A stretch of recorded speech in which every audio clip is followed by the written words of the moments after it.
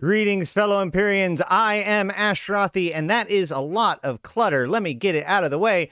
It is the Eve Universe show, Tuesday show. It is our election special. Today is going to be kind of more of a longer stream, a chiller stream. I may have to go out and take care of things for my son, but I wanted to make sure that we have a good platform for people to come and talk about the CSM. For the election day of the CSM, the beginning of the election time, I suppose. I'm going to go audio on. I have a few people from the CSM. I have a few CSM candidates here, and I've invited others to come and go throughout the day. Mostly the ones that I recommend. So going to have people come on and off. Audio is on for you guys if you want to say hi. I will set it up so that way they can see who you are or who's talking. Hello, hello. Mysterious voice. Good evening, everybody. So we've got Rix Javix was the first voice, and Dutch Gunner is the second voice. And then finally we have, I think, Dr. Spot. Are you out there? I'm here. I'm just brain is split in half at the moment, but I'm around. Cool. So we're going to be talking a lot about the CSM elections, why you should vote, how we think it all went, etc., etc. Hold on. There's a way to do an overlay. Where's the overlay thing? Is it in here? Maybe it's not here. You want the Discord overlay? Yeah. You need to add it as a browser source from the thingamajig. I can send you the link in a minute. Well, no. I know how to do the browser source thing, but there's a way to do it so that way it just shows up in Eve, right? Hold on. Game overlay. Oh, yeah, that'll be your Discord settings directly. If tick? No? Okay. Well, it doesn't always pick up every game is the problem. But I know that you can do it in Eve, but I remember that I thought there was a special settings that you had to set. You maybe have to full screen it. Maybe that will help. I just know that for me it very rarely picks up Eve. I don't know why. Other games fine, but Eve not so much. I'm doing good, Styler.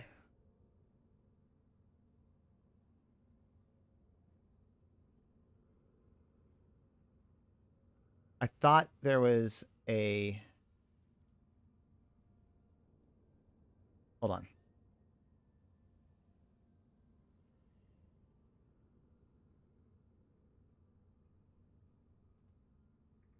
Maybe it's in the launcher.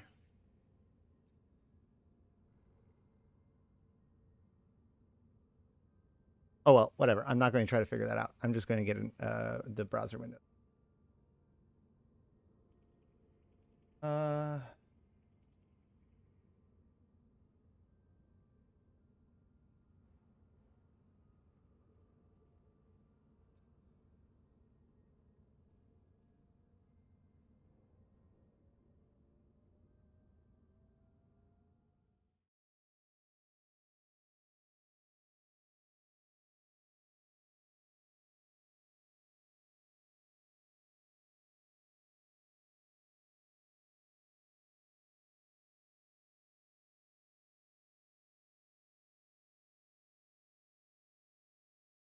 All right.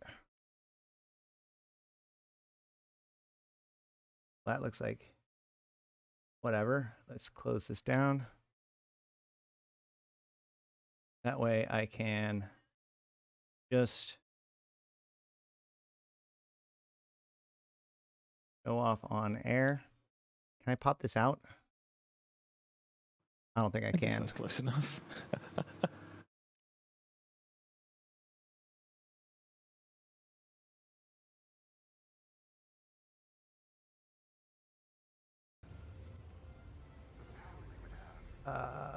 Let's put it here.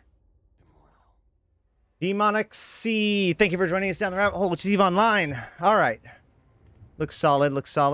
But now I need to hide it for a few seconds so that way I can go talk to somebody. Hold on. You guys feel free to chime in whenever you want, you know. Oh, we were just watching your technical brilliance there.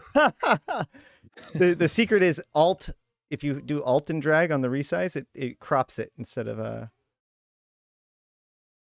instead of resizing it. That's how it crop on the fly. Hey, Eve Metro, thank you for joining us down the rabbit hole with Eve Online. I'm really glad that the alert box is no longer sounding like a robot. That's always good.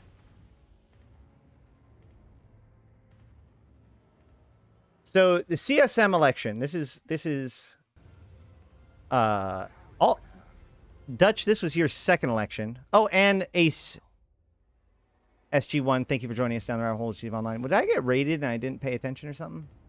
Or is this just a lot of people showing up at the same? All right, well, cool. I just tweeted it and I just warped it out to the Alliance and well stuff, so it may have helped. If you're all just joining in, good to see you. Good to see you. Wait, Ace SG1, I feel like I talked to you yesterday, didn't I?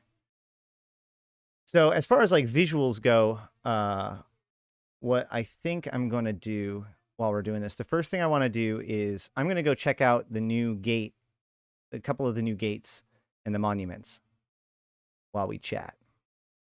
So Yeah, you pushed one of my corpse off there at the last minute, you bastard. At the last minute, we were holding the 1 and 3 spot for the last 2 days. What are you talking about? Who's the number 5 on Kenning? Because they came out of nowhere and dropped one of my corpse off. Who is it? I don't know. I can't remember, but it's not someone I recognize, to be honest. Yeah, I don't know either. All right, let's see. I thought it was you. I don't think so. Shouldn't be. Let's see. What can we... I did lose my Tristan finally this morning. Yeah, one of my guys caught you, I think. After I killed like 2 or 3 of your guys, finally, Moria the Chosen. Yes. Got me. He was very happy about it. He posted it on our Discord. I slipped too. I gave him... It was a good job. He did a good job. Good.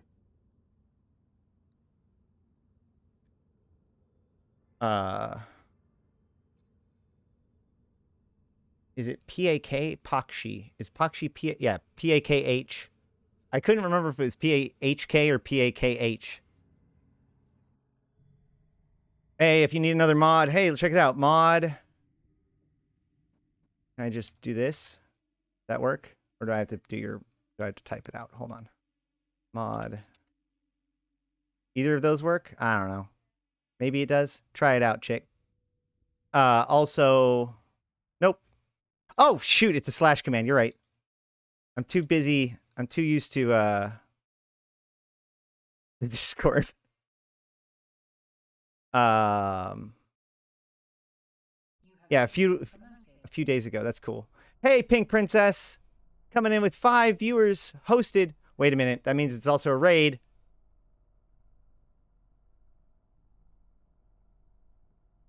It's happening. No? All right, fine. I'll do it. Hold on. I don't know why it's doing that.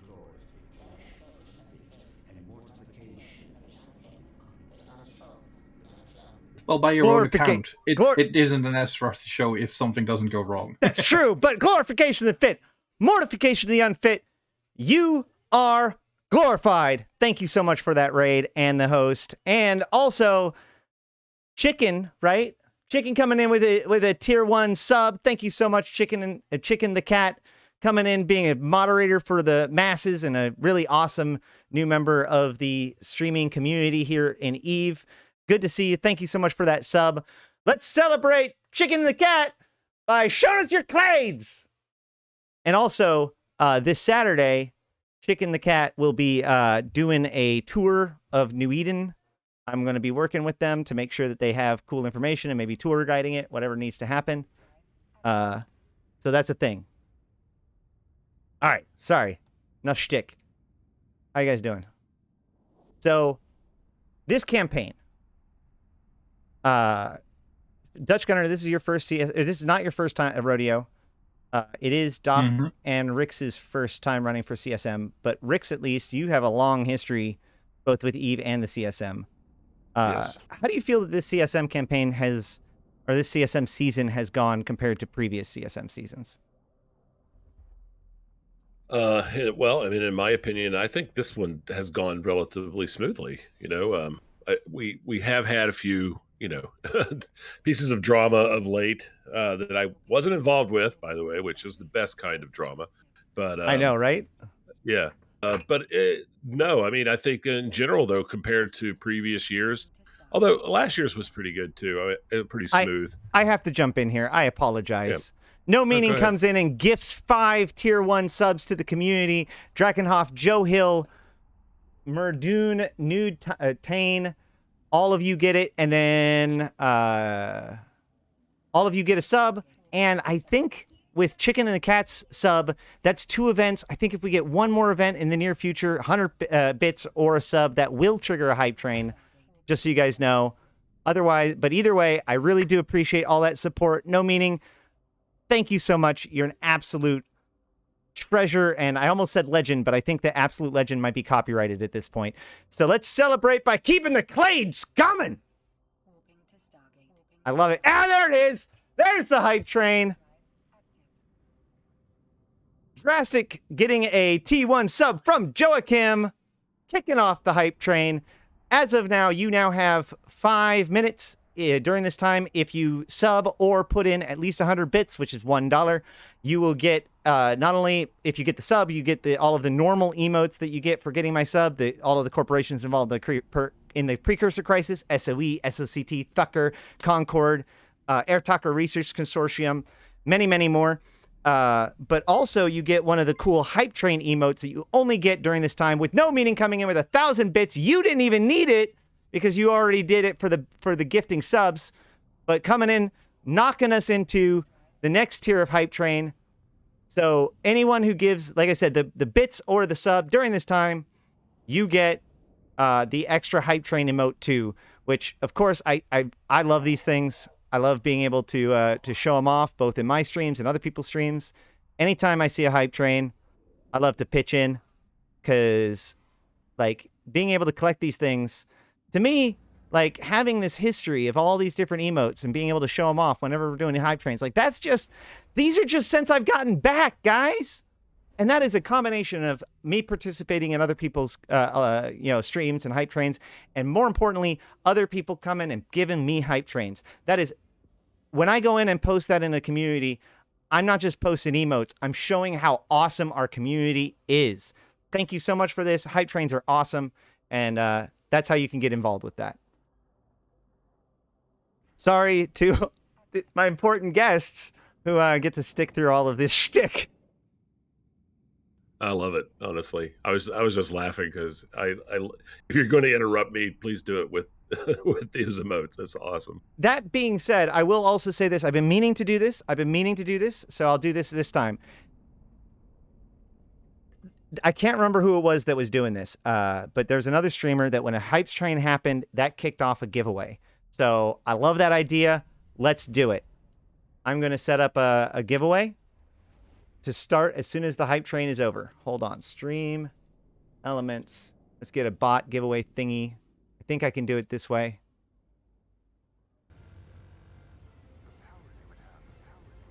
Strange Martian 11. Thank you for joining us down the rabbit hole, Jeep Online. 3 minutes. Hype train level 3. Working our way through. Let's see if I can set up this giveaway before it's over. This giveaway is going to be eligible to everyone, just to be clear, not just people that were participating in the hype train. It's just a way of celebrating our community and giving back to you guys. So,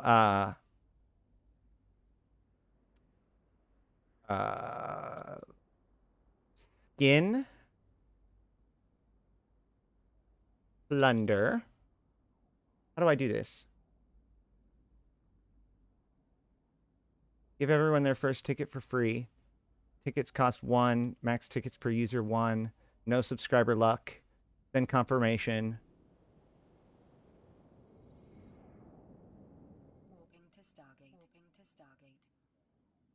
Eh? Exclamation point ticket to buy. Brick Wall coming in with his T1 sub for his 2nd month in a row. Thank you so much for that sub. You keep having all those corporations. You keep on the support. I really do appreciate it. It's what makes this possible. This is all of this CSM coverage, over 50 hours of CSM coverage, work that I put in for you guys. all possible only because you guys allow this to be my full-time job with these subs and hype trains and bits and all that stuff. I know, like, there's shtick and all that kind of stuff, but real talk, I get to do this. I get to spend a workload worth of time on my video game fun time, like ad or like bringing to you guys a better cool stuff about this video game. That's like my job, and that's insane. And like, so I've gotten so much positive feedback about what we did for the CSM coverage. And again, it's only possible because of all you guys who are subbing, especially you guys who are gifting subs and supporting, and the patrons and all them. Like, whew, can't even explain how big of a deal it is, guys. Exclamation point ticket for your chance to win. What we are going to do for this one, just to be funsies, I'm going to say, let's see. If we go price ascending,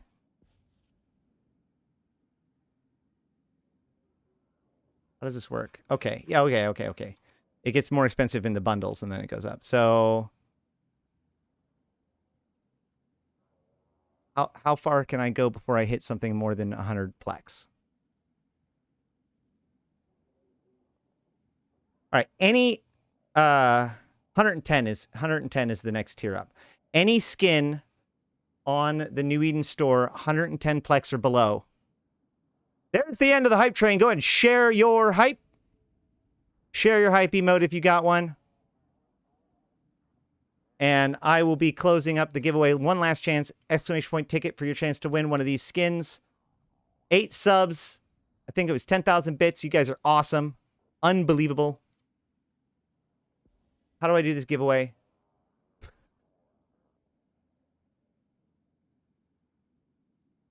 I don't have it set up very easily to show you guys right now, so you guys are just going to have to believe me. So I'm going to close the giveaway. Draw a winner. Packet Creeper. Packet Creeper. Respond now.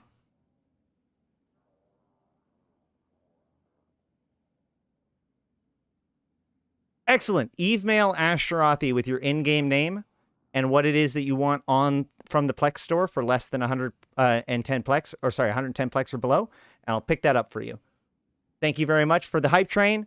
Thank you very much in particular to Brickwall, No Meaning, Joachim, Chicken the Cat, and all of you guys that participated, showing up the bits, showing up the stuff. All right, guys. All right. I think we can shut down the shtick now.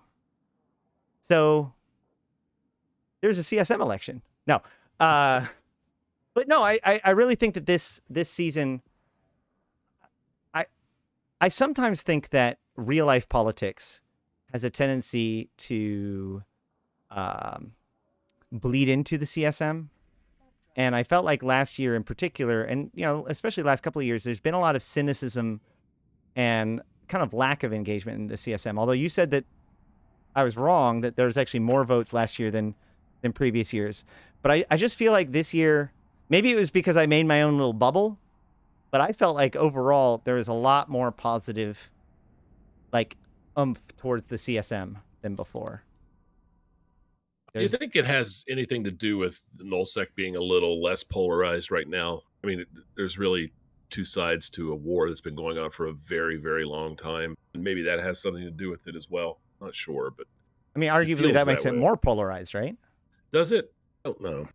Well, both sides might be more polarized, but it's not that there's that much ongoing conflict all over the place. So right. It's more concentrated, if you will. Yeah, more focused, I guess. And I wouldn't be surprised that with the changes CCP made, especially with regard to, like, you can only serve 3 consecutive turns and then you have to take a break, where that could have been one of the factors that made people become more interested or ease some worries or negative views that people might have on the CSM, because it's like, yeah, no, there's a max of 3 terms, and then you have to take a year break. Right. Yeah, that's a good point, I think. Well, one has like a cool rock formation next to it.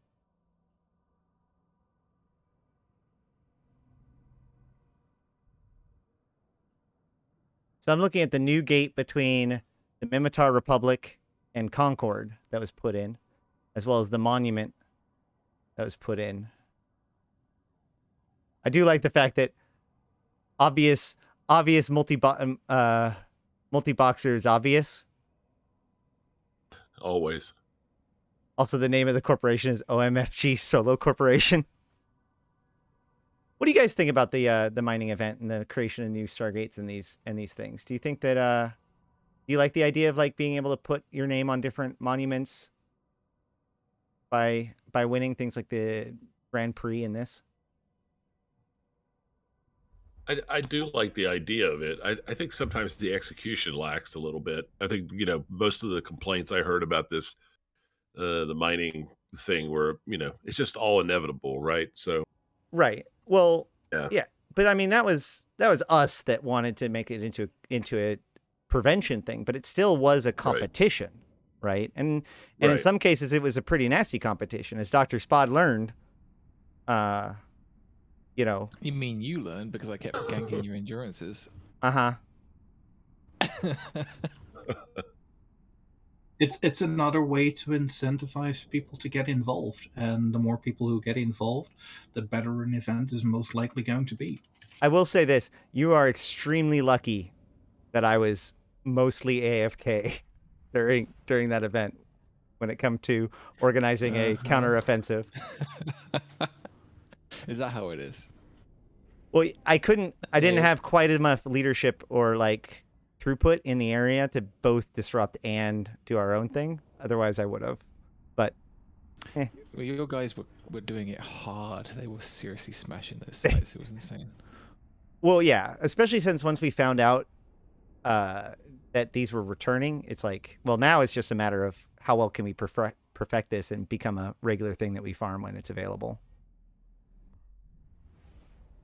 I did run it with a couple of people, and it was very enjoyable when you do it with a group. I mean, we had a lot of fun with the criticals and majors, to be honest. I was surprised how good money it actually was. Like, it was pretty profitable to run. The cash payouts, if you were hitting the gold rewards, were pretty good, and so was the LP was not worthless. Not worthless. It wasn't, the LP wasn't the that's you good mean to hear. you mean wasn't literally a scam? Yeah, that was kind of convenient, wasn't it? Yeah, that was good. Yeah, the LP had, it wasn't a scam like the previous one, and it wasn't the most valuable in the world, but because it was based on all of those skins, but at least it was worth something. Yeah, but also, so like, they can always put more things into these LP stores later, which they did with DED. Yeah, I know my guys are sitting on their LP, or they redeemed it for a nice pair of shoes. Yeah, but the ISK was really good, to be honest. Like, if you just did it for the ISK, you could get, our team of 7 was able to do, my standard is 1 million ISK per minute, right? If you can make 60 million ISK per hour, like, that is level 4 missions, that is, ratting, that is tier 3 abyss, like, that should be considered a pretty respectable, grind out some money profit margins, and you could easily hit that running majors and criticals with all 7 people. So, and it's a cool thing to do together. I mean, I have no idea what that would respond with, Tiberian.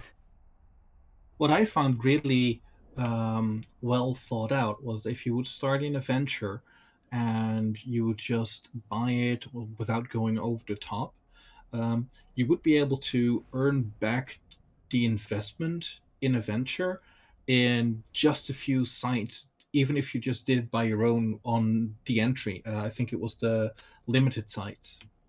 So it was really thought out that it wasn't an ISK sync, and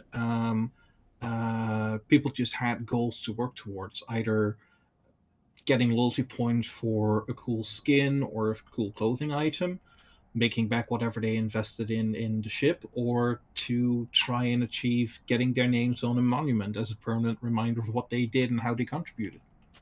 Yeah, it is worth noting that these sites come from previous. Like, they weren't just slapped together for this event.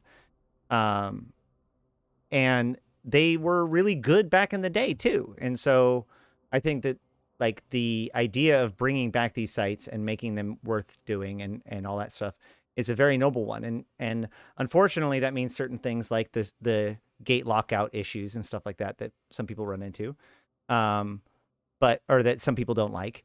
But ultimately, that's essential to allowing the challenge to exist. Why am I not getting a session change? Hold on. It looks like you're stuck on this gate. Why do I have an outstanding call for the gate jump? Oh, I'm probably DC'd. That's why. Maybe? I don't know. You did just drop out of voice for a moment. I think your connection had a wibble wobble. Oh, good. Stack one. I used to be active in low sec anti piracy for a couple of years back in the days. Interesting region. That was before faction warfare. Yeah, it's a while ago. For some of us, jumping blindly into Stackmon and then DCing is a very dangerous thing to have happen. But we'll see what happens. It's still an Edencom system, isn't it? It is. Yeah, I think I'm done. Oh dear.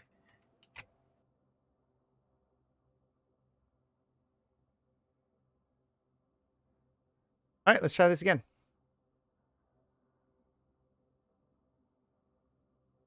Well, your clades won't save you now. Nope. Alt F4 doesn't do anything in Eve. Gotta remember that. Can't even close the window. Well, that's cool. Thanks. There it is. There we go. All right. And while I'm doing this, I will also check out. You were on the other side of the gate anyway, so you should be all right.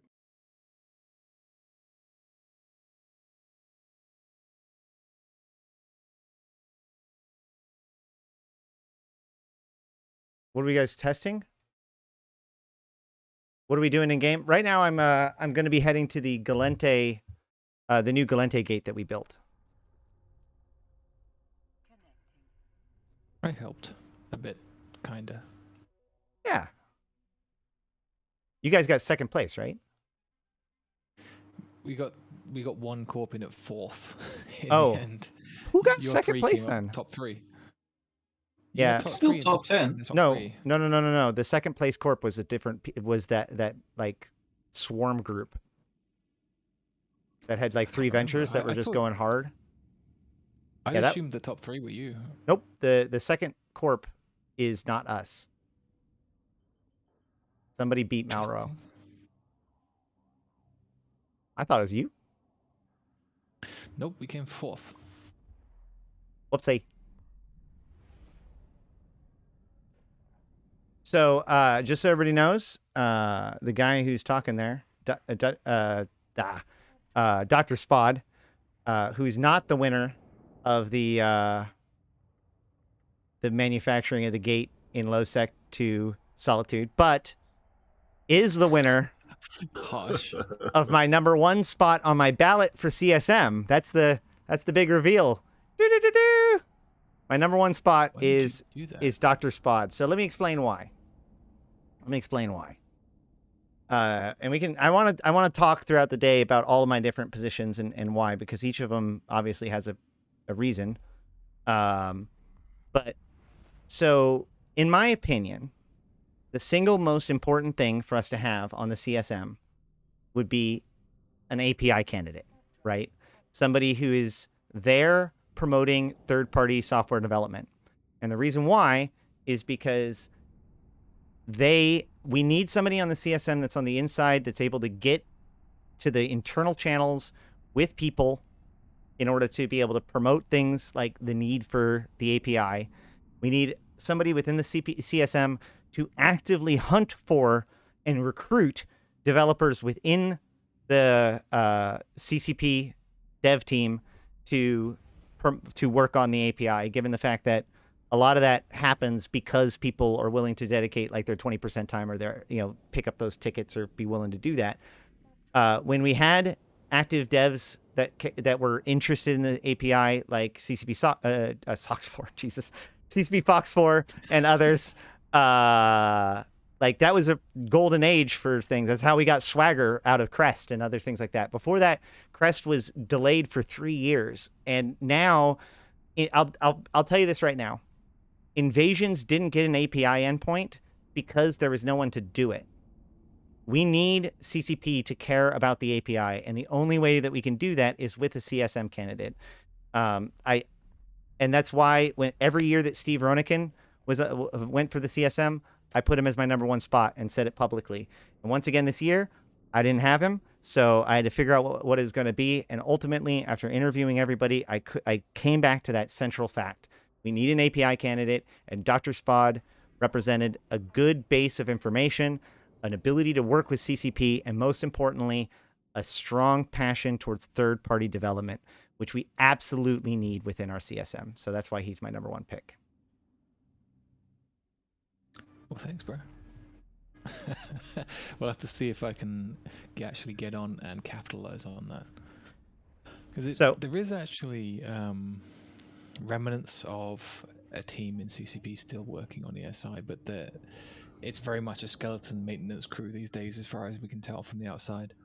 The API maintenance of the API has always been roughly a passion project. Like seriously, Fox4 got into the API partially because I ran into him at PAX right after he he had just gotten into the company like 2 months in, and he and some Icelandic dude drank me and a few others under the table. Which, by the way, if you ever get an opportunity to drink with an Icelander, don't.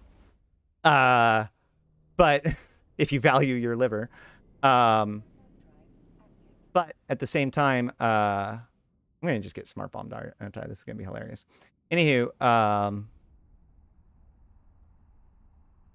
so he had just finished one of the passes on the MPE.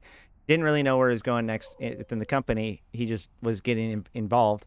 And so I impressed upon him the need for API support. This was as they were trying to transition over to Crest, but they hadn't yet, all this stuff. And he got into it. And like, ultimately, I think that's the only reason why we got any progress at all on the API. So it's incredibly important. So much of the functionality of Eve either is because of or has come directly out of third-party development. And the API has some problems to it that, like, it needs maintenance. And most importantly, needs to be kept updated with these new features. Not having invasions as part of the Incursions API endpoint was bizarre and a worrying sign for the future as they continue to develop new things. Why is the API important? Yeah, because if you use a website or anything like that, or a tool, JEVE Assets, whatever, that pulls from your account that you have to log in to EVE Online in order to give them a token or whatever, like that is all third-party development using the API. Every alliance uses API technology in order to do their security and their communications. Our bots use the API in order to detect and determine things. The API can absolutely be abused, which is the other reason why we need actual attention paid on it, because basically it has some information that can't even be seen in game, depending, which is a problem. It can be abused in ways that probably should be looked into for certain pieces of information, which is a problem. And also there's information that by damn well should be available in it that might not be, and that's a problem. So that's why it needs help. Yeah, and the first step on that road, like you said, is convincing a handful of developers to really fall in love with it again and get it back on its feet. Because before we can even dream of adding new features, we need obvious, real maintenance on it again. This is really bizarre.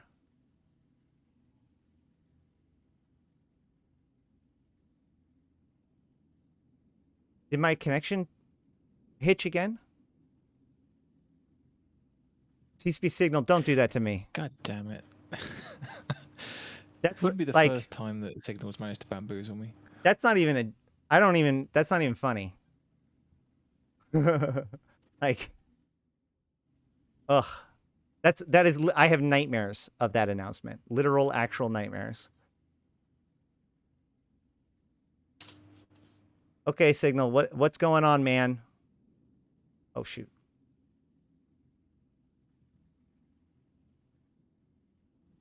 DC again. Yeah, once again, I can't even close my client without like opening up the launcher and closing it via launcher.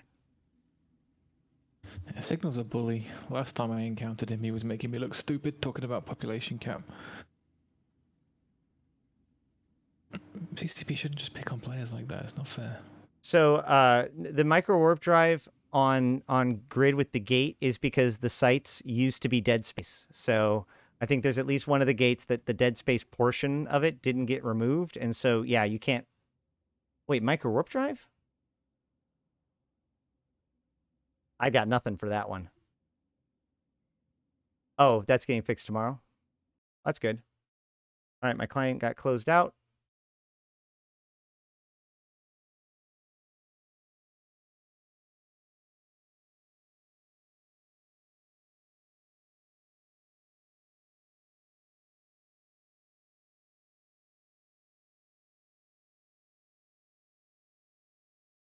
Now we get to find out if I'm still dead, if I'm still alive or not. Oh,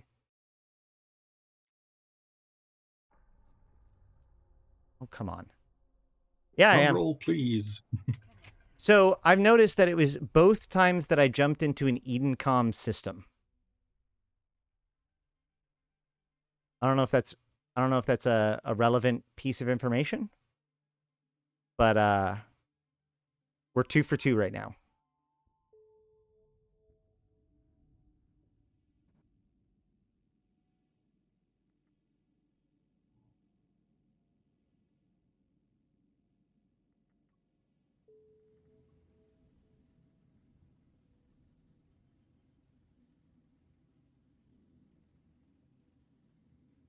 Awesome. I got that for you.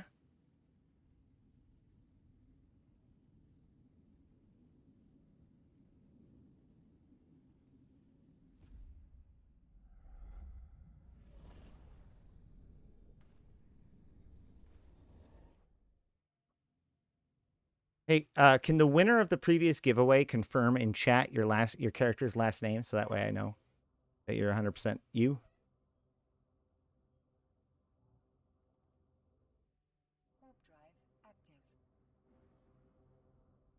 Yep, gotcha. All yours.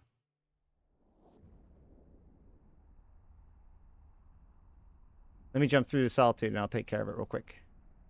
Kind of OPSEC'd it, so I wanna OPSEC it back if I can. All right. But in the meantime, I can at least claim the title of I was the first person to use this gate. nice. I went straight there after downtime and jumped through it. Not that that's registered anywhere. I'm sure CCP Fozzie would be able to say confirm or deny that. But yeah, so Scott Renton is nth dimensional. Kurgan is from Aderon. Kurik is Aderon's CEO. Clementine, I think, is also Aderon. Jayla is 3 foot ninja. Yeah, I don't know who Nadir's security consultants is. Yeah, my guys didn't get a single character on there, unfortunately. These dudes, like, these guys were at like 600,000 or 700,000 LP by the end of it. I'm not even joking. I think Scott and Kurgan stopped at 750,000 LP. It was bonkers. Hey, look, there's Clementine. There. Oh, Clementine is a member of Nadir, so there you go. So Clementine, the number 4 position, is the first non-CoE member. I think is Dalila. Oh, Dalila was I think Dalila was the person who was like hanging out with us. They came and were a part of our stuff, but oops. Anywho, jumping through.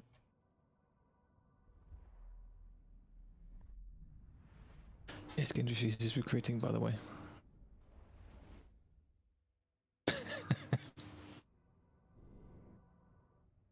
There's a cormorant here. Oh, for a second there, I thought they were just ready to like ninja snipe anybody who tries to come into Solitude still. That'd be pretty funny. And so this is actually a whole different set of people because these are the guys that did it in HiSec.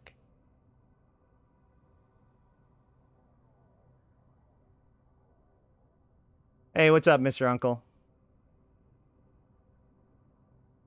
Yeah, CSP Signal, CSP Convict posted the link to the Zordosh fit with the Doomsday weapon attached to it. And apparently people keep messaging me wanting to know if this is a thing or not. I'm like, yeah, no. But now Timerian wants you to confirm or deny whether or not you're now adding it now that Convict has shown it. I don't know. Either way, black screening for a second so I can do this.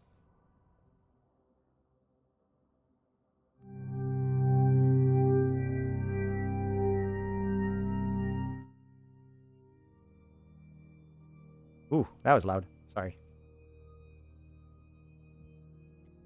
I have no idea what's going on. Yeah, me either. Oh, feel free to talk. I'm just doing. I have to. I'm just looking at it. I'm going do do do do do do do do do do do do do do. Feel free to talk. I'm just. I'm covering up because that way, when I buy this skin for this person and gift it to them, it doesn't show off who they are necessarily. Oh, this is your OPSEC screen. I see. Yeah, I get it. But they can hear you. Well, now you tell me. I mean, try to.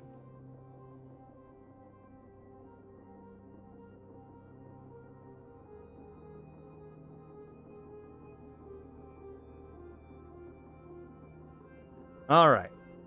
Right. That's taken care of. Let's get back to it. Boom. All right. So now I guess I get home. Go home and go do something. Yeah, let's go do that.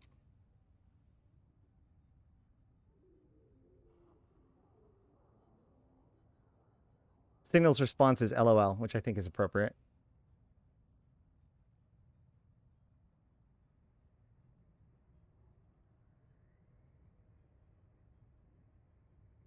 Oh, cool. Nadir security consultants are Galente RP. Well, then good. I'm glad that they came and participate. Can we hear Ash sing? Oh, boy. I did do Twitch karaoke once.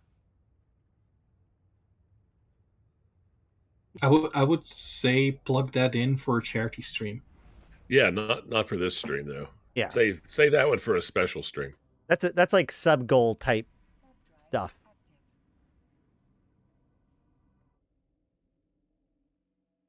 Ooh.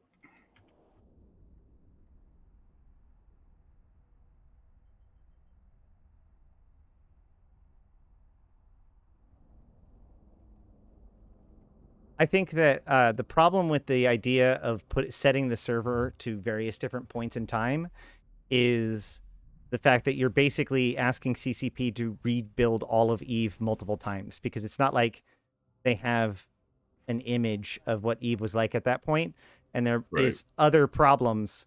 Like this is actually, so this is the real reason why we don't have an alliance tournament for the most part, or really like a lot of tournament support, because one of the problems that they kept running into is the fact that like every year it was time to set up stuff for the alliance tournament, and or no, it wasn't the alliance tournament, it was the because alliance tournament is on Sissy. It was Thunderdome, or Thunderdome. Anything involving Thunderdome, they ran into this problem because Thunderdome would just not be used for like a year and then they boot it up, and it was so incompatible with everything. And there's not like a clear like upgrade path. They don't have they can't just like take an upgrade it from one build and upgrade it to another, it would seem. At least not cleanly, which makes sense because that would be a very tricky thing that you'd have to think ahead about in order to make happen effectively. So yeah, that's the biggest problem, is that you'd literally just have to rebuild Eve again and again in each of its states. What's up, Mr. Savage? That's why the Alliance tournament should be on Tranquility. Well, the Alliance tournament is on Tranquility. That's why I corrected myself halfway through it. Yeah, it wasn't last year. It was on Thunderdome. That was a It wasn't an player. Official. Yeah, that was Yes, the Alliance Open. Right. But that isn't part of like the AT. It wasn't a numbered AT. No. It's the Logan Paul fight of Eve tournaments. Just kidding. It's a little bit harsh. It is a little harsh. It was pretty real for most of the players. That's true. Yes. That's true. It was just, that was timely. It was, whatever. 6 months of my life spent training for it, but yeah. I know. I'm sorry. It was more that the Logan Paul fight happened this week, or whatever it was, so. Yeah, no, that was funny. So, Rix. Yes. Are you glad you ran for the CSM, man? I am so glad that I ran for the CSM. Honestly, it's been awesome. 54 days ago, I counted today, that I announced that I was going to run. That's way back on, April 26th, 27th, 24th, something like that. And, I knew from the beginning that it was going to be a long process. CCP has their official campaign slot, whatever that's supposed to mean. I'm not even sure. And I knew that I had to get started right away. And so, I'm a marketer, so I built a marketing plan for it and pretty much stuck to it. I mean, a couple things changed along the way. But I am super glad I got to talk to a lot of people that I haven't gotten a chance to talk to in person or in game before. Meet new people and hear a lot from the community. People DM me just spontaneously and ask me questions or give me issues they're having and things like that. So that's pretty cool. No, I don't regret it at all. It's been a fantastic experience being on all these shows and getting a chance to talk about Eve. It's funny because my wife rolls her eyes when I say that because she's kind of tired of it. But no, it's awesome. It's been awesome. It's been a great ride, no matter what happens. So when we first got into this, I said that your campaign, even if like your campaign more than anything, had me really, really excited and interested because you are a marketing guy. You do sorts of stuff. How many total like pieces of did you build or make for just the campaign? It's really hard to say. I did try. I think I've done at this point 9 different videos from scratch. Not all of which were, I did. Let's see, 9 total videos, probably 6 or 7 different wallpapers. Memes. I bet you I wrote about 500 emails, in-game emails, and just nonstop every day. Every morning I would log into Eve and write, 20 or 30 emails a day. And I was on, I don't know, a dozen or so Alliance TeamSpeaks or Alliance Discords, just talking to alliances, answering questions. That was pretty cool. I didn't even realize that was going to be a thing. And then all the shows. I mean, I've been on, I think, every single show that there is to be on at this point. I mean, not the people that were actually doing CSM stuff. I mean, we didn't, TIS, as you know, wasn't doing CSM stuff this year. So, but otherwise, I think I've been on all the shows, all the podcasts that are still running, who would have, so it's been a nonstop every weekend, sometimes both days. Like this past weekend, there was a 2.5-hour show on Push to Talk, and then Sunday there was the Declarations of War podcast for 2.5 hours. So been quite the time commitment, but again, not something I regret. It's been awesome. Yeah, and there have been a lot of people putting in a lot of work into the CSM campaign, and that's one of the things that I was like, I feel like there's a lot more energy about this campaign than previous campaigns. But again, that might just be because I'm in the middle of it. Right. But like, so you're like a for realsy marketing guy stepping into our, spaceship game. Right. What you said that you shifted your strategies and whatnot. What kind of things did you learn during the course of this campaign because of it? Like you didn't even that maybe even would fall into your marketing. Right. Well, I mean, I'm Experience. a marketer, and I have been my whole life. Actually, one of the things that really intrigued me about Eve in the early days when I first joined back in 2008 was the the idea of it. Just the idea of a MMO. I'd never. Eve is still the only MMO I've ever played, and probably will be. I just can't see myself giving that kind of time and commitment to anything else. I mean, I've always been a gamer, console games, computer games, PC games, whatever. But MMOs, this is it. And I was fascinated by that, the idea of it. So many players playing on the same server. I mean, that was definitely one of the things that intrigued me most. So, from a marketing standpoint, what have I learned? I am not a politician. I have never been a politician. Um, I mean, there's a lot of politics in marketing, selling yourself to clients, positioning yourself, doing presentations, different things. But getting the word out, translating things into branding, telling a story, that's really the heart of what marketing's about. So the things I found most fascinating were the political parts, the intrigue, the different behind the scenes types of conversations that you have with people. The Yeah, I went into this too with a few rules of conduct I was going to abide by. I was not going to say anything detrimental or negative about any of my fellow candidates. So that was right off the top. And I'm really proud of the fact that I've gone 54 or 55 days now and maintained that. I haven't said a single word of negativity about anybody I'm running with, because I don't feel, unlike politics in general, I don't feel that we're running against anybody. I'm not running against Dutch or against Spod. We're all running for the same thing. So I don't feel like it's a competitive environment at all. And but a little bit of the surprise came from the politics side of it. There are some elements of that. I've had some, you know, conversations and been joining some discords with others.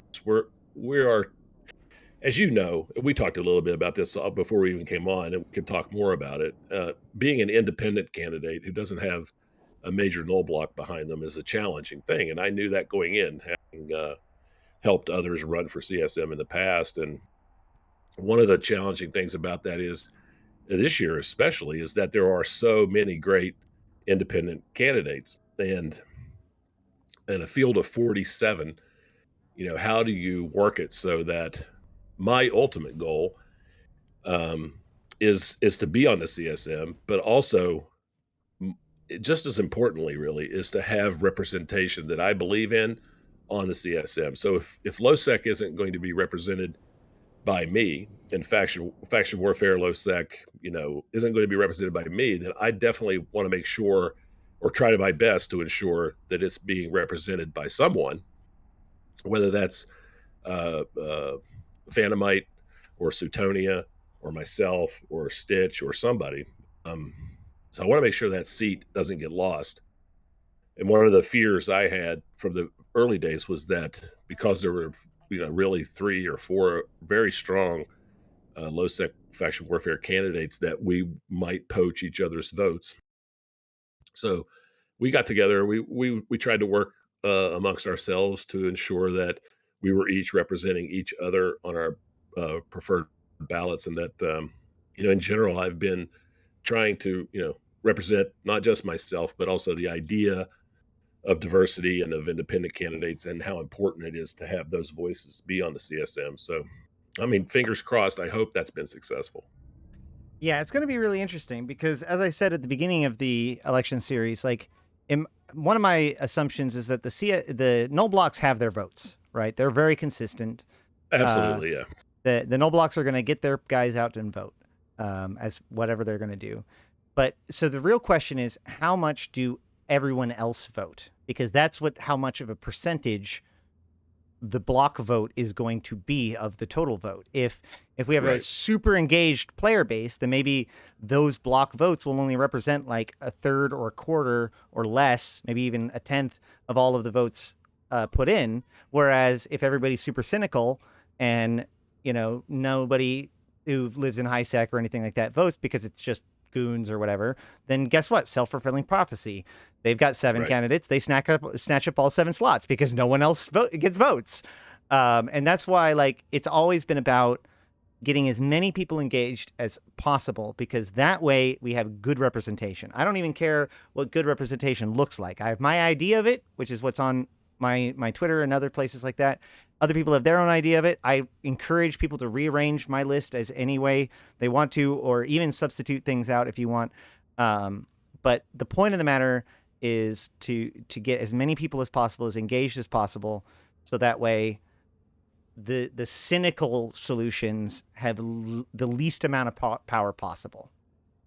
Right. I think the other side of this too is that, and this is a thing that I've been striving towards as well, is that even in the case, and I don't know how successful this is going to be, I've had some indication that it might be relatively successful, is that there are, again, 6, 7 people that you're going to definitely vote for. Who are those last 4 spots, right? So, when I see people say, well, I only know 5 people, those other 5 votes are extremely important too. And I think that there's an opportunity, if you're clever, or if you're telling a good story, that you can be one of those.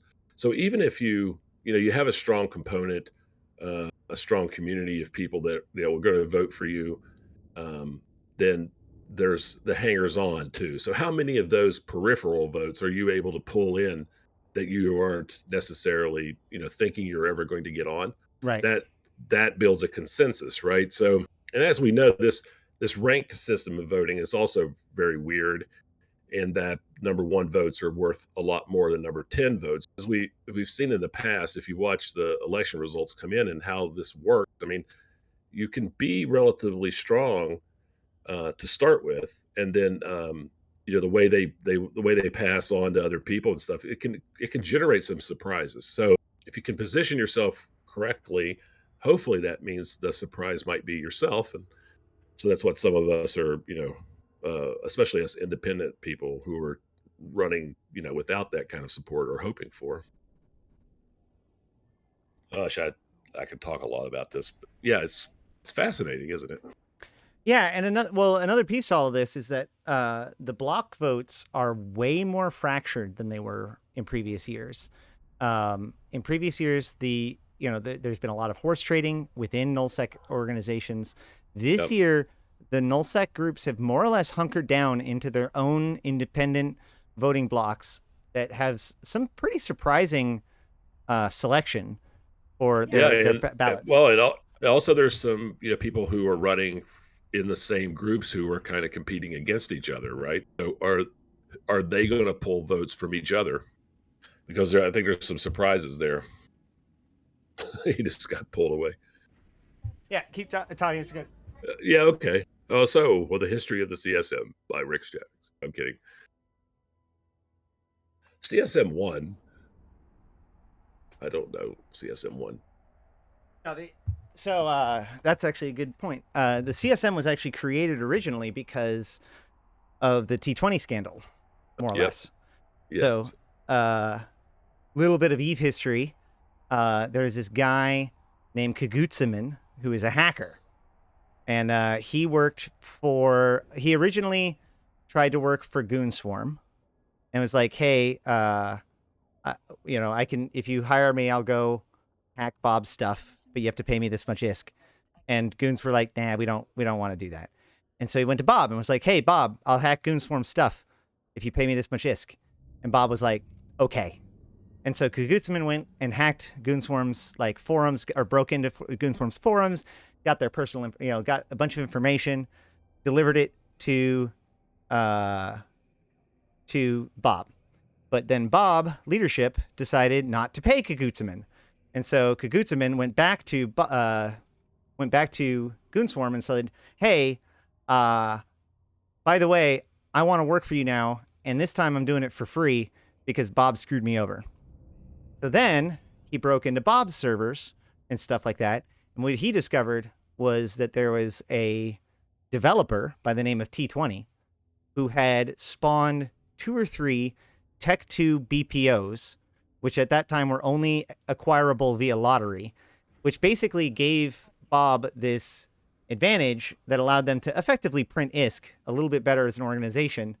And when this came out, it was a huge thing. It led to it's a big piece of what the catalyst of what led to the Great War. Goons really pushed this narrative that Bob was in cahoots with the developers and that everybody else must rise against it and destroy them for the good of this of the game and all this sort of stuff. And it was a big deal within CCP. Obviously, that's why they now have an internal affairs group. But one of the pieces out of this was the creation of the Counselor Stellar Management that would allow the player base a bit of an inside look to the whole thing. And now, obviously, it's evolved pretty significantly from there. It went for many years without a white paper, without a really good definition. And it's and the voting was completely different too, and the number of candidates, it's changed a lot over the years. Yeah, Bob is Band of Brothers. So actually, if you want to know more about this story, if you go down below in my in the section of the if you're watching this live in the Twitch stream, I have a one of the links is like Amazon referral links.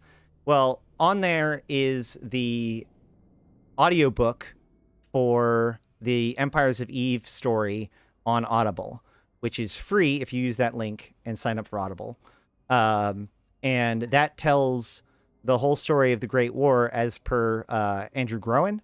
You can buy the book on hardcover too, and I think there's links for that as well, but you don't get it for free.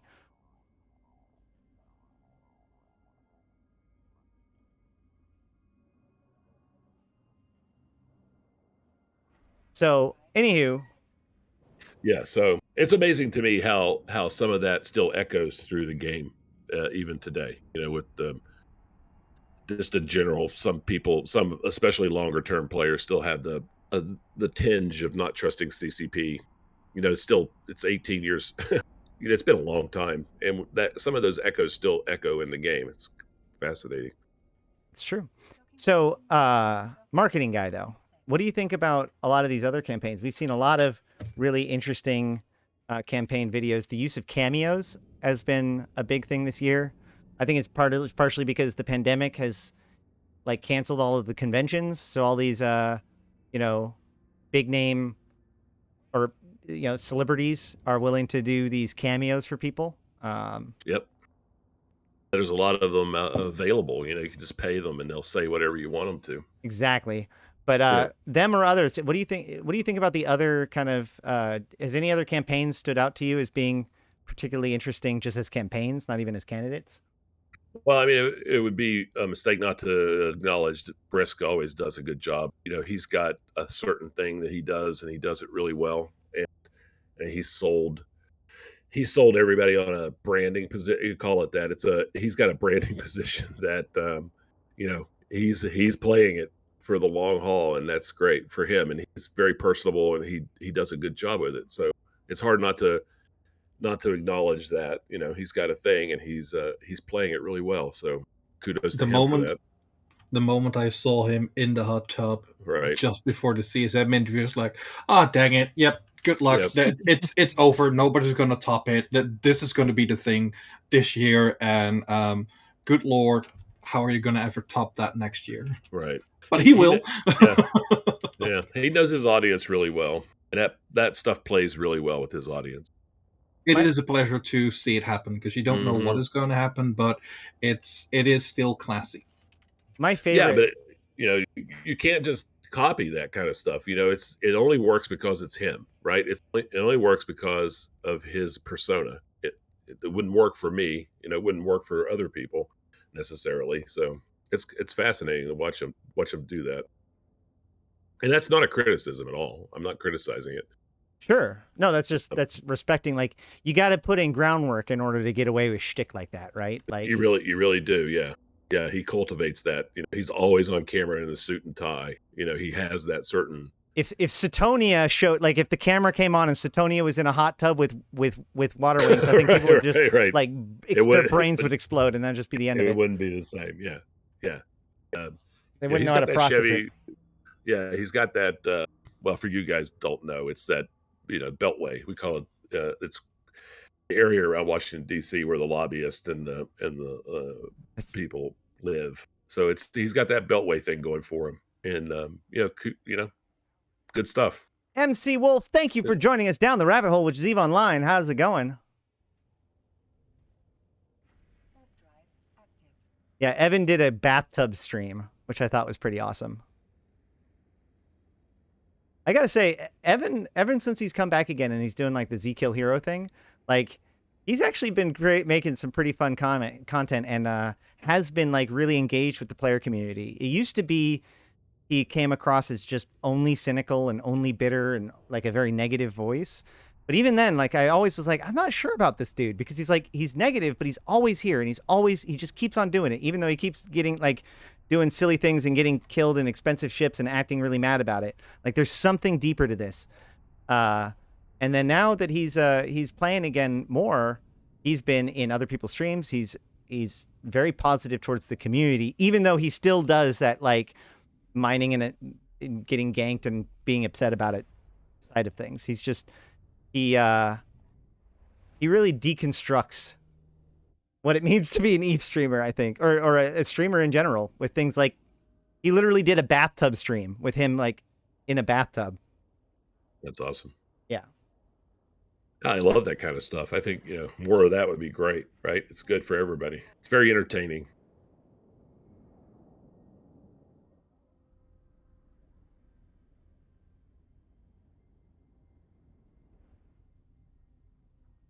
You got higher than you meant to. Awesome. Chicken the cat is here. So guys, I just want to show, since I've got a lot of streamers here. First of all, Chicken the Cat and MC Wolf, both are streamers. Let's go ahead and give them some VIP tags.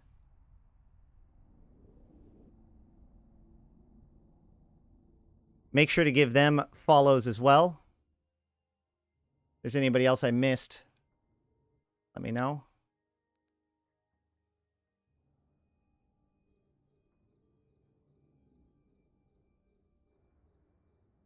We want to promote as many streamers around here as possible.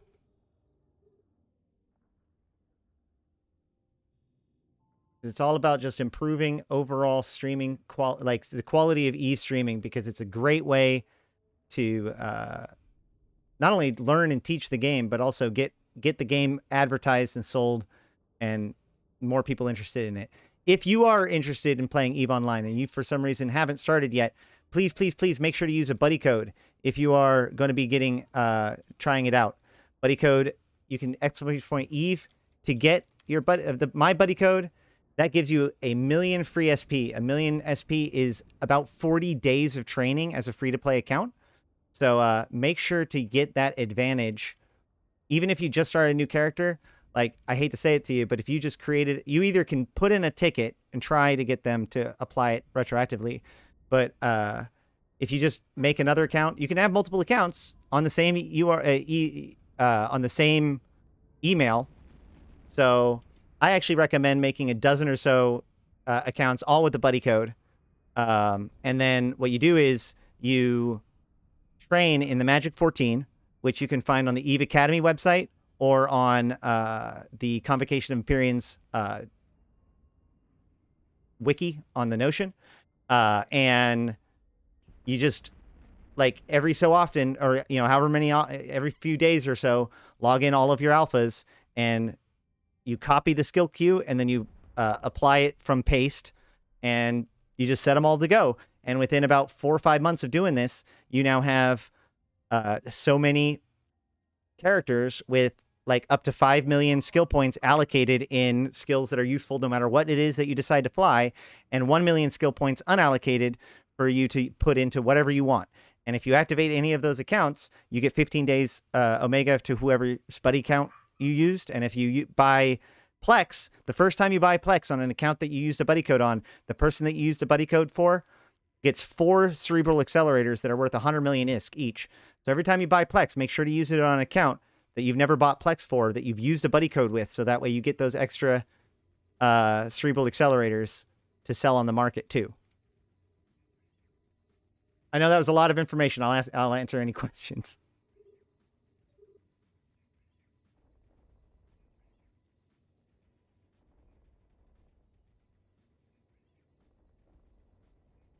How do I get the Porpoise Galnet skin? The Galnet skins are given away usually on CCP streams. I don't actually know when they give those away, because every time I go and check out the CCP streams, they end up not giving them away. So I'm not sure if I'm the person to ask. The most reliable way to get one is catch when CCP Convict is doing his starting as a new alpha stream. He gives them away quite regularly on there. Oh, yeah, he does.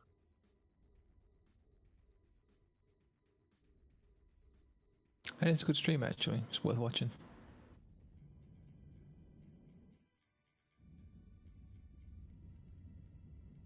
If I made a second character on my account, will she also... No. So that's the actual thing. So the account itself gets the 1 million skill points that stays in the redeemed window. And as long as you keep it in your redeemed window, then it doesn't count as being skill points for any one character. That's how you're able to train 5 million skill points plus 1 million allocated.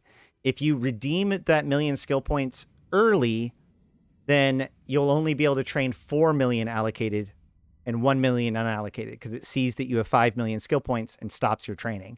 So if you leave that in your unallocated pool for these blank clones, then you can train all the way up. That's what I'm saying. Like, this isn't like for your main account.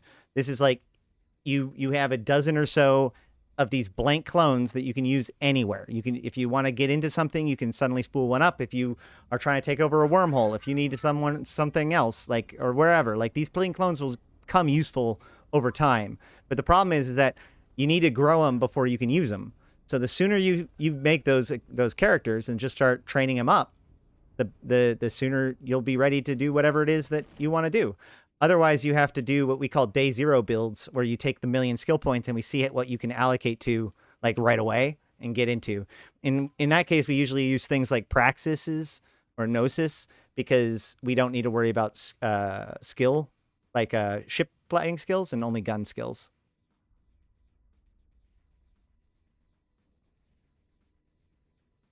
So I actually heard a good idea the other day, and I wanted to run it by everybody and see what they thought. So I said earlier that there was this official campaign period, and what does that even mean? And it's like a week or 2 weeks. I don't remember exactly. Somebody on one of the Discords I was on said, during that time, why don't they use the billboards in game to just have a running, video playing of all the candidates and what they represent? Just real quick, Rix Javix, low sec pirate, faction warfare, and then it goes to Dutch Gunner, blah blah blah, and Dr. Spot, third party applications. Just keep on spool on billboards all through New Eden, because one of the challenges for all candidates is reaching all players, right? There's so many different, Twitch stream, Discord, Reddit, Twitter, blogs, everything. It's hard to get your message out. So I don't know. That seemed like a really good idea. Yeah, but at the same time, I think CCP is already doing a really good job with the.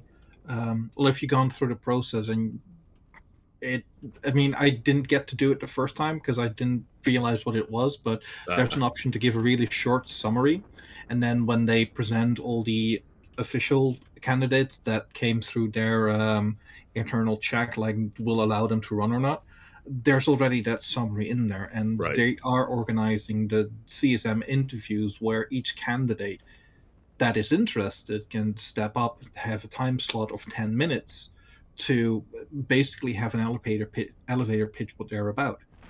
Yeah. So those they're already are doing a great. fantastic job. Yes. As CCP Signal points out, actually, there is a billboard now that is running that is recommending people to vote. I think that it would have been. I think it probably would have been better to show up last week instead of this week, especially given the fact that the other ad that was added this week is for the gate building event that just ended. So right. probably would have been better for those specific billboards to show up like a week ago. But I think that actually it really speaks to the problem here, which is that these are very, very time sensitive issues. So, and this actually comes into the problem that I had, which is that ultimately we had like a month and a half long CSM campaign period, but only about 2 weeks where we even knew who was going to be officially on the campaign. So like Right. I had a lot of work to do and not a lot of time to do it all in. And the problem I had is that by the time I got started, I had way too many people to have, so I had to start early. And even then, I interviewed 7 people, and out of those 7, 5 of them ended up not qualifying. Right. So if we had done the qualifications earlier, then I think that would have allowed for more time, like campaign ads and stations, talking to different people and stuff like that. I don't know why they didn't have the qualification earlier. Personally, I think that you should have to qualify before anything happens. Like the qualification should come right away. You can't even talk about it. Like I would love to be able to submit my application and get a response back, whatever it is, a week, 7 days, whatever, and before I start a campaign. But the way that things were, I mean, I was one of your first interviews, and that feels like a lifetime ago. It does.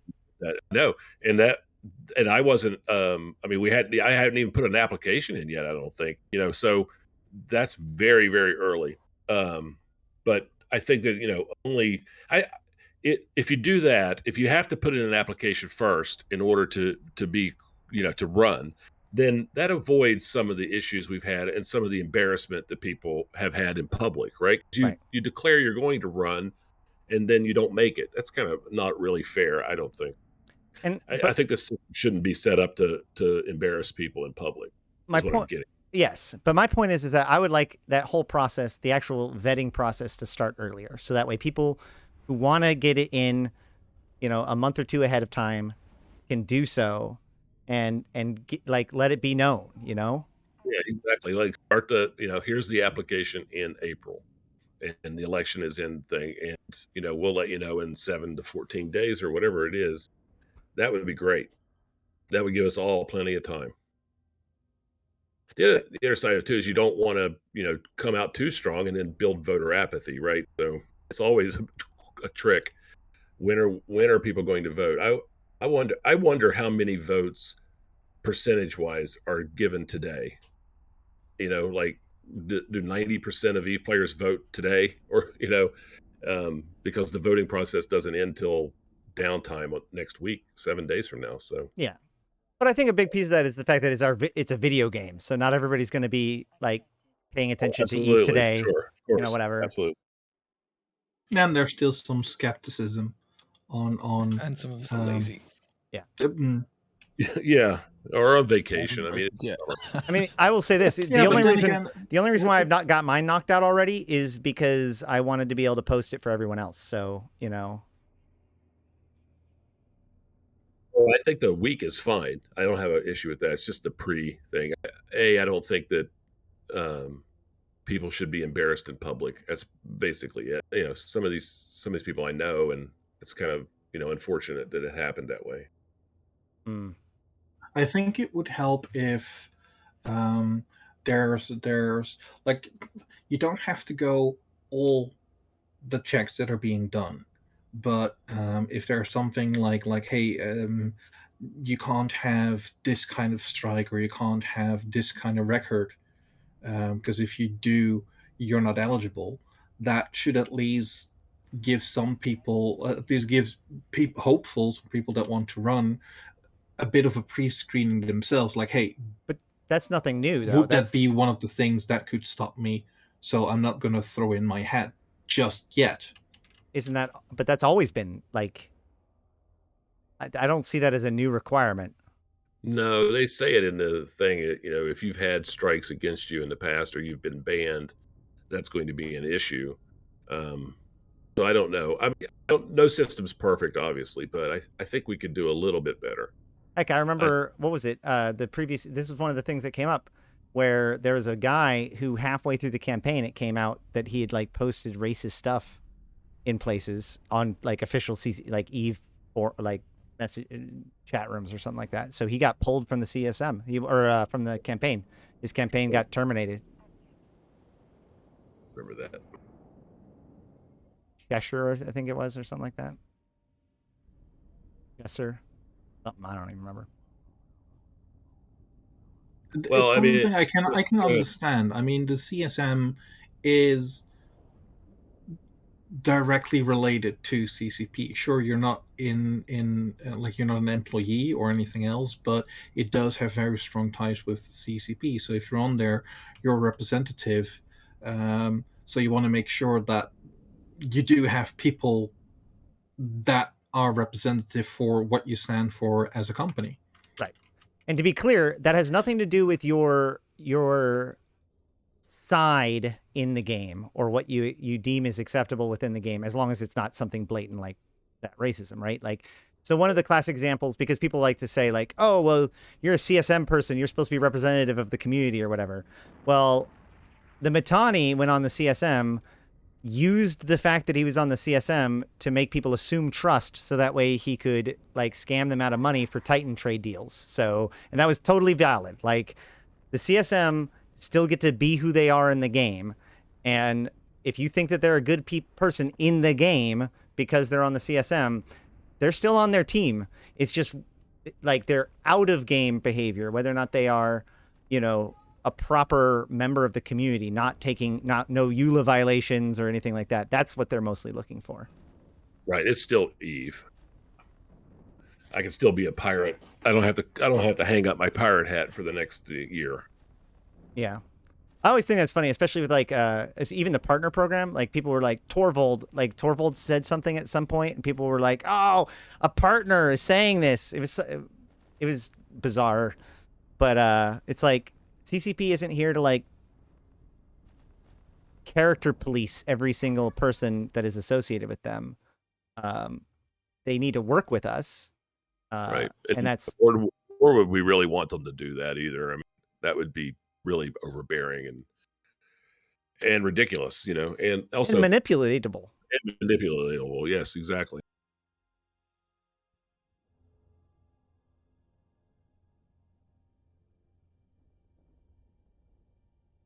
That's a good question, actually. Torvald has been pretty quiet.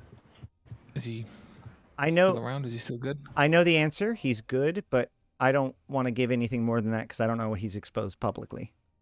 Sure. As long as he's good. He's good. We're all good. My understanding is he's good. Good.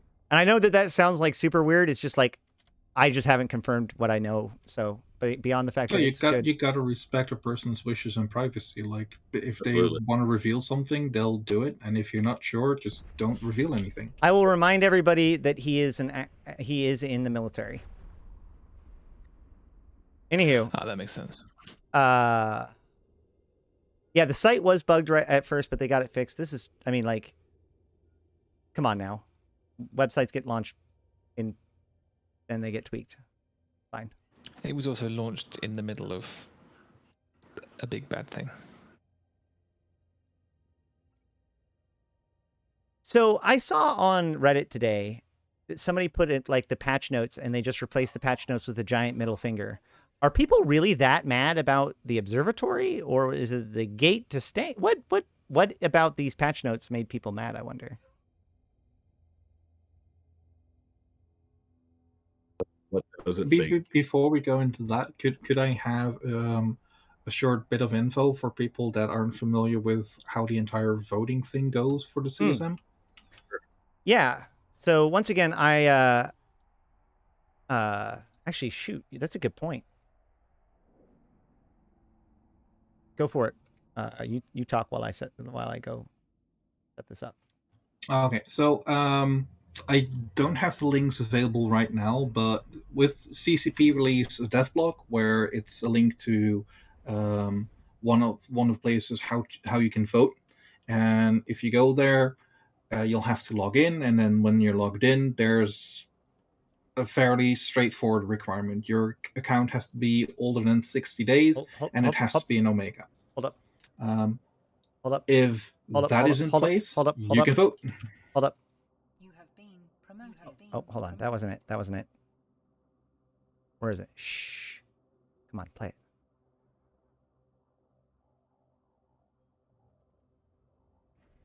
Glorification and mortification. I'll have to do glorification of the fit, mortification of the unfit. Shy T33, you are glorified. Thank you so much for that raid. We were just talking about the CSM and the actual voting process. I linked the link here. I linked it again.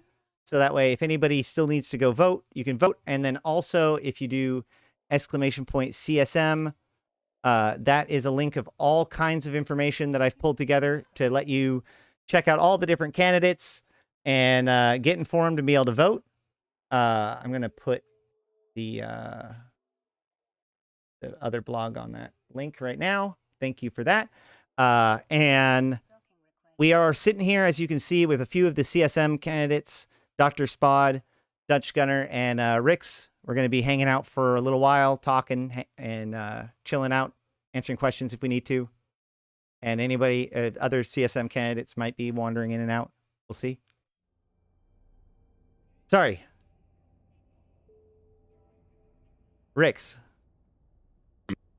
We got. Wasn't Dutch doing a how to vote? Oh, it was Dutch. It was Dutch. My bad. It was Dutch. Right, I guess I'll give- It's okay. It's okay. People miss, like, it happens to me as well, where it's like, whose voice was that? I got distracted by the raid. My bad. That's okay. But yep, if you want to go to a vote, CCP has done something amazing, because once you go to the voting part, you actually have the option to filter the candidates alphabetically instead of them being randomized, and you have an option to search for your candidate. So if you just have a name like, I want to have this person, it's much easier to find them out of the long list of candidates. So that's a fantastic improvement, because last year you just had to search and drag the people, and you couldn't, at least I don't recall, it could be alphabet sorted by alphabet on alphabetical order, or search for a specific candidate.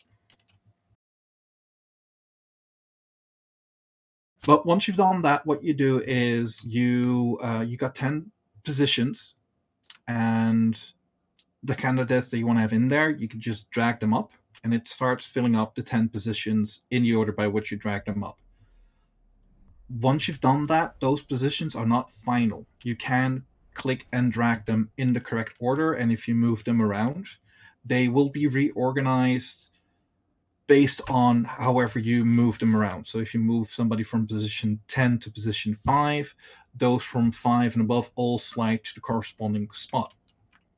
Now, it is possible that you might want to change somebody that is on your ballot for somebody else, and then that's a little bit trickier. I had some trouble reorganizing, and I found that if you want to replace a person, you can't just drag somebody from the person that you want onto the position where you want them if all those 10 slots already have a candidate in them.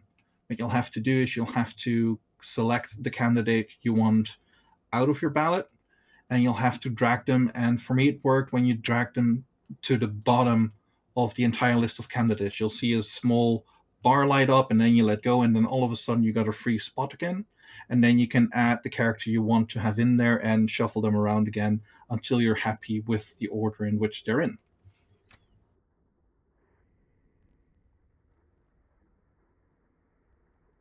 Cool. A little bonus feature, it does seem that, and correct me if I'm wrong, but if you have multiple accounts, when you log out and then log back in as your extra Yes. account, it will remember what you voted last time, so you don't have to fiddle around Correct. sticking them all in again. Yep. I logged in with my second account. It had already had my selection, so I was able to just confirm that that's what I wanted and vote for the second set as well. And for the people voting is super important, and especially the person you put on the number one spot. With the single transferable vote, if there's not enough people, like at one point, there's not going to be people that cross the threshold to be guaranteed to have a spot, and then the person with the least number of votes get eliminated. And for that elimination, it really comes down to, at least in the first couple of rounds, with how many number one spots did a candidate have on the ballots. And if you really like a person, but you got him on spot two, and he doesn't have that many votes, and your number one candidates either get elected or eliminated, if that person on your position 2, 3, 4, 5 is already eliminated, your vote's not going to go there. So for your first vote, like the first spot, really go for the person you want to see on the CSM. Right. There's always at least one candidate every year that would have made it probably a lot further than they did, but they got eliminated before they got the votes that would have transferred to them. And The drop. there have been several cases where it's like one of two guys, and whichever one dropped out, their votes would go to the other one. And so getting Opposite happens too. What was that last year? Wasn't last year the year Brisk got all the down votes? So he got in. I think it was last year or the year before. I don't remember. So well, it helps people too. It can. absolutely, yeah. Oh yeah, it's fantastic that when CCP streams results, you can actually see the entire process of what is happening, like who crosses the threshold, who gets eliminated, are votes then transferred to another candidate, and it's fantastic to see because you can see candidates who are just starting to approach elimination, and then all of a sudden somebody else gets eliminated or voted in, and then the votes transfer, and then all of a sudden, boom, they're at the top of the list again. Yep. Actually, I found CCP Aurora's video from last year, but it didn't have the audio portion of it. So I sent it to Nth Dimensional because he was streaming at the time, and he watched it and he was just still confused because it was just lines and numbers and he couldn't make sense of it. But so the way the single transferable vote works is basically each round it either selects somebody who is crossed, or it takes, so based on the number of candidates and the number of votes, there is a certain number called the threshold, where if any given candidate has that threshold, it means that they have won. They have had enough votes to be one of the 10 positions. And therefore, each round, they check to see if any candidate is past that threshold. If the candidate is past the threshold, then they win, and any excess votes that were not needed to get them past the threshold will be transferred to their, next in line. If no one is eliminated, if nobody crosses the threshold, which especially in the early stages is pretty common, then the lowest vote earner in that cycle, in that round, is eliminated. And so whenever somebody is eliminated, either because of winning or losing, then the remaining votes, instead, it's as if they were removed from the ballot from those votes, and therefore that selection on your ballot is removed. And so if you have another vote, that gets moved up a rank, and that drops off. If you don't have another vote, then your vote just falls into the dumpster. This is why you want to have a whole bunch of different votes. You're not voting for all of them, but basically if your number one either makes it in or gets eliminated, then you automatically are voting now for your number two pick, so on and so forth, until we have 10 people selected. I'll find the video.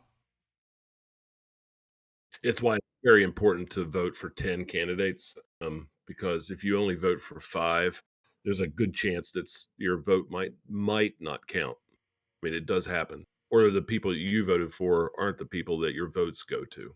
Now, one of the things that CCP is really proud of is how many votes, that one of the stats they always like to play in is how many votes actually get consumed to vote to actually elect somebody.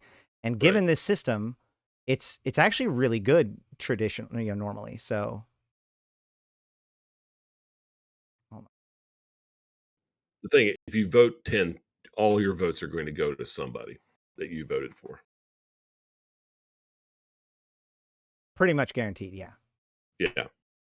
So yeah, there's a part where there's some analyzing and anything else, but my recommendation and advice is if you want to see a person really be on the CSM, put that person on the number one spot because that's going to be crucial at the early stages.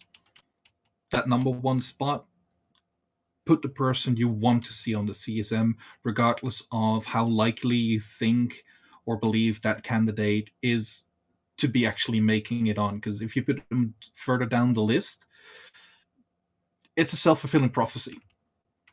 Right. So I'm Yep. showing it right here, the actual video from last year, and you can see as people are eliminated, she draws red lines to where they get voted or like where their votes go, and then when somebody becomes elected, their extra votes go in yellow to the next people. And you'll also see that each set, there's a lot less votes transferred. Here's a good example. So UAX Death had 357 votes. 56 of them went to Villy, 28 of them went to Misha, and 26 of them went to Nominate, which means 300 or 250 votes almost went dumpstered because UAX was their last candidate on their list. So when UAX Death was eliminated, their vote transfers to no one because there's no one else on their ballot. Those are dumpstered. So that's why those numbers are different. Yeah, I've watched that video a dozen times or more. It's really fascinating to watch that process. It's kind of a weird process for us Americans, but I like it. I think it works. It works. I mean, no process is perfect, but I think this one works. Maria, go ahead and post a link if that wasn't what you were. Yeah, go for it.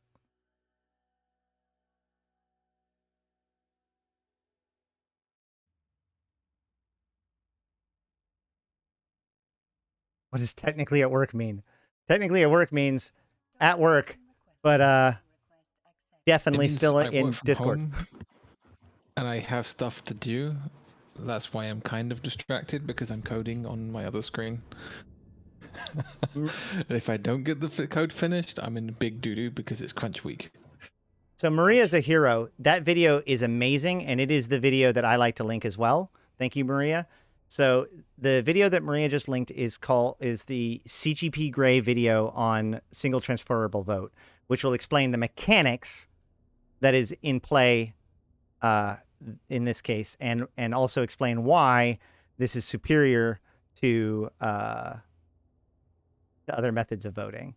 It's part of a series of videos that CGP Grey did on voting that kind of explains why first past the post, which is the normal American election system, why it's bad, and why single transferable vote is better. And then there's another, I think there's a third one that's on like representational, like against gerrymandering and stuff like that. But either way, very interesting stuff. CGP Grey is an awesome YouTuber. Thank you for that link. Decline this mission.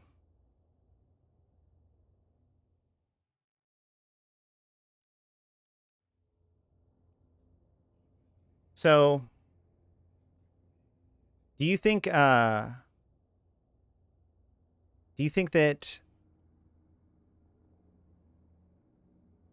your advertising campaign did well, or do you feel like there was a lot of traction with your campaign so far? Are you With hopeful? me? Yeah.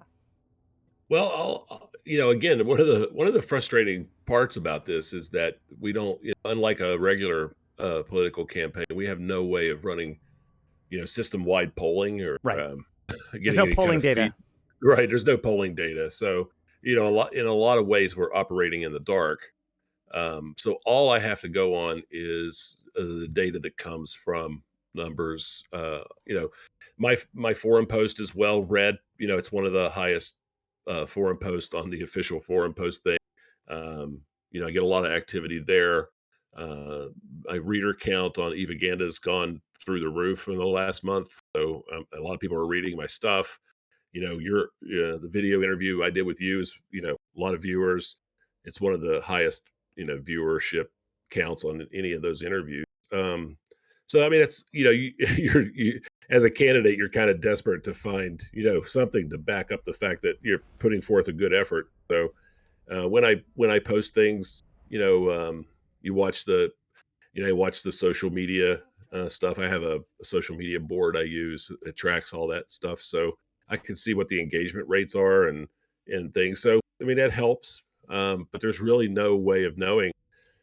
One of the things my wife and I talked about when we decided to run was that I mean I don't know, I can't speak for anybody else, but there's a small group of players out there that just literally hate my guts and you know will show up every so often. We've had our personal information doxed on Reddit before. I've had my account stolen. It's just there's just people like that. So one of the things we considered was, is this a good time to run, or are we going to run into that problem again, where people come after us? And so we took that chance. It's always a chance, putting yourself out there and standing up for what you believe in. But so far, it's been pretty quiet, honestly. So I think that that's a very tiny group of people. So yeah. I mean, there's no way of knowing for sure how things are going, but you know, I go back and forth every day. Like sometimes you think you're doing really well, and then sometimes you're like, oh my god, I think I'm in the doghouse here, and I better do something. So lots of lessons learned and lots of trial and error. Yeah, not really gonna know until it's time, huh? Yeah, till 2 weeks from today. We have 2 weeks. We have to still wait, before we find out. Oof. Have to Well, sit there and watch that video happen in real time. I pulled up my YouTube behind the scenes stuff. And I can say that you are the fourth most viewed of all of my interviews right now. Oh, yeah, that's pretty good. Dutch Gunner, you're number 2. Nice. I suspect that's because That's surprising. well, you're the first person on the playlist. So anyone who clicks on the playlist starts with your video. So that's a piece to it too. Some people were saying I guess alphabetically works in my favor this time. well, no, it's because it's chronological. Ah, That's the right. thing. Like, so some people were like humming and hawing because if you show up early, then it's like, well, now I've done my video and everybody's seen it or whatever. But it also meant that you're earlier in the playlist. So, Right. So like the order of the playlist goes Dutch Gunner, Phantomite, Rix, Dr. Spod, White Orchid, Jurius, Rich. So those guys had more time than the others, and they're also earlier in the playlist. But of those, the actual stats show. Let me pull it back up. Where is it? Come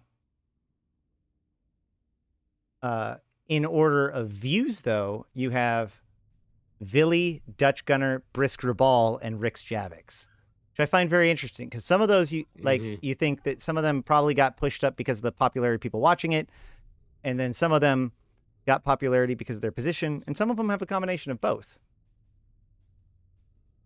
I will say if you just go with likes, though, in the top 4, Dutch Gunner has the number 1 amount of likes, and Rix has the number 2. Wow. Yeah, I hadn't even thought of that. So that's the metrics I can pull out of this. did not see that coming. Yeah, the only thing I would counsel is, in my case too, you have to be very careful about not reading too much into it because, as Ashrathi put his finger on, our videos were up longer, so there's been more opportunity for people to see them. And then also, there's always extenuating factors too, right? So people might be curious because of a train wreck situation where it's just like, oh my God, let's go look at this idiot. Or, you never know for sure. But it's just weird. It's weird operating in a vacuum, right? We don't have any real way of knowing anything for sure. And it's a tricky thing to do if you're running as an independent candidate, because you know that on the one hand you're trying to be ahead of the curve, because once it really goes into swing, it's going to be hard to find people that have like, if people want to interview, there's going to be a limited number of slots. There's going to be a limited amount of time in which you can do them. So it's really hard to try and reach out. And in my case, it was a bit hard because it seems that a lot of the podcasts and popular streams are all solid US time zones. So as an EU, that's like, yeah, I'd like to have an interview, but if it's 2 a.m. and it only happens on a midweek, and I do have a job, so Right. that Right. doesn't really mix that well. But Right. on the other hand, it's like, if you try and reach out early enough, there's a lot more room. It's like, okay, so middays don't work, let's go for a weekend. But then, of course, also for the people doing the interviews or giving you the opportunity, like, they do need to have sufficient time to schedule it in. Yeah, and No, that was there a is big definitely a time zone bias too. that was a big tricky thing for me. And like so many people, like to their credit, so many interviewers were like, "Well, when's good for you?" And I'm like, "Dude, I have 40 fucking interviews to get done in 2 weeks. I'm working around the clock. So you let me know when Right. it's good for you." A module has run out of charges. Yeah, I mean, again, that was yet another reason why this is the first time I've decided to do this, because it literally is the first time in the last 12 plus years that I've felt that I was able to do it, right? Because it's a tremendous amount of dedication and time that you have to put. It's a commitment, and with full time jobs, with traveling, with for business, and doing just having a very complicated life, it's not always it's like, well, how much commitment can you really give to it? So that's another decision yet another decision you have to make in light of how much time commit. It's been a tremendous amount of effort and time to commit to it. Yeah. And, So it was always a Just look decision. at It's like, Kenneth Felt, like right, with the industry strangers. He right. he ran in, I think he mentioned 300 hours just Wow. going over the data to Wow. try and compile, like, okay, so this is how it correlates to each other. That's amazing. So that's the thing. Like, if you want to run for CSM, reach out to people who has been on the CSM and ask them what it's all about, because it's very likely that the image you have, if you haven't been on the CSM, is different to what is actually happening once you're on the CSM. So doing that bit of research beforehand, I can highly recommend it, because it is very informative. and trust me, you don't want to show up to my interview and not have a good understanding of what the CSM is, because No. I actually, I was afraid about having people like joke candidates or whatever, but honestly, I think I can say that every single candidate that came on my show put in a solid effort and had great points and a cogent vision and a reason why they were running. Some were a little bit more sketchy than others, but my point is that like I feel like every single interview was worth the time I put into it, if only to show off how interesting and rich the Eve universe is and the Eve player base is. So to that end, I think it was like overall, I think that I think that it's worth watching the interviews, and it was worth me making the interviews, even if you're like without being in the CSM, because it's all these different play styles talking about why their play style is important and why their perspective on their play style is interesting and unique. And we do get to find a lot of really interesting and unique play styles because of that. Yep. I think that that's the most interesting part out of all of this. I get to, I said from the very beginning that like my secret mission was to convince people that the CSM was interesting, but also show off just how exciting Eve is and how varied Eve is. And here's 40 people to help me showcase that. And to that end, I think it was really, really successful and people really enjoyed it. I can't thank you enough for doing it, because Absolutely. there's so many candidates that, without having an interview, especially if you're running for the first time, because I had it happen last year when I tried to schedule interviews, and people was like, "Yeah, no, sure," and then radio silence. And then I was there at the moment of interviews, like, "So where do I go?" It's like, "Yeah, no, sorry, we could get a bigger name, so we went for that person instead of you, who is unfamiliar." So getting the opportunity to send your message, have your moment in the spotlight, and even refine what you stand for. Because sometimes you get questions you didn't think about, or you get a question and it helps you be more specific about, hey, this is what I bring to the table as a seasoned candidate. That without that question, without the interview, you would have been able to state so clearly. So thank you very much for doing all that hard work. Oh yeah, I mean I appreciate it. And this is obviously not the first time I've done the CSM interviews, but it is the first time. Like it all started because I thought that Talking to Stations was going to do it. And actually, I want to point this out. I told Matterall that I would say this. Um, uh, originally it was going to be under TIS, and ultimately it was decided that they didn't want to do that, but I could do it if I wanted to. And then obviously I moved out of the show, but I actually did like steal. I built out this little Notion board or a section of the Notion to help me track all of the guys, and they actually helped me flesh out the original like list. And then right as I was leaving, I just copied the board over to my personal board and scurried away. So thanks for help me set it up. Special thanks to Matterall and Talking Stations for helping me get things situated. It's the only way that this was possible. Working my way through that Notion board and having it all set up made it so that like it was the only way I was able to keep track of everybody that I needed to, man. But the good news is that it also left a really awesome artifact in that final board that lets you see all of the candidates, their picture. You can select them, look at their forum post and my interview of them. I really like how it turned out. It's amazing. And honestly, not blowing smoke or anything here, but I don't know what we would have done without you. I mean, it's a great service that you've done. And, I'm sure all candidates feel the same way. So we're just super appreciative that you took the time and effort. It's a huge commitment. Well, as Yep, I've said, and be welcomed to any candidate that shows up. that was very important to me because, basically anybody who's willing to go through the effort to come and talk to me and be respectful enough to do so in a, the same as everybody did, then sure, absolutely, I'm willing to give them an hour. Like, what are you talking about? You're going through all of this stuff. You're working this hard. The least I can do is give you an hour. And as I've said before, like this is only possible because I work for you guys. Like this is it. Like this is what I do. I'm able to give a full-time job level of care to this sprint because of the support that I've gotten from you guys and from each other and from my patrons and all that sort of stuff. So don't just thank me. At the bottom of every single one of my YouTube videos, I list off my patrons. Find one of them and thank them too. If you plan on doing it again next year, which I surely hope, Pretty you sure. might look at partnering up with CCP Alpha, because he did a fantastic job translating for multiple Russian candidates Yeah. from Russian to English. That was a fantastic service by CCP.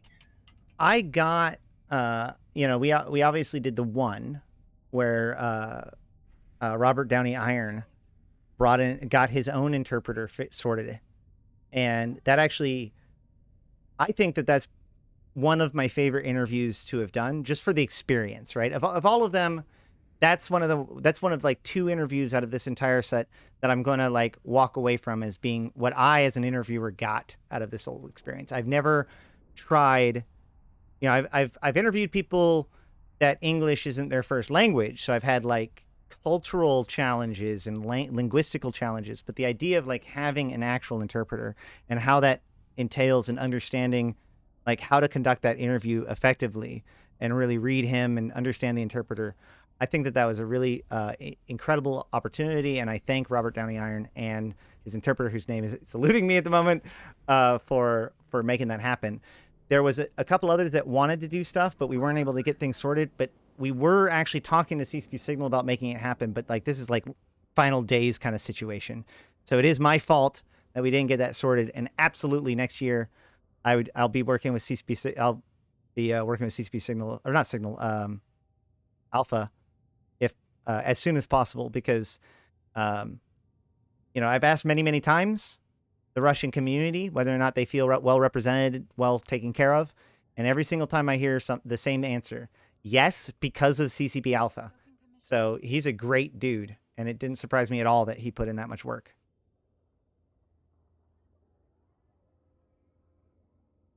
I return at last. Hey, there you go. So, but Dutch Gunner, I want to talk to you a little bit because you have a very particularly hard position that you're going for, because so it's kind of interesting. In a lot of ways, and I hate to bring politics into this, but this is more like high concept or whatever. In a lot of ways, you're almost like the Bernie Sanders candidate. Let me explain. Like last year, Okay, you this ran, I want to hear. Yeah, last year you were one of the very few the lore is important. Vote for me because we need somebody who's interested in the universe itself on the CSM. That was like your entire thing, and that was your candidacy. You were one of the only candidates that were that way, right? But a lot has happened in the last year. Potchfin has happened. Chapter 3 has happened. All of this stuff has happened, and it is transfixed the imagination of the player base, which means I mean, you could say I was ahead of the curve. right, exactly. But now you have this overly crowded field because all these other people have come in to take your spot. You have Arcia, Maldavius, Zeramus, Uriel. That's what I meant, because it's like this was your thing that you've been going for, and now all these other people have kind of picked up your mantle and are rolling with it. Does that make it difficult for you? Like, are you frustrated by that, or are you happy that it means that are you happy that means that this matters now? It's a bit of a roller coaster. I mean, on the one side, it's fantastic to see that what I was saying last year and what you were also saying is like, hey, the lore, it matters. You can do a lot of fantastic things with it. And 1 year later down the road, it's like, ta-da! look at all the glints of information you could pick up on and have a glimpse of, or a preview of what was going to happen later down the road. So to see more candidates include lore or specifically run on lore, it's a fantastic compliment. And on the other hand, yeah, more people, it definitely makes it harder, because then you could run into the same thing that wormhole candidates tend to run into. It's like you get split votes. But yeah, it's one of those cases where we'll have to wait and see what's going to happen once the voting is over and results are coming in. It's some candidates definitely have a stronger background. Some have a big name and a reputation, and we'll just have to wait and see what happens. And regardless of the outcome, I will run again next year. Lord Taz, thank you for joining us down the rabbit hole with Eve Online.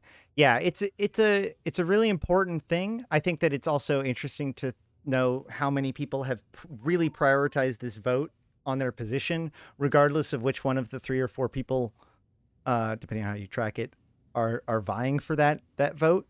I will say this is a bit of that awkward turtles portion of this whole thing, because obviously I have to make my recommendations, and if I will say this before I say this other part.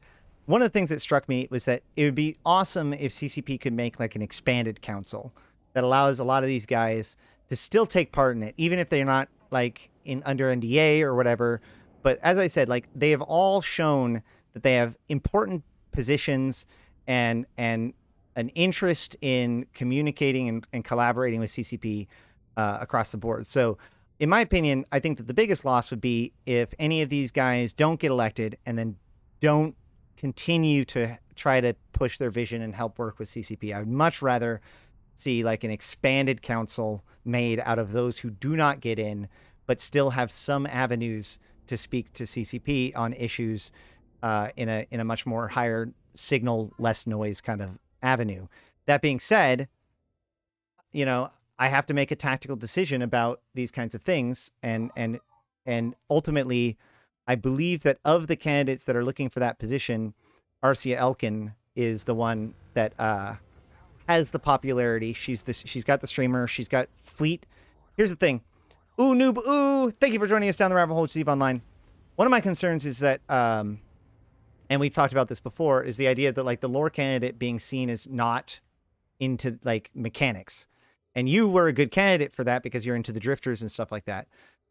You were a really, really strong candidate in that way. You showed powerful knowledge of the mechanics, powerful knowledge of the universe itself, and therefore would be a good person to be on the CSM, and is one of my top alternates. For anybody who disagrees with me, Dutch Gunner is absolutely great top pick.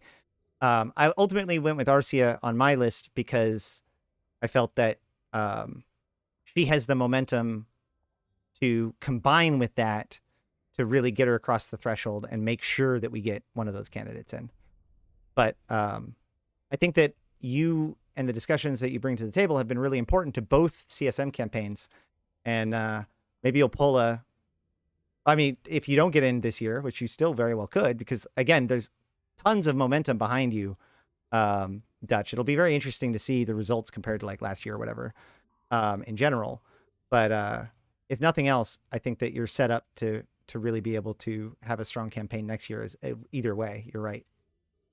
It's a growing process. I mean, if I'm looking at the campaign that I had this year compared to what I had last year, I've already had a much stronger campaign this year.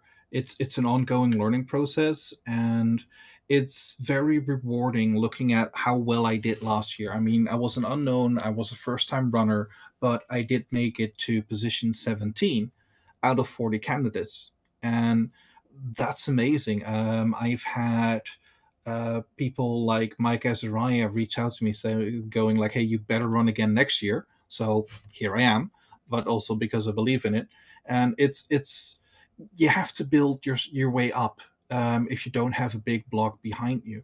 And I'm already getting the occasional PMs with people like, "Hey, you're on my ballot," or I like what you have to offer and what you'll probably bring to the table if you're on the CSM." So whether you make it or not, those small confirmations that people do believe in what you're saying and what you bring to the table, that's already a massive victory. Right. Yeah, absolutely. And just in case people don't know, one of the things that you're most well known for, at least to me, is the fact that like you not only did a lot of stuff with invasions and anti-drifter stuff in general, but you've written a guide to understanding the drifter doomsdays, and more importantly, how to potentially dodge them or mitigate them. Do you? It's a lot of the research was like some things were done before, but was never written down. And I started to work with that, do different experimentation, and um, I just started to kick against the notion that you had to go with expensive implants or expensive fittings to make it work. And the manual just shows like, hey, if these are the requirements, and you don't have to go over the top in ISK to be able to pull it off. And yeah, I mean, I had a big part with forming one of the main doctrines for chapters 1 and 2. Um, I I'm not exclusive. Like, despite the in character or lore related tensions between pro Triglavians and pro Edencom, or people that oppose the Triglavians or just are neutral in between. Um, I ran public fleets into Poshfin, and everybody was welcome to join Right. in, whether you were pro Triglavian, pro Edencom. Like, everybody's welcome, because I just wanted to help open up content and work with people, and that's been one of my driving principles, and I'm not going to stop doing that. Well, if you win, then we'll know that that multi-year momentum is a big deal, and if Arcia wins, then we'll know that that streaming is a big deal. It'll be interesting to see how this happens because both of you are very mechanically well, uh, well experienced and well demonstrated, and also, obviously knowledge of the universe itself very well experienced.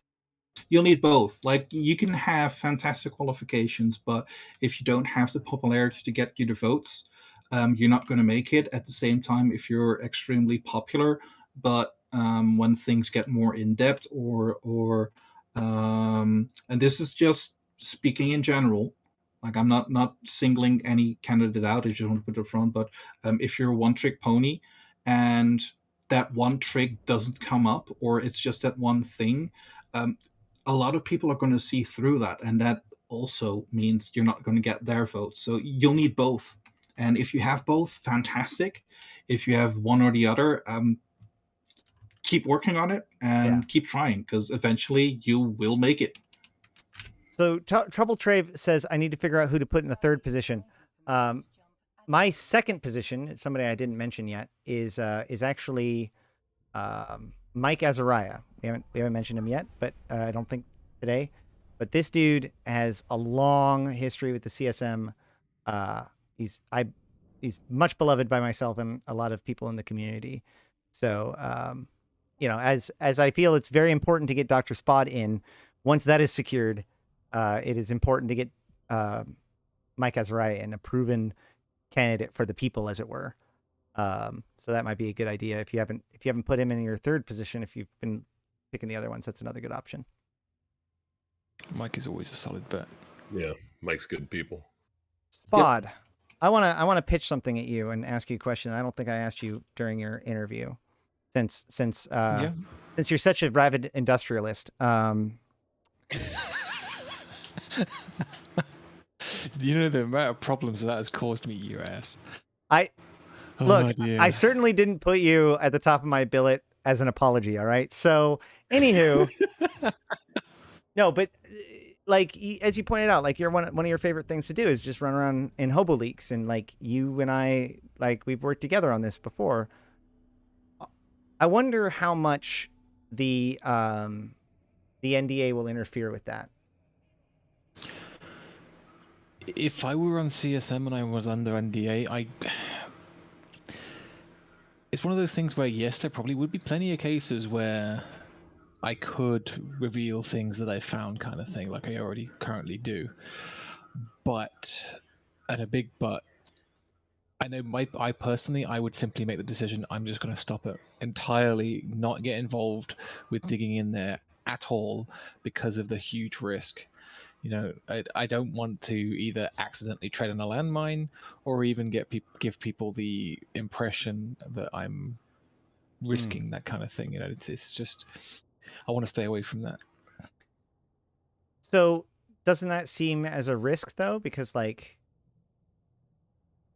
that, it feels like we're losing a resource, we're losing an asset. I guess one of the things that would be useful is having a CSM member who knows how to interpret hobo leaks. Like, one of the things that CSM people really struggle with often is like knowing when they can and cannot talk about things. So being aware of when things get on hobo leaks will let you know, like, oh, this, but you can't be like, yes, we've talked about it. But you could be like, oh yeah, that string is on hobo leaks. Isn't that interesting? That is an interesting concept. For example, if the model, let's say go wild, let's say the model for the Triglavian Titan appears on hobo leaks. Once I see it there, this is sort of a question that almost I would have to pitch to CCP. Right. If I see the Triglavian Titan appear on hobo leaks, but I seem to be the only one that's noticed it because I'm the only one that's gone full crackhead digging in the files. Is that license to tell the people that here comes a Triglavian Titan? Is it not? It's very dangerous. It's yeah. Well, I think that's a gray area, because if it's just the model, then it's hard to, like, that's more advanced to pull out, all that stuff. What I was thinking is like how I go with strings. Often they'll post like strings that describe something. It's like, oh, okay, well, this is it. This is when this event is going to happen. This is what it's going to take. All that kind of stuff. So obviously, if the string for an event is put in, the event is no longer secret, I would argue. Yeah, but then you've got the danger of I can only iterate on what's already known. Absolutely. Yeah. I was just thinking I was just thinking about how that would affect you. But I think it actually, like I said, having literacy of how Hobo Leaks works on the CSM might actually be useful to everyone for that very reason alone. Yeah. It's one of Anybody? those things where you Sorry. just really need to run it by all the time and figure it out. Run it by CCP, that is. Anytime a streamers in my channel get the VIP badge. So if you see a diamond next to somebody, it means that they are an Eve streamer. How's it going, Scottish Dex? Speaking of Twitch Eve streamer, they need to do these drops again, man. Twitch drops. Those were freaking cool. I forgot those were a thing. It was 8 years ago now, wasn't it? No, it was like a year ago or something like that. They gave away a Synesis and a Twitch skin and a bunch of other stuff.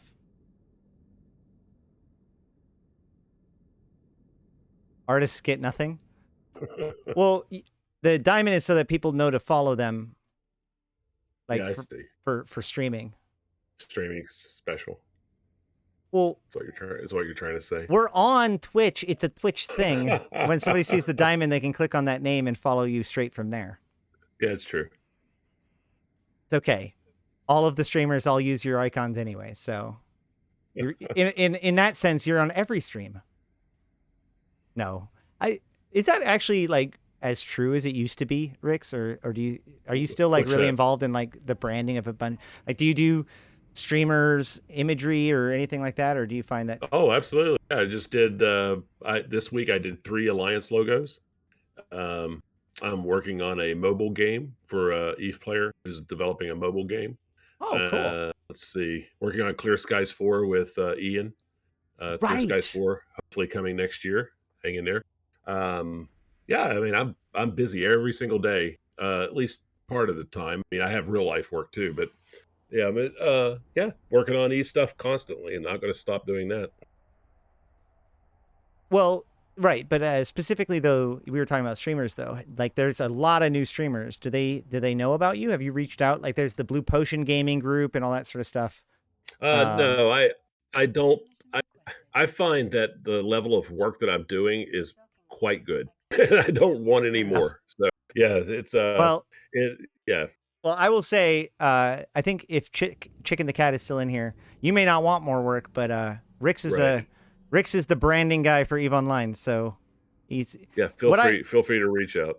What I tend to do nowadays is that I will build a logo and then I'll just bring it to Rix and be like, "Hi, what do you think of this? Like this logo right here? Oop, that's how this came about." I was like, "Here's my sketch," and then he polishes it up for me. Yeah, a lot of people do that. A lot of people have no idea what they want sometimes, and then so I'd say 10 or 15% have an idea, like you do sometimes, and 10 or 15% don't know what they want at all, and they want me to do it, and then the vast majority. And this is why I say I've done. I think last time I counted a little over 1,200 Alliance logos, and I throw in there like the AT logo. I do the Alliance tournament logos. I do a lot of stuff like that, community based projects. Twitch streamers and other stuff too. But charity stuff, a lot. Right. Charity stuff's always free, by the way. I don't charge for it. But I find that the vast majority, there's not 1,200 Alliance logos on my portfolio. Let's put it that way, because the vast majority are, hey, can I have a Vexor that's exploding with a rocket? That kind of thing. A lot of them are not really all that inspired, but occasionally I run into one that's just really fascinating, or I need an 8-armed octopus in a spacesuit kind of logo, which takes me some time, and I really get excited about it. But I enjoy it. I've been doing that for over a decade now, honestly, and it sounds like 1,200 is a lot, but I've been doing that for a little over 10 years now. It's pretty awesome. I enjoy it a lot. I meet a lot of people that way, and network. I think if everybody who I've done a logo for voted for me in the number one spot, I'd probably make it the first round. So that'd be pretty cool. I don't know if I can activate that sort of thing because Dude, well, you should have said earlier. I'd go. How do I take back my vote? No, I'm just kidding. Yeah, sadly, a lot of those alliances don't exist anymore. Too. It's also amazing to me how alliances come into being and then fizzle out after a short time.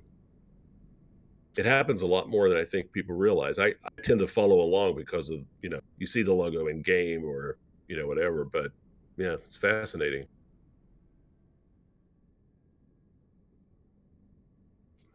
I enjoy the work though. It keeps me busy and keeps my skills up. It helps me with what I'm doing as well. So, and I feel like I'm giving something back to the community. And as you know, the community's helped me through some difficult times, and it's just one way I give back. The other way, my wife and I travel, and we put a lot of effort and time into swag. We hand out a lot of swag. I think, gosh, just not last year, obviously, but the year before, I think I handed out over 4,500 stickers at various Eve meets. We also I donate art to each of the meets I go to. I try to do a charity stream. Oh, there we go. Hateless Gaming. Hold up. Let me redo it. You have been promoted. Nope, that was the wrong one. Shoot, I did it again. Docking permission. Oh, that's a big number 2. Come on, we can do this. Get on. Glorification and mortification. Glorification of the fit, mortification of the unfit. Hateless Gaming, you are glorified. Thank you so much for that raid. Venom Y2K, thank you for joining us down the rabbit hole with Steve Online. Everybody who doesn't already, go follow Hateless Gaming. He'll teach you how to make money. He might teach you how to lose money. He'll definitely teach you. Oh my God!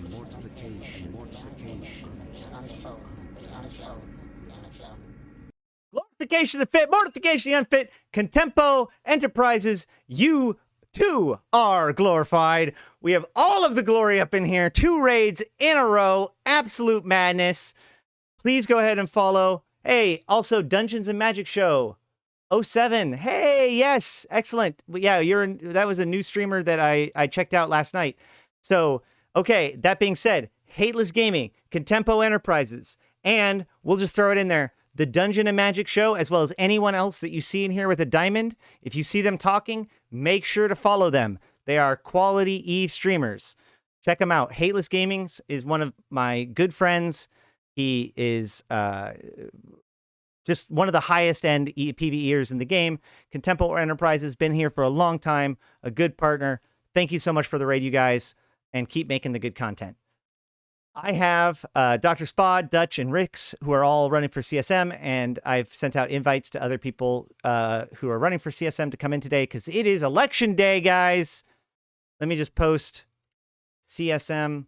All of the information about the candidates and the candidacies and the election and how to vote and all that kind of stuff can be found in my Reddit post right there, including all 36 interviews that I did with candidates. Each one of them is about an hour long, maybe a little bit more, depending on the candidate. I strongly recommend, if that's too much for you, CCP. CCP has done their own interviews where they gave each candidate 10 minutes. So you can check out those and just kind of blitz through all the candidates 10 minutes at a time. And then if any of them stand out to you, you can go check out my deep dive with them to find out more, to become informed and elect good candidates. Mike, you hopping on?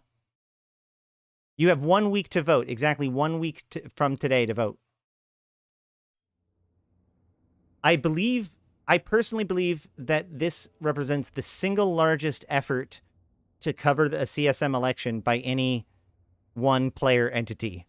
The previous one that I knew of was Cap Stable, who back in CSM 9, CSM 10, they really started this tradition of podcasts and shows making a name for themselves by doing CSM campaigns. I looked in, they did 38 30-minute long interviews. So technically they did 2 more interviews than I did, but they had a team of like 3 or 4 guys, and they ended up doing half the length for the interview, and it wasn't on video and it wasn't live. So, yeah. No, I'm just kidding. Warping to Stargate. Hey! To Stargate.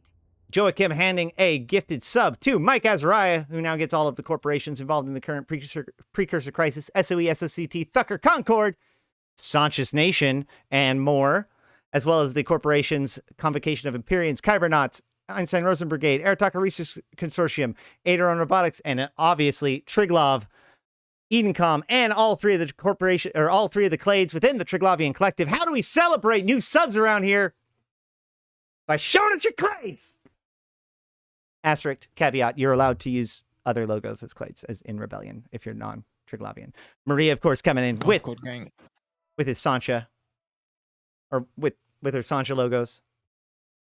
Contempo, Edencom, Dr. Spod, bringing in a man. This is the part where I'll have to check out for today because I do have to get up early. Thanks so much for dropping by, it's man. late in the night, so thanks for having me, Spot. Riggs, Yep, cheers. It was a pleasure. Yeah, you too. Good luck with the voting, and we'll be in touch later down the road. Yep, cheers. Take care. Absolutely. Thank you. Good luck. Vote. We're now going to find out whether or not this transportation synesis can do Recon Level 3.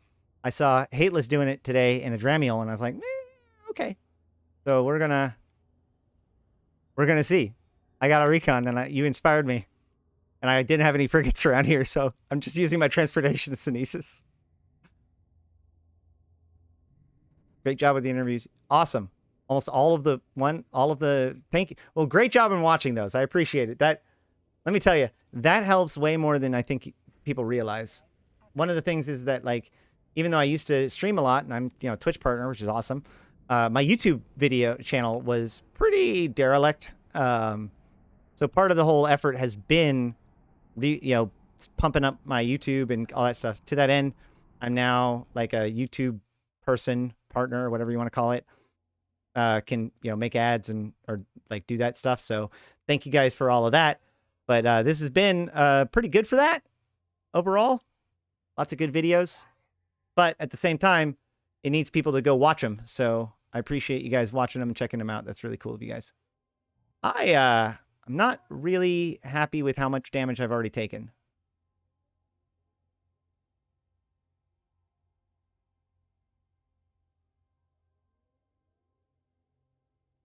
Each one of these ticks in Recon, each one is bigger than the previous ones. Oh, I should be. Maybe. Let's find out. Should be fine, right? I've got double shield extenders.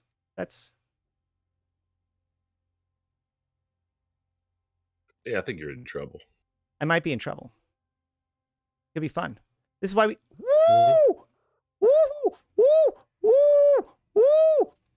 Go, go, go, go, go! Go, go, go! Yay!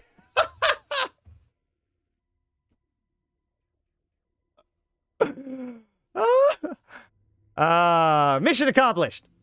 Get home. Dude, I had the right amount of hit points. Is basically what that boils down to.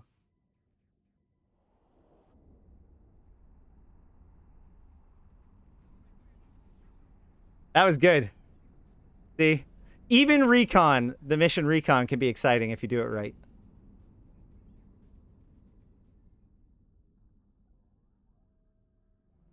Docking permission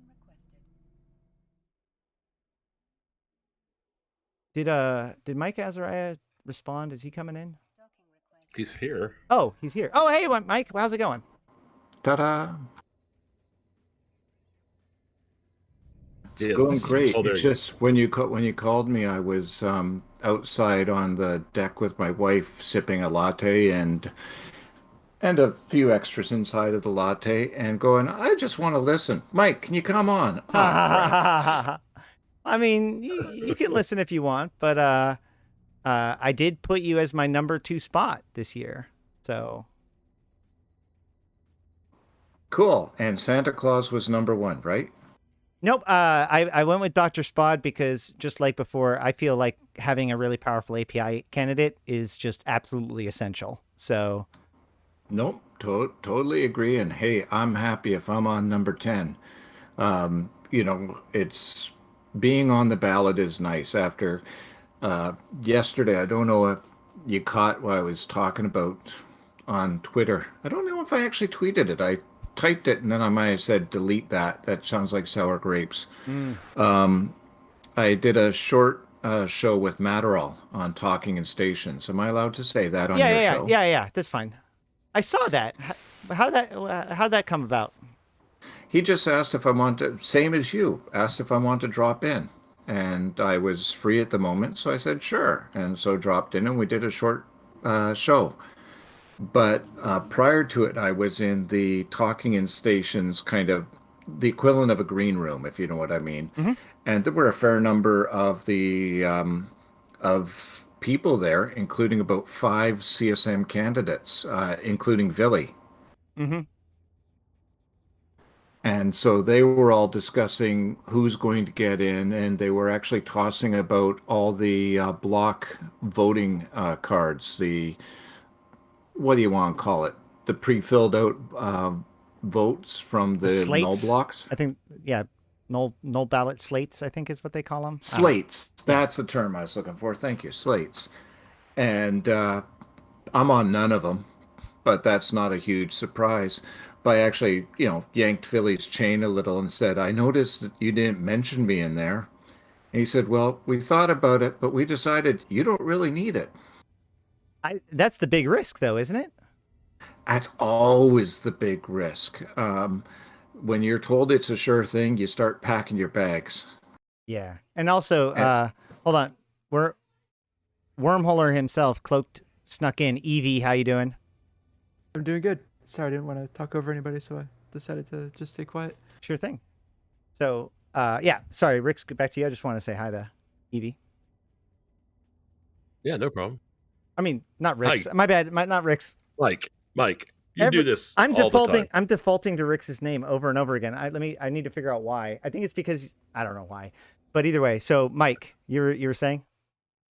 yeah, so it was interesting because there was a lot less horse trading in the null block slates this time round. Right. Because they're at war. And so who's going to vote for their opponent? And they're busy doing their propaganda. So, the goons are all saying Villy is the worst thing to happen to the game since Fozisov.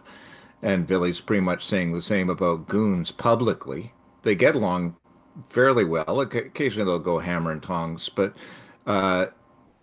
so we don't see what we've seen in the past where you have a ballot that is a lot of null blocks where 2-3 will actually be from someone who is purportedly your enemy. Yeah, that's true. There's a lot less horse trading this year. Do you think that that's going to make? Do you think that'll help null overall or hurt null overall in getting more candidates? I'm looking forward to the empirical evidence in a couple of weeks because, I can pull out opinions, but it'll be out of a place I happen to be sitting on. The thing is that you don't know how much bleed down happens. Somebody pointed out, Nosy pointed out this morning, he was going through previous elections and said Brisk got elected because of spillover from me. It's true. Like you never quite know, like who your downvote is, or your down ballot or up ballot supporters are. Some of them are obvious. Some of them are not so obvious. Yeah, if somebody if you had me as number 2, and I'm not saying Dr. Spot is this, okay, just flat out right now, this is not a slag against him.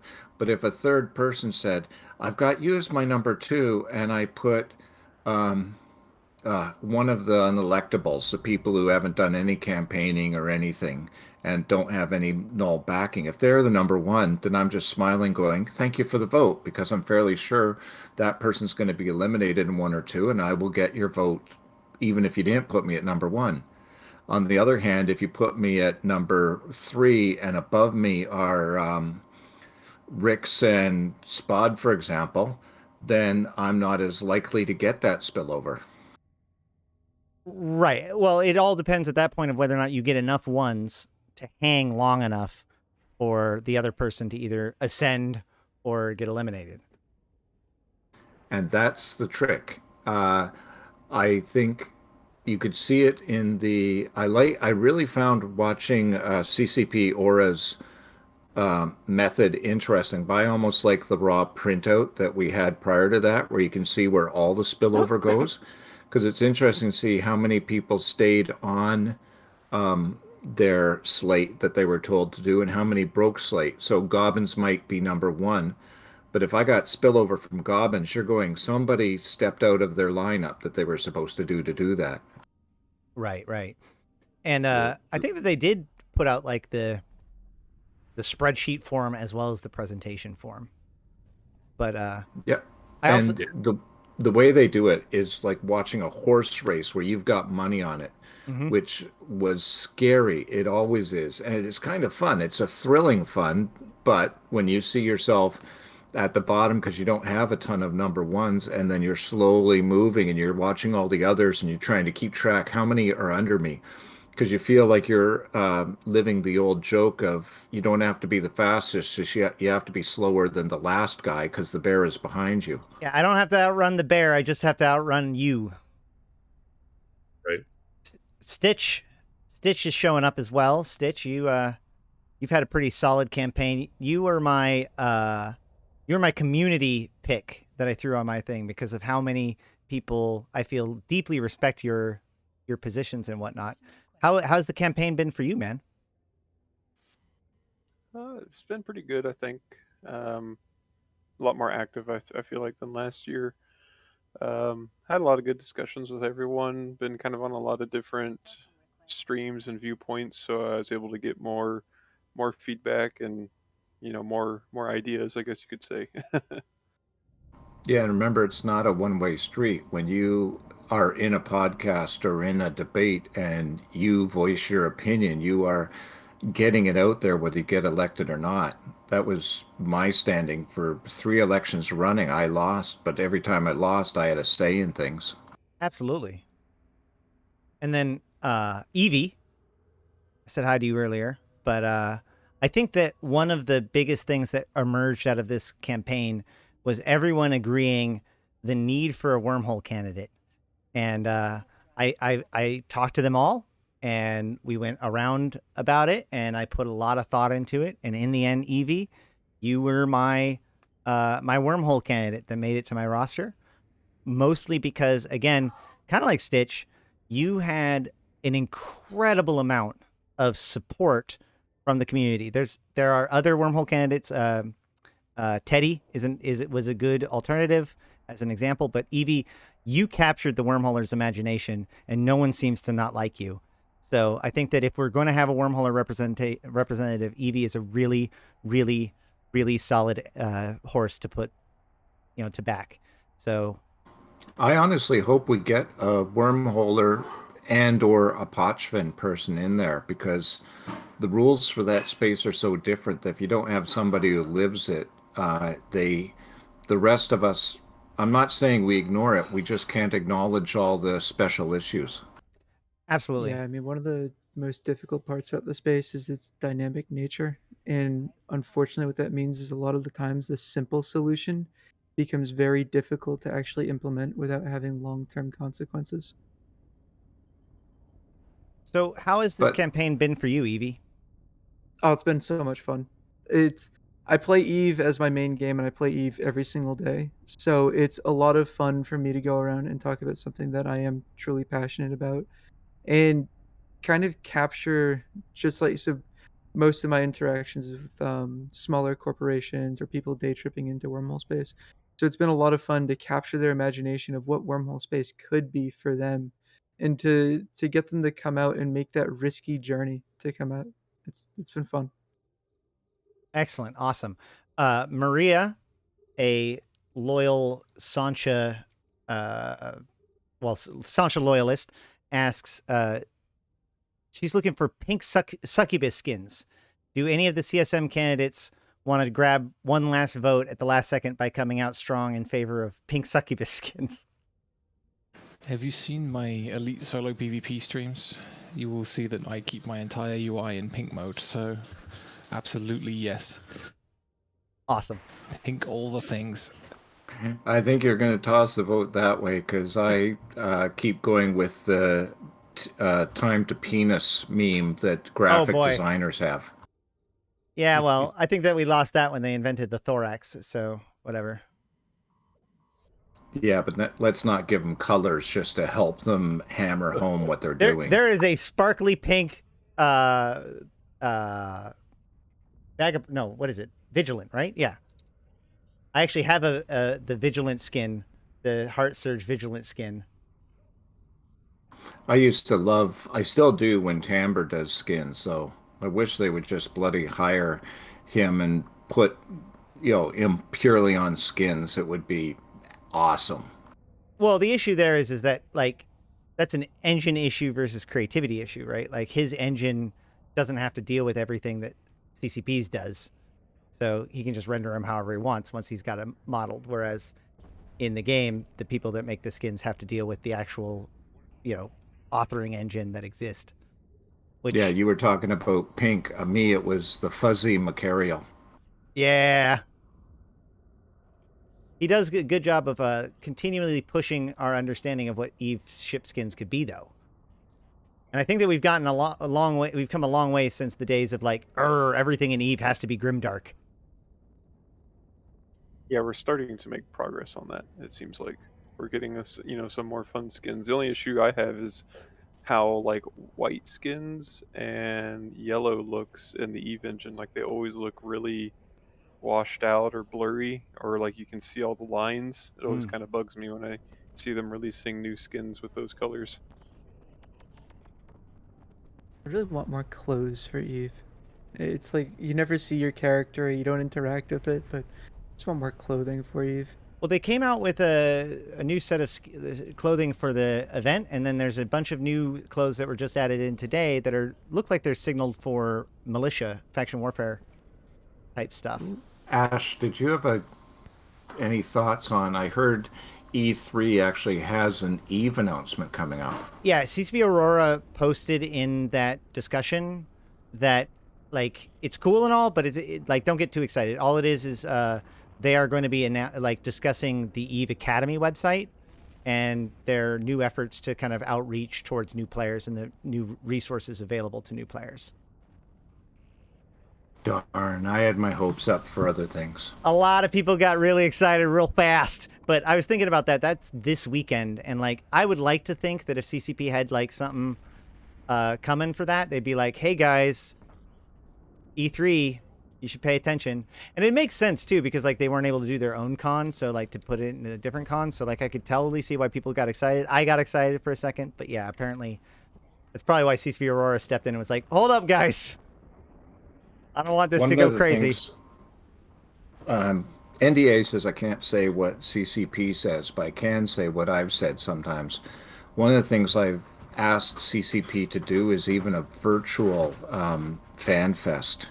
Something just so they're talking to the players again, even if it's just one day long, but do a couple of sessions, AMA, and move on. But I feel like they haven't talked to the players as much as they could.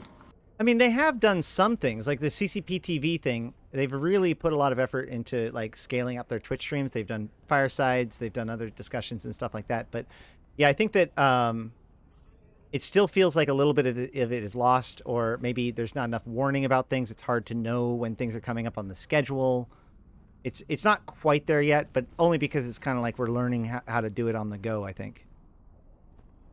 Yeah, but I think everybody's pretty much agreed 2020 was a skip year that we're just pretending like it didn't happen. So we didn't lose a year, we just lost that year.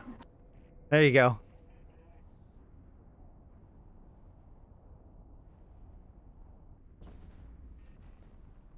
There needs to be somewhere between turtlenecks and here's 90% of my character's skin. I thought there were some pretty good options. I mean, I guess I could be wrong. The real question is, when are we getting stuff for the mystery codes again? Oh boy, I don't think we're ever going to get anything about that again. Elron Hoover, thanks for joining us down the rabbit hole with Eve Online. I mean, so I'll put it this way.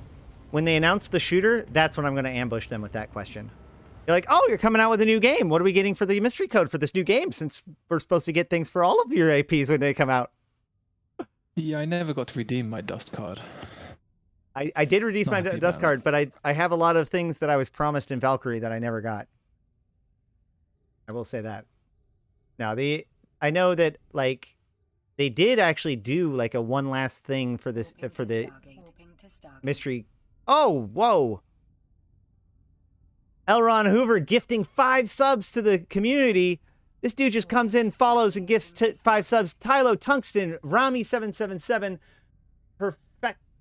Perfect Chaos 88, Futility 101, and Night Guard Fury. You all get the corporation involved in the current precursor crisis. Thucker, SOE, Rogue Drones, Drifters, and many more, including the player corporations, CoE, Kybernauts, Einstein Rosen Brigade, Air Tucker Research Consortium, and the Triglavians, Edencom, and all 3 Triglavian clades. How do we celebrate such awesome stuff? By showing us your clades! I love gifted subs so much. It's like my favorite thing.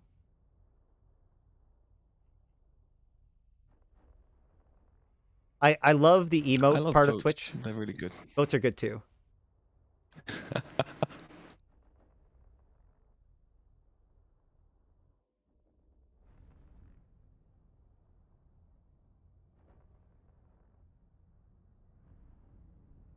I should do want to say thank you for doing all the interviews. That was awesome. I actually went back, I watched mine again, I watched a bunch of others, and it was super helpful. I'm glad. A lot of people, I think it was really helpful to a lot of people. So I can only help. Like I said, I'm interested to see what kind of engagement there was, where the votes go, all that kind of stuff, compared to things like my own metrics, my own stats, and whatnot, to see whether or not I can really see an impact in that, because that'd be pretty nice. But yeah, I mean, I was talking to someone who's a little bit newer, and I was just explaining that wormhole space is pretty fractured. So like, we don't actually have like this is the wormhole candidate. We did run a primary over in the Praise Bob Discord, but there's no like this is the official wormhole candidate. Just because a dynamic space, we don't really interact with each other a whole ton. So it was super helpful to have one area where you did interviews on everybody, so people can actually hear these opinions.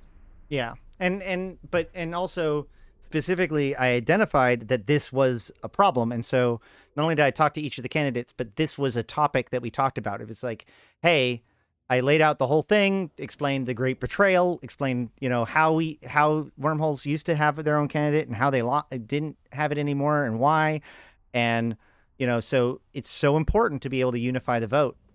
It was one of the biggest things that everybody was talking about, was who was going to be the good wormhole candidate, because hell, even Brisk Ball was like the number one thing. Well, number one thing is voting for him. Number 2 thing is making sure that there's a wormhole candidate, because he doesn't want to do it. So, like, yeah, it's difficult. Most of the issues that come up in wormhole space are so polarizing, and if you just didn't live there, you wouldn't know. You wouldn't know how amazingly polarized wormhole space is versus K space on a specific issue. Yeah, and it also gave us a really good opportunity to explore those issues, and asking, as a non-wormholer, each of the candidates to kind of drill in and justify to me why these things are problems. I think was also just not even. That's one of those things that I was saying, like, external from the CSM campaign. There are a lot of these interviews that I found very valuable and very interesting, just in like understanding EVE Online, right? Like, and understanding how people think and how people work. Yeah. Yeah, my biggest thing is I don't want to mess with the risk and reward of wormhole space too much. I think we need alternative ways to make ISK, but I don't necessarily want to increase the amount of ISK that we get. But yeah, I want to make it more appealing to K space to come in, right? And that's a weird stance for not all wormholers, but there's a large portion of people who look at wormholers and just go, "You're not a wormholer because you don't live in wormhole space, or you are a wormholer because you do."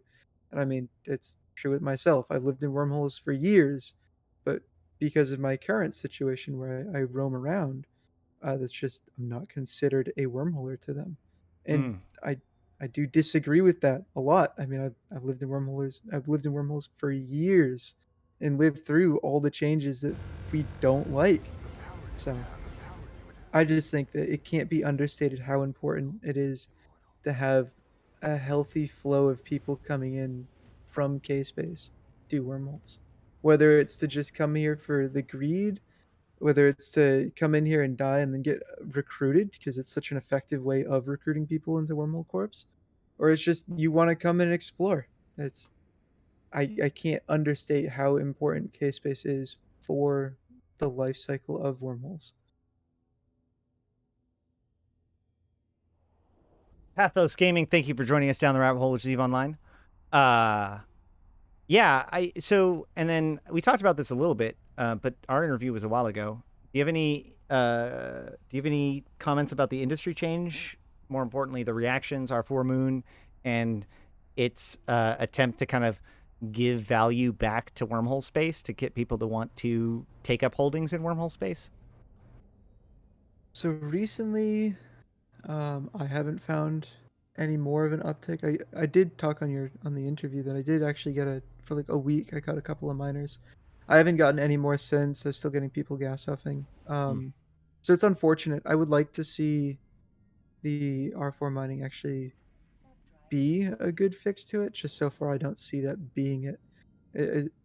If it doesn't turn out to be the appropriate fix, I think the only thing we really can do is to spread out mineral and ore types, just decouple it like gas sites, I think that and just see how that works.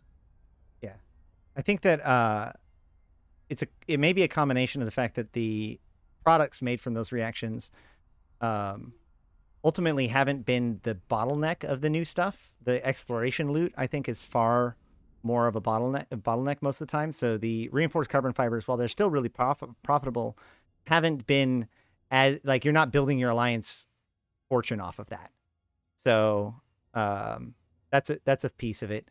And then also, like, I think it's just going to take time to disseminate because it isn't overly obvious that this is something that's kind of for wormholers to have to play with. A lot of people are just still complaining that it's not in HiSec, and they haven't thought about like, oh, I'll put out an Athenor in wormhole space and hope nobody notices for a while. Right. Yeah. Yeah. Right now, there's not enough time to really gauge the full impact of what is to be.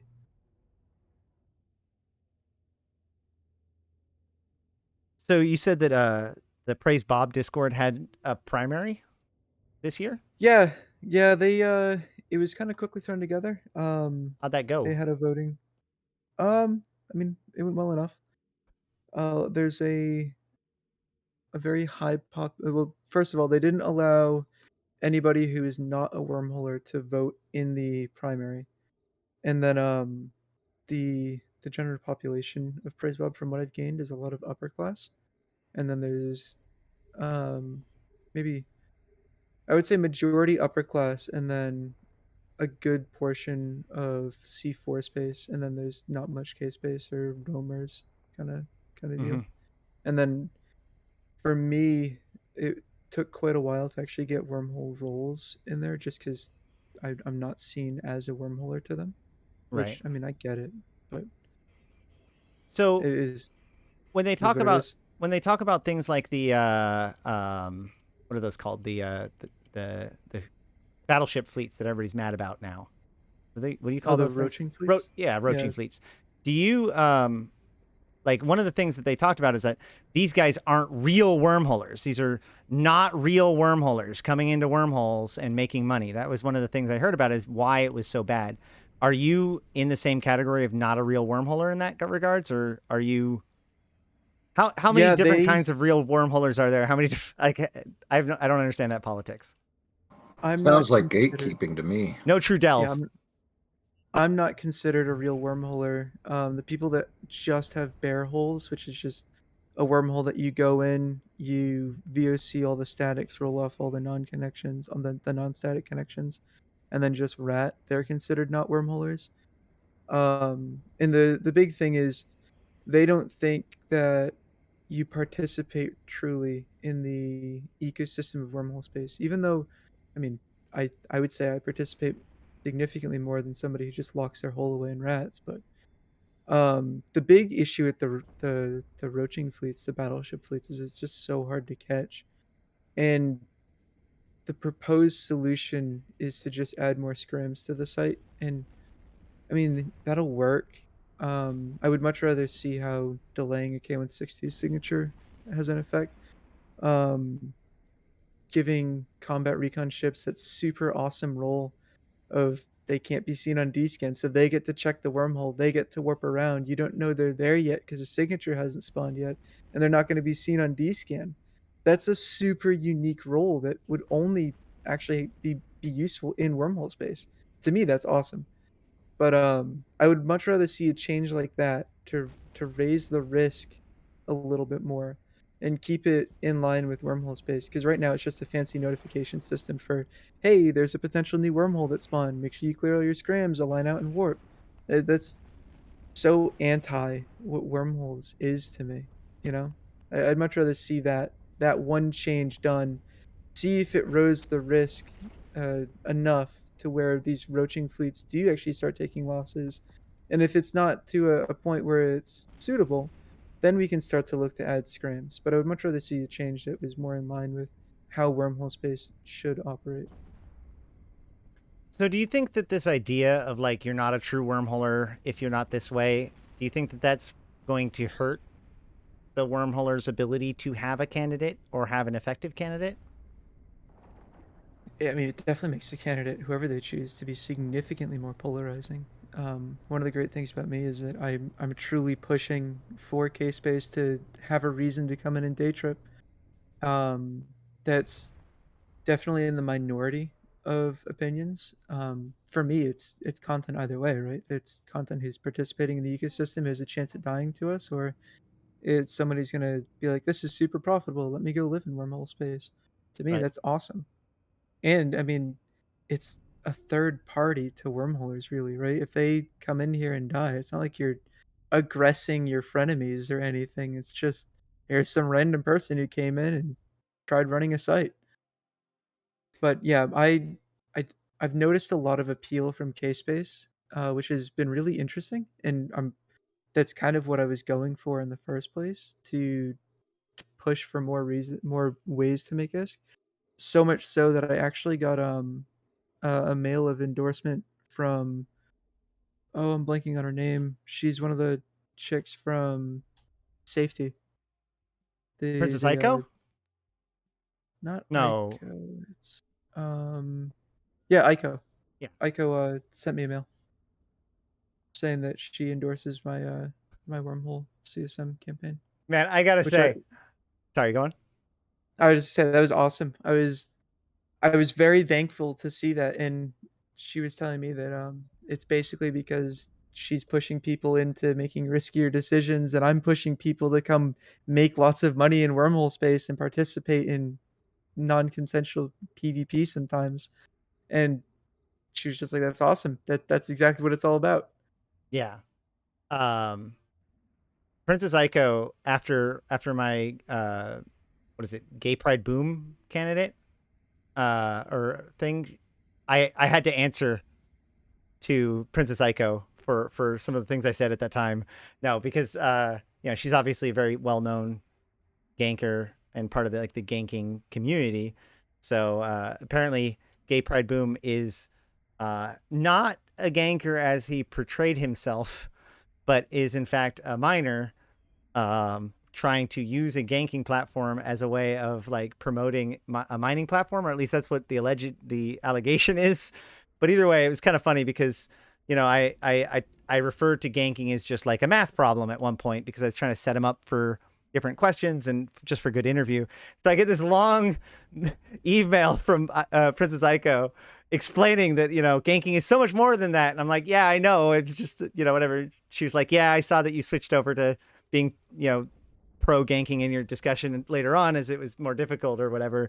But it was anytime an interview makes me have to answer to Princess Aiko, I know that's a good one. Oh yeah, I'm super appreciative of her endorsement. I love it, right? And it's true. I do want people to participate in riskier decisions, right? there's a real risk and reward to wormhole space where you can go out there, make a ton of ISK, and you can get away scot free, right? And you're out there and you're just like, I just made a ton of ISK. Let me go out and do it again, right? And then you go out there and do it again. And you don't get caught again. You're like, this was awesome. Let me keep doing it. And you can do this for upwards of like, I don't know, 80% of the time. And then you eventually do get caught and you lose it all, right? Mm-hmm. Your ship and whatever it is you manage to loot from that point. And then you just go, that's okay. Look how much ISK I made prior to this. Let me do it again. And so you do it again. And it's the same thing. Maybe 80% of the time you don't get caught.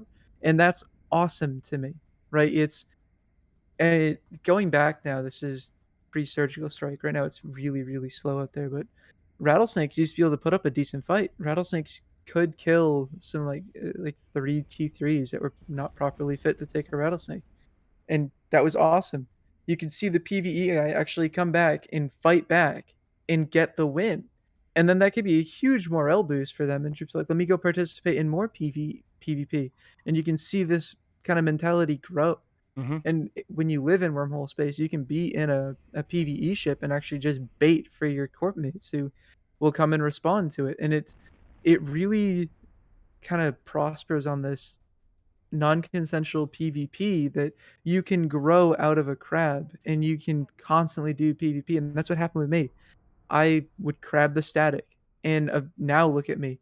I don't do PvE at all. I don't rat anymore. I just constantly dive wormhole after wormhole after wormhole looking to kill people.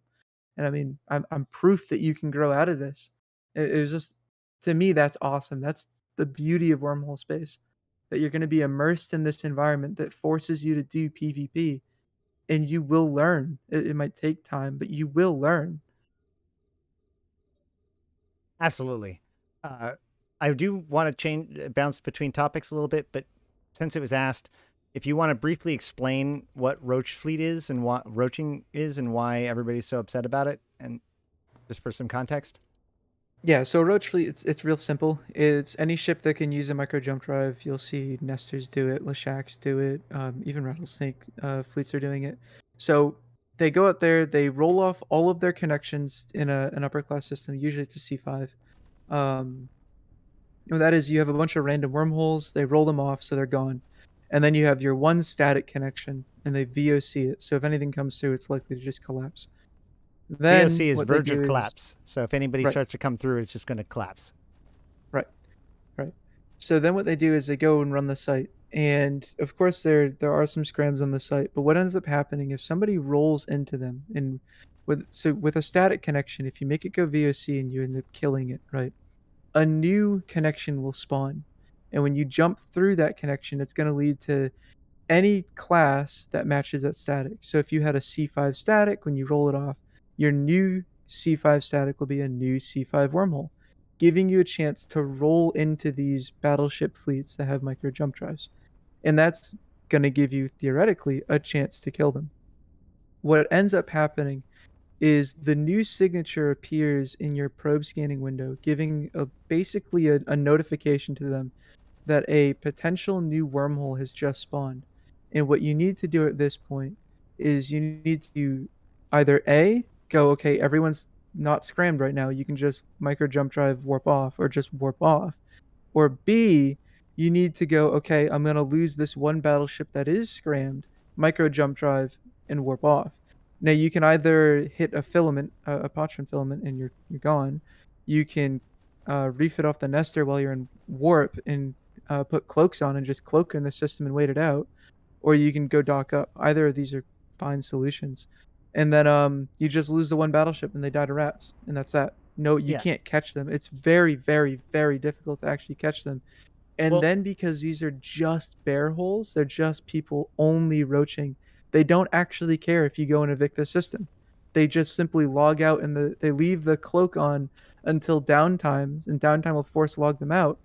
And then if you evict the system, if you evict the structure, they just go, cool, log in all the roaches again and set it up again. Yeah. No change happened. There's no real risk. So that's the what roaching is.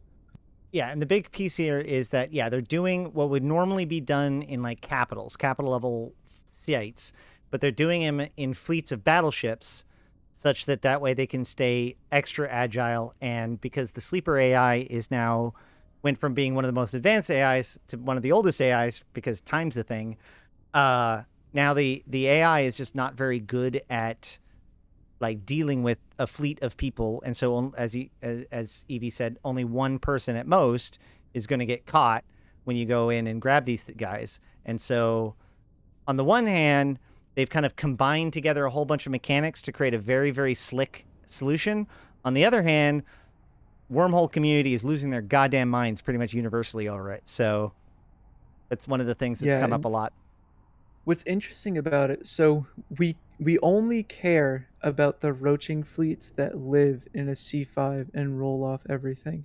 We don't care generally about people who go out and rat their static connection because you can simply go, okay, they've warped to this wormhole, and then you can actually follow them in warp and get there. Right. So when you're doing a raid rolling fleet, it's usually a virtue pod covered op ship, and they're going to scan everything with combats. So they'll one pass you basically immediately. And then if you warp off to a wormhole, they're just going to follow where you warp to, get the D scan aligned, and then combat scan the wormhole really quick. And then they're going to warp a saber over and get you. So they don't actually really care about people who go out and crab the static. They really care about the people who are just going to roach their home system because they don't care. It's just a bunch of alts that you can omega because you make so much ISK in wormholes. And one of the issues is that this money that's being earned is in the form of blue loot and other commodities, which then show up on like the MER.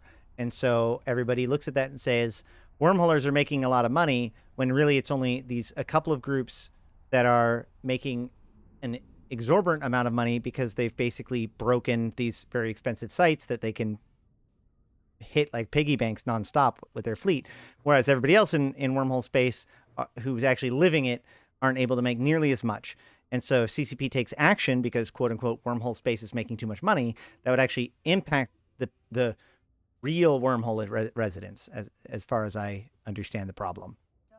Yeah, and what's really interesting about it is we don't even care so much that the sites make you this much money or the fact that they're really doing it. It's just the fact that we don't have a fair shot to get them, Mm-hmm. right? If we can raid roll a wormhole and splash in and then go out and warp a saber to the site and catch them, that would be awesome. It's just that we can't, right? They're poof, they're gone. And at most you're going to get one guy who's already dead to the rats. Right. All right. So, but I do want to jump over Stitch. You've been very patient. You still there? I'm still here. So, of all of the candidates, especially the ones that came up on my thing, Evie was kind of a surprise because I wasn't really big on wormholes. But Stitch, you've been part of this whole thing for a long time. You've been part of the community for a long time, and yet I feel like you were kind of one of the sleepers, right? Like when your name showed up, I didn't really know who you were. It wasn't until I started interviewing you and looking at everybody else endorsing you. That may just be because I'm bad with names and whatnot. Um, how has this campaign gone for you? Do you feel like you've gotten a lot of exposure? Where do you think your base is coming from? So this is actually something I've been working on the past year. So as you may or may not know, or people in chat, I've ran for CSM 3 times now. So this would be my third time consecutively. And the first time went pretty well. The second time didn't go as well for a variety of reasons. I did take a break from Eve shortly before I started the second campaign. Um, like I think I was playing Eve again for like 2 months, and then CSM came around. It's like, all right, I'll go ahead and do it again. So I think that there was that gap where I wasn't as active, so people weren't kind of familiar with me again, or they kind of forgot about me. I wasn't making videos and things like that.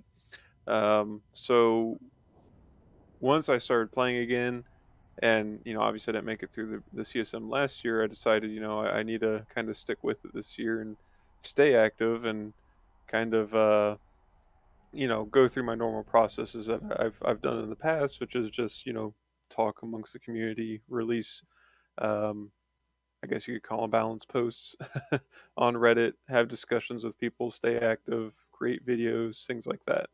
So that was kind of my first goal, I guess you could say, for the campaign this year, is to kind of stay in people's minds, make, you know, good discussion points. They don't necessarily have to be things that have to happen in the game, but just things that I think have good discussions within the community. And then from there, um, once it finally came time to go back through the CSM again, now we're at that point where people are like, oh yeah, I've seen, his posts on Reddit. I've, talked with him on these Discords. I see he's made these videos. And that was another thing too, is that my videos transitioned uh, I mean, they're primarily PvP videos, but they transition a little bit more to education, kind of, Mm-hmm. to explain the theory, to explain my mentality for fighting. Because again, I am a unique character in Eve for the most part, as I am a single account character. I don't have alts, and I solo PvP, so I do everything the hard way. um, so from there, going through the campaign this third time, it's a little bit different because uh, everyone I've talked to anyway kind of have some familiarity with me, either through Reddit, through Discord, through videos. They remember me, they remember my posts. And so we already have that as a foundation to build off of. Plus, they might remember me from my first or my second CSM runs, and so that just kind of adds on to it. So this year, I think is stronger with certain communities. Like wormholes are a little bit stronger this year, I'd say, than like my first year. And I was aiming. So my first year was more for like small gang and solo, which I still am doing for this year. But through my posts and discussions, I think I've reached out to a lot of other case base as well.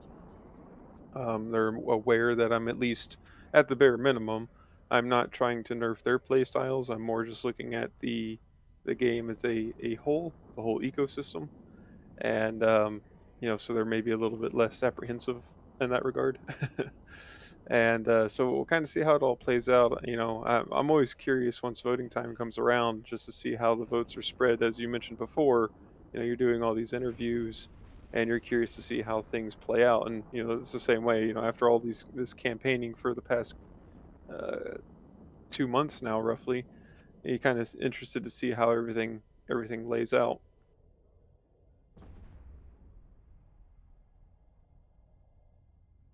Yeah. So how do you feel like this? One of the things I was asking a lot of people, and I meant to ask Mike about this too.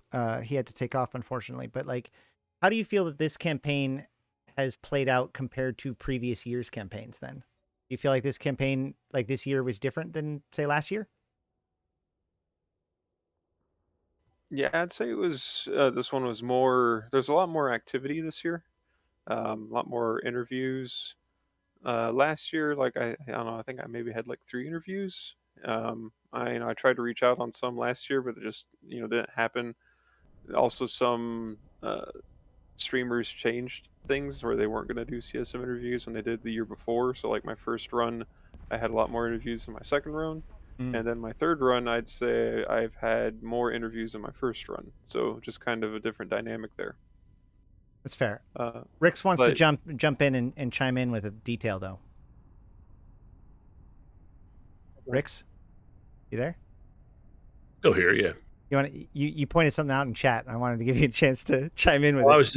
I was just talking in chat. Yeah, sorry. But you're a single character. You do single character too.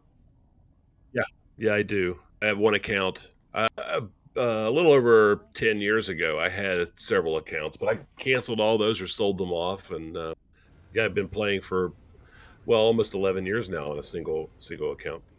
Sophia Dark, thank you for joining us down the rabbit hole with Steve Online. So let's start with Stitch. What do you feel is the value of a single character account or single account play style? value is a an interesting term. Well, why do you for do it. it? What do you get? What do you get out of it? So for one, I mean, I've always played any game I play is kind of in the hardest way you can, or at least I try to, just because generally I can kind of burn through a game really quickly, and it's not as fun to me if it's easy. I just kind of like, oh, well, this is easy. I'm just going to kind of go do something else, and Eve hasn't helped that. Um, Once I got into Eve and realized this complexity and things like that, I was like, well, I'm going to be stuck with this for a while because I can't like easy mode this or Yeah. even at its it's just very hard in terms of complexity. So that's one thing that kind of drew me to Eve. But as far as like what a single count brings, it's very subjective. But outside of just making the game more challenging and interesting, here recently, probably the past couple years, I've looked at it more as a challenge. Because the thing that I always hated when I was like going into nullsec and when I lived in nullsec, or when I started branching out to like solo and small gang, you'd always hear things like, "Oh, well, you need an alt to do that," and like that always just kind of aggravated me. It's like, well, no, I mean, there's no other game that says you need an alt to play the game.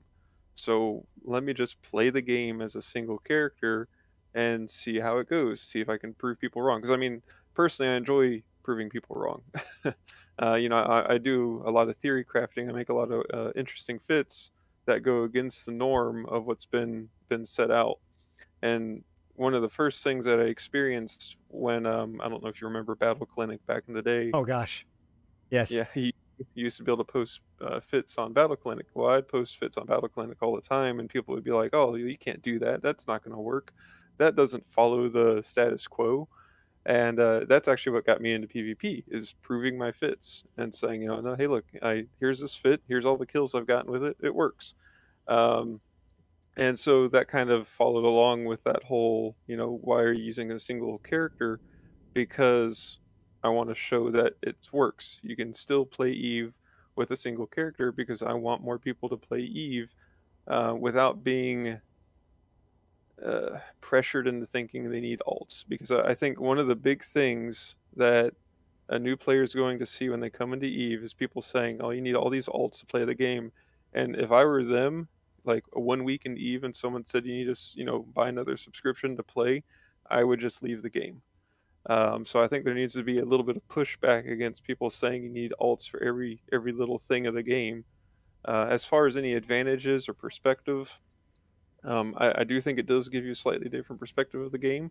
It also kind of makes you think a little bit more tactically when you're navigating, because you don't have alts. You need to think kind of like, okay, well, if I'm going through a pipe and they have intel on me for the next, 5 jumps or 5 systems, there's a chance there's going to be a camp at the end of this.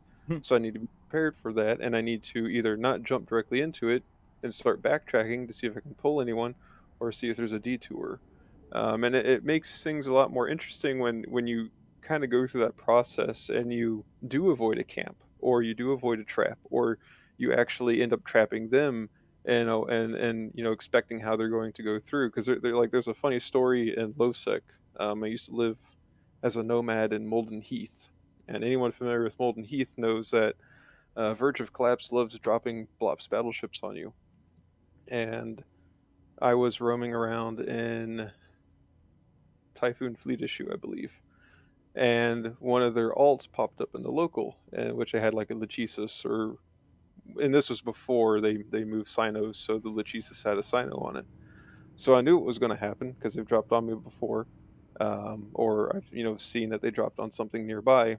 So I go ahead and they jump ahead of me, and they jump through the gate as I'm on the gate grid. So I go ahead and warp back and go to a station and dock up, get into my shuttle, and then warp to the gate. And I renamed my shuttle, not a Typhoon Fleet issue.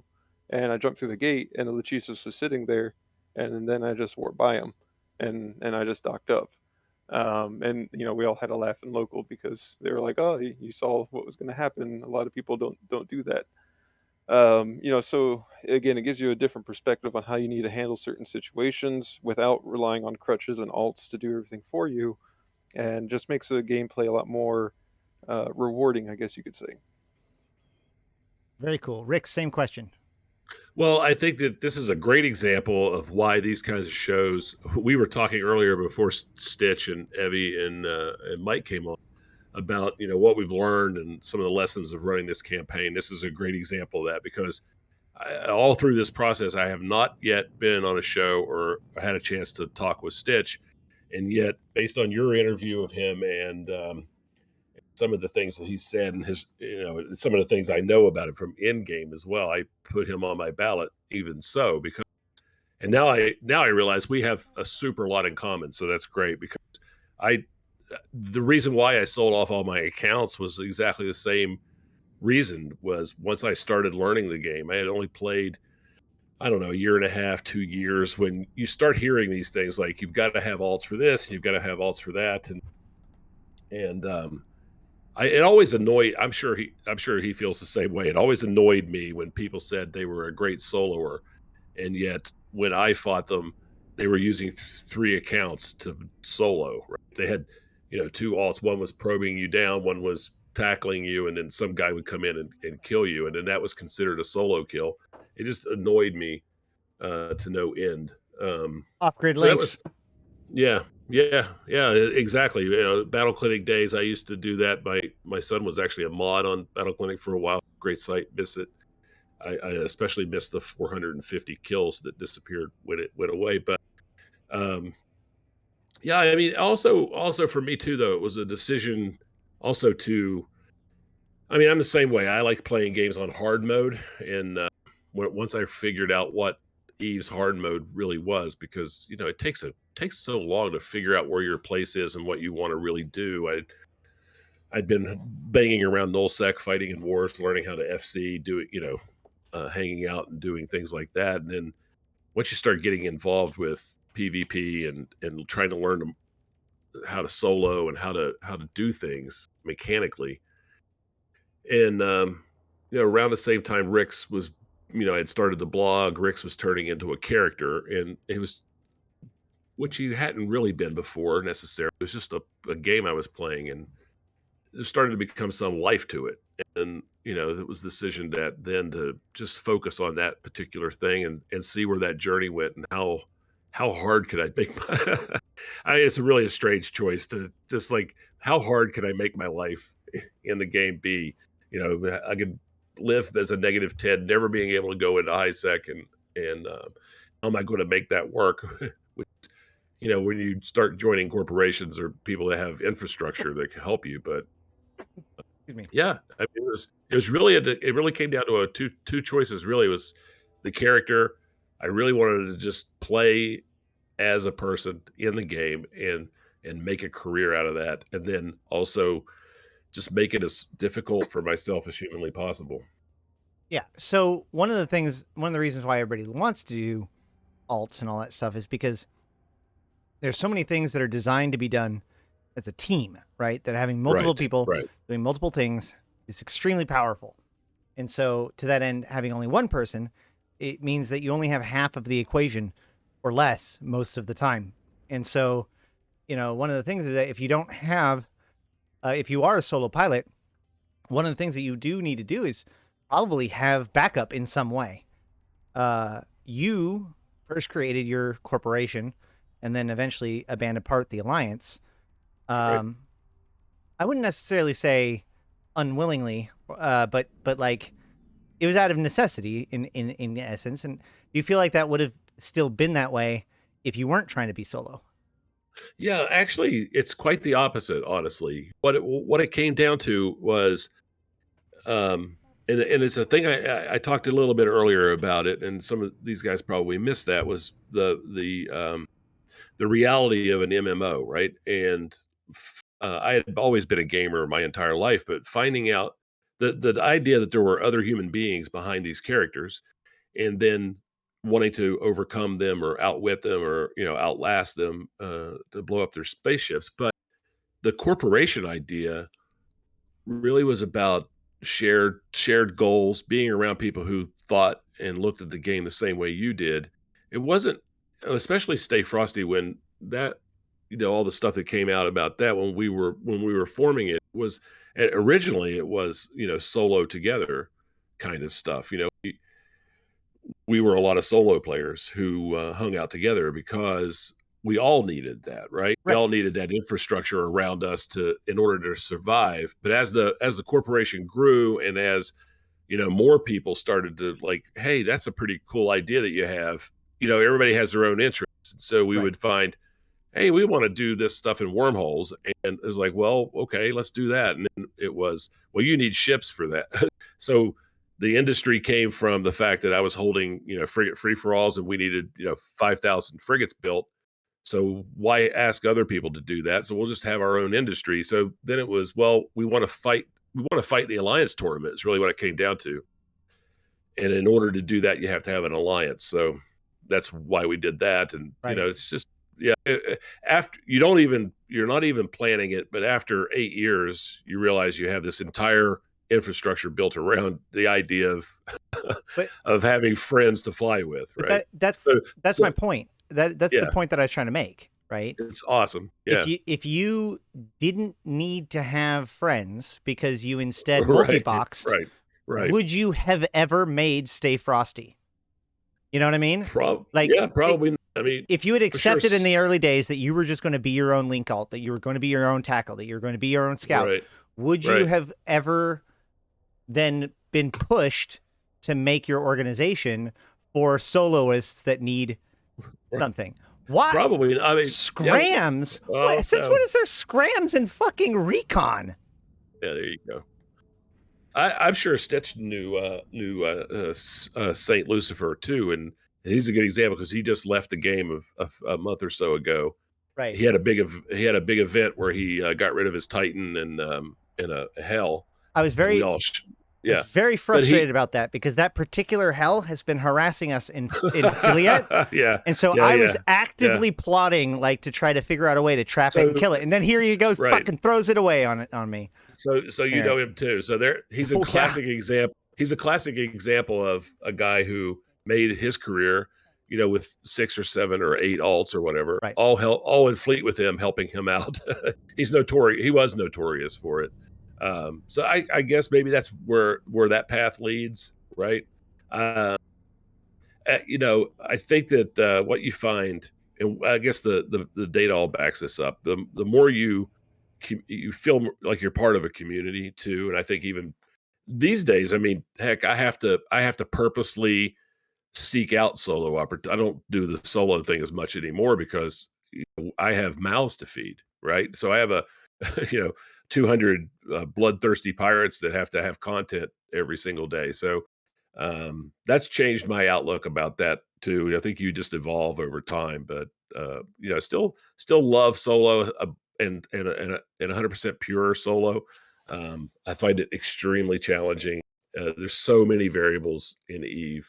To Stitch's point, it's very, very challenging to become expert at something that's there's just so many variables at play. And I love that. It's a game that you feel like you can't ever get on top of. And that's challenging. That's why, heck, I had no idea I'd be playing this thing 13 years later when I started. It's that kind of world where you just feel like you can never get right on top of it, and that's a great feeling. Oh, hold on. Apparently somebody knocked on my door. Oh. Anyway, I've been here for a little over 3 hours, Ash, and I got to bail, man. We got dinner to make and things. So, Spod, AV, and Stitch, great hearing from you guys, and best of luck on your campaigns. Good talking to you. Yeah, cheers, guys. I guess one thing to add on to kind of playing the game solo anyway, or with one character, especially PvPing, is when people overestimate when they have numbers on their side. They're more likely to make errors. So for me, I play as a brawler pretty much all the time. I only do nano or kiting stuff when I am small gang, just because it's more cohesive as a group thing. But a lot of times you'll have people that just ram you because they assume that because they outnumber you, they have the advantage. And if you ram a brawler, you're going to have a bad time, and most of the time. And so once you can remove their scrams, then for battle cruisers and battleships, you can just micro jump drive out, which is how I've played the game most of the time as a brawler. So even though numbers provided more power, depending on how you play against them, can provide you with a pretty big advantage as well. Yeah, I was a solo account for a long time, probably first 4 years of me playing the game, it was just Eevee, and that was it. And then the gas changes happened for wormholes, and I did the math out, and I'm like, okay, you can just plex your own account, plex an alpha account with the gas changes.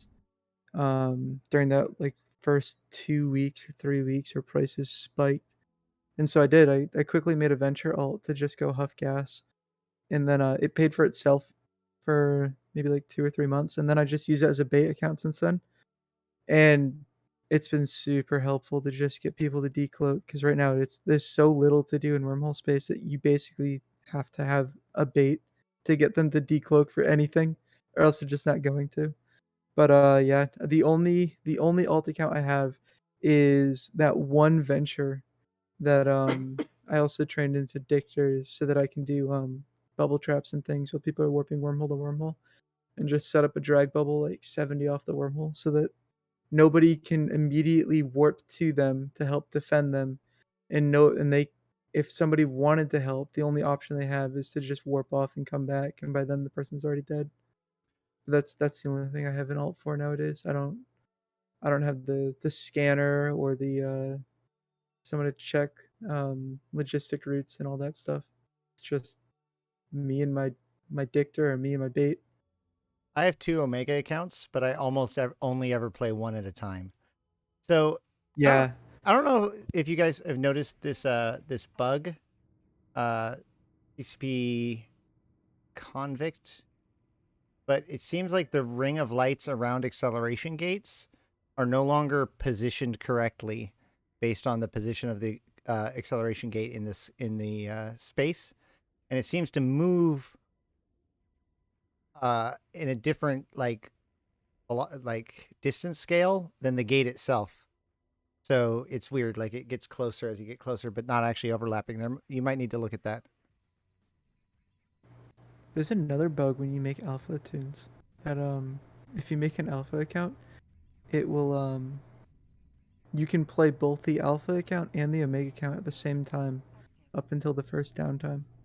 Hmm. I don't know if they're aware of that, but like if you wanted to, because you can inject a catalyst salt to be ready day one, you can make that alpha account, do the refer a friend, and then as long as it's still the first time before downtime, you can play both your main and the alpha account that same day. That being said, it does say in the EULA that any attempt to circumvent the restriction is against the rules. So that's a good way to get your main account banned.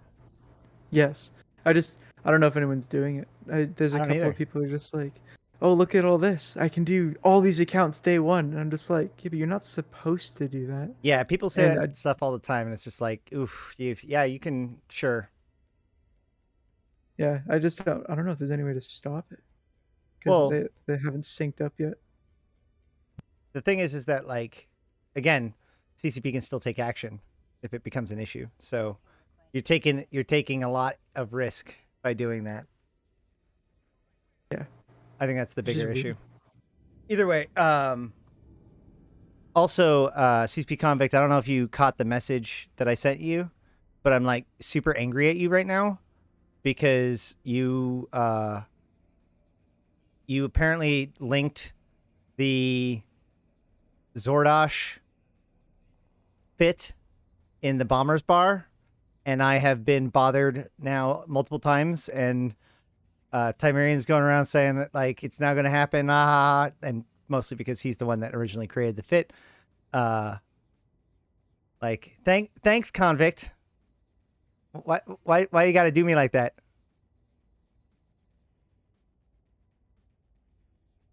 Any rate, yeah, CSP Convict posts. So there's this way to use, I guess, PIFA to build fits that are not legal in the game, and by that I mean like things that can't be fit. So, like a Veldspar with every Doomsday weapon on it, for example. So, Timerian, to demonstrate this, back when the Zordosh was a thing in the game, and I think now you can do it again now that it is a thing in the game again. Like you could post a fit, and if they clicked on it, they couldn't like simulate it, but it shows up like a fitting that you can save, and it says Zordosh World Arc, and it has a fit with a Doomsday. And so we made that like over a year ago during early invasions. And then apparently it was last week, CSP Convict. Because like, so then, yeah, I got a comment on one of my YouTube videos, and then like there was somebody on Reddit, and a few people have come and talked to me. Hold up. This is the mystery. The mystery advances. It would appear. It would appear. Hold on a second. I gotta look this up now.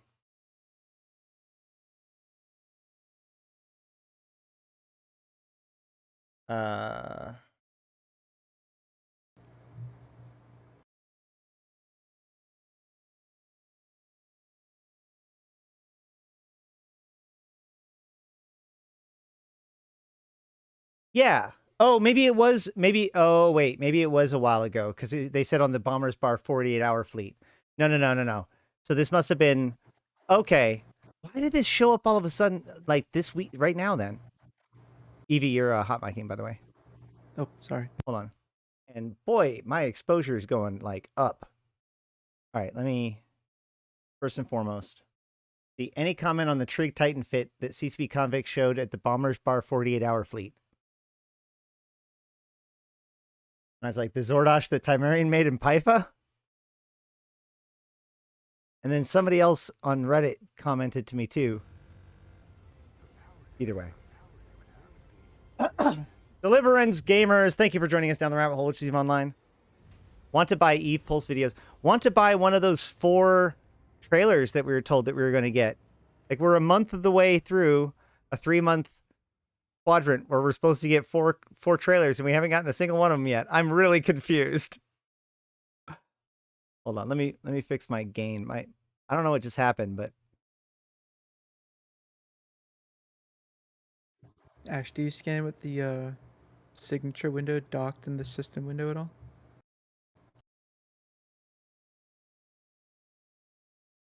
no. There's if you look at the window closely, the actual signature window, like the thing that has all the SIGs, overlaps the system map just a little bit on the right side of it. They're not lined up correctly. Whoopsie. Wait. So how do I do this? Just in the system map when you have the like the probe scanner window open. Oh yeah. And you dock it in the window, it actually overlaps right on the edge, and it's been driving my OCD like crazy because I'm just like, it's just not there. It's like 2 pixels off.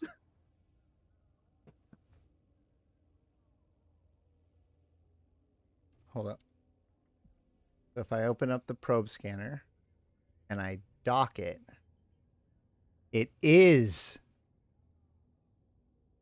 Yeah, it's just slightly not lined up right. And I'm going nuts. Like, first, I want it back on the left side, but oh my goodness, it being just off by that maybe 3 pixels is driving me insane. Hold up.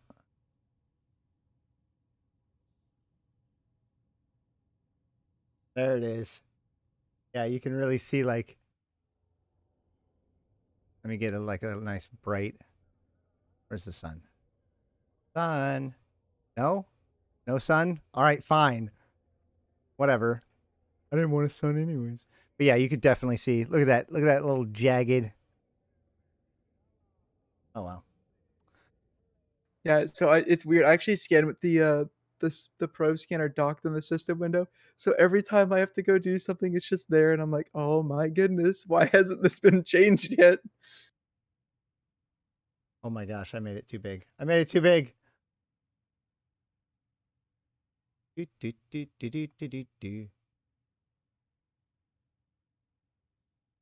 Well, moral of the story is don't dock your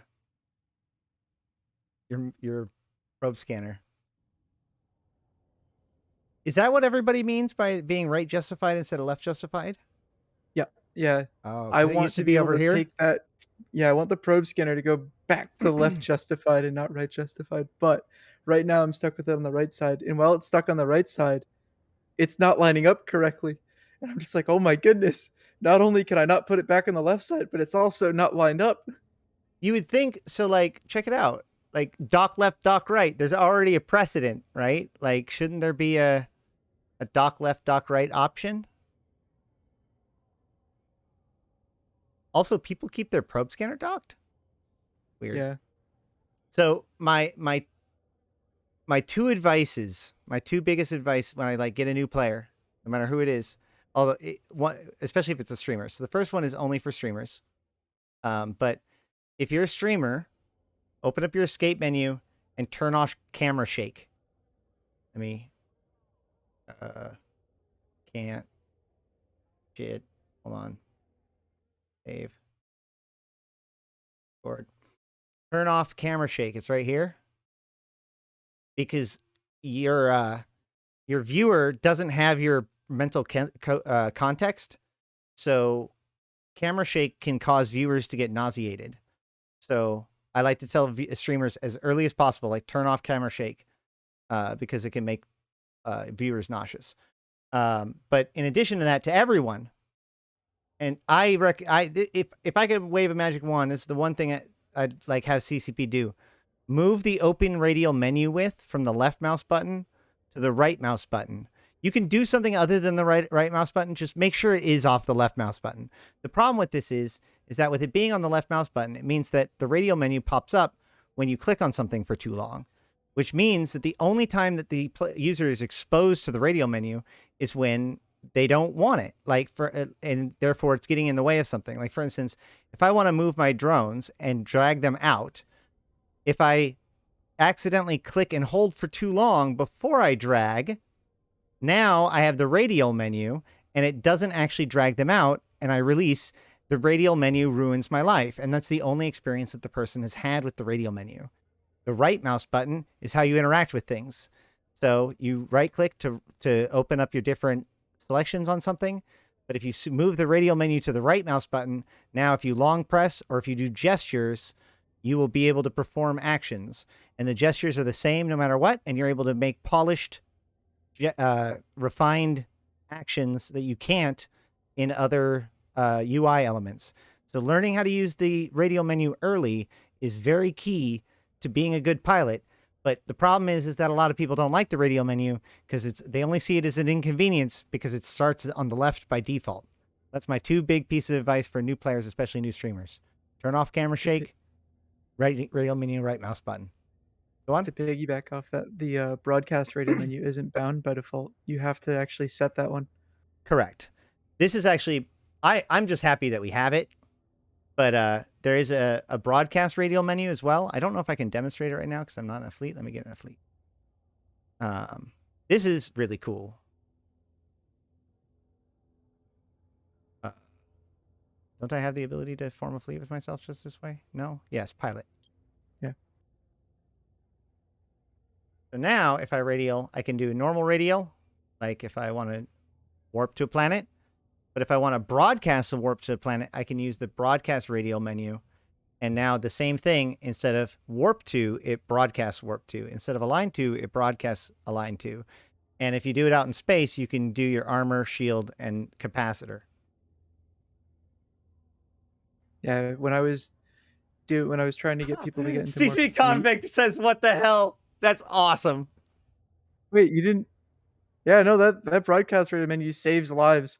People didn't Yeah. know about it, so they're always clicking on the little armor thing at the bottom. So when I started getting people to take bigger fights in Wingspan and start doing a lot of fleet stuff, I'm just like, okay, here's a quick little GIF of like, this is how you set up the broadcast radial menu. Learn it, make sure it's memorized entirely, because when you start getting into the stress of a battle, you won't have the muscle memory to think about it. Just make sure it's muscle memory beforehand. Lord Callus, thank you for joining us down the rabbit hole, Steve Online. So two things about that. Yeah, I agree. And this is the other problem with the radial menu is that if people just like experiment with it, they're going to be like, I don't get it, because it's not just another way of selecting things. It turns your actions into just gestures, which requires significantly less precision and therefore can be executed way faster once you've built the regular muscle memory. Like I never even I don't have to think, where do I want to go? What do I want to do? No, I already know what do I want to do is. What I want to do is warp. So I go like this and I warp. Now I've warped to 100. It was that fast. I'm already warping. You can't do that with right click. That's impossible. If I make and the thing, and this is the to the other end of that. Sorry to cut you off, but this is why I recommend the Abyss as training grounds. Like this is why I like to disregard the idea of like you do it just to earn ISK. You do the Abyss to teach yourself how to pilot and to drill those techniques until that you're no longer thinking about them anymore. Don't fly passive healers that are brain dead. Don't fly things that don't challenge you. Fly the things that make you exercise these behaviors. Learn manually piloting. That way, in the moment when you need to do it, you can. Good pilots do this. Athletes do this. Musicians do this. You need to do it too. There's an interesting thing about C3 routing for wormholes. Everyone does Praxis because it's brain dead, because you can just tank it and you're not moving at all. But you're now just a sitting battleship that's just tanking, and you can easily get caught. And I've always taught people, when you're going to go into C3 routing, it's going to take a little bit of movement. You're going to need to manually pilot your ship, because you can do it in a V&I and SIG tank it, because sleepers have terrible tracking. But people are always blown away when I'm just like, yep, you can do it in a V&I. It's that easy.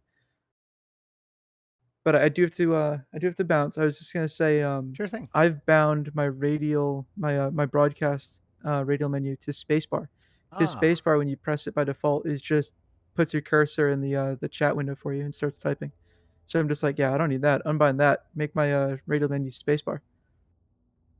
Yeah, that's actually a good idea to unbind that, because the problem is that what that means is if you hit spacebar and then another hotkey, you actually are not going to perform that other hotkey, because now you're typing in the text box. Yep. Yeah. So for wormhole space, descan is literally everything.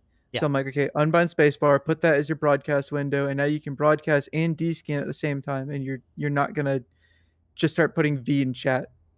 Yeah, that's a good one. I use broadcast radial for my middle mouse button. That's just my push to talk. Just so I have left, right, middle. Yeah, that used to be my push to talk, but now I have a thing on my side. Like I usually do my mute. It is actually my push to talk when I'm doing that, which I have run into problems with because of that, which means I've used tilde as my broadcast radial. But I usually just mute and unmute from the headset itself now. Anyway, I do have to go, but it was nice chatting with you. Yeah, thanks for dropping by. And that was Evie, so the wormholer candidate that I put on my list. So good luck, and I look forward to seeing you on the CSM. Thanks. Hopefully I get it. Nice seeing you too, Stitch and Dr. Spodium. Yep, take it easy. See you guys. See you around. So Spot. Kind of in the same boat as well. I'm gonna head out. I'm unfortunately I just got off work and then I went through a couple interviews, so I'm ready for some food. Absolutely. Have a good one, man. Yep, take it easy. Thank you for the time. Bye. And then there were two. The real question is, why am I still awake? It's 2 a.m. I mean, this just shows that you're the most dedicated candidate. No, and to that end, I wanted to talk to you about a couple things. First of all, you definitely put the most work to be in my awareness throughout the entirety of the CSM. I don't know if that was necessarily a strategic decision or not. Well, I mean, like, you go after the same gate as me. Like every day, Dr. Spotamane came across my door. But I also know that you're trying to get out there. The gate thing was just the local gate for me, so that's fair. That was more of a coincidence, because my HQ is like 6 jumps from that. Good timing on that coincidence for you, I guess. I mean, I'm not going to say no to it, but otherwise, yeah, of course, I'm trying to get out there. I mean, I'd be a liar if I said I wasn't, because I have the advantage of I work from home. So what I do is I like to watch Eve streams, and in the past, when I'm sitting there watching an Eve, shouldn't say watching, I'm more listening to because I'm supposed to be doing work, right? But usually I would just lurk. But with this CSM time, stop lurking, actually engage, and it's actually gone really well. And started to get to know some people and enjoy some streams and all the good stuff. And I think that's potentially done me some good. But no, I've not been targeting yourself and pursuing yourself. I think it's more that I didn't mean to sound like I was being paranoid, but what I'm saying is that like it seemed like you put a very concerted effort to raise your visibility profile another level. I did want to know whether or not the gate piece of it was part of that, but it is true that like you I think raise your public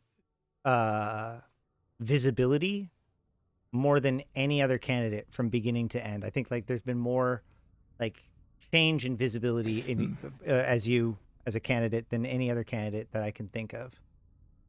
Well, because I had to, you know, I started more than a week late, and I was relatively unknown. Well, I've got the TIS sort of history behind me. The last few months, at the very least, I've not been that active on TIS except for the Euro show because of I used to be mostly active on the Daily Show, and they moved that to what was equivalent to about 2 a.m. for me, so it wasn't really practical anymore. But the reason why you've seen me a lot, I guess, personally, back and forth, is because we move in the same circles, right? That's fair.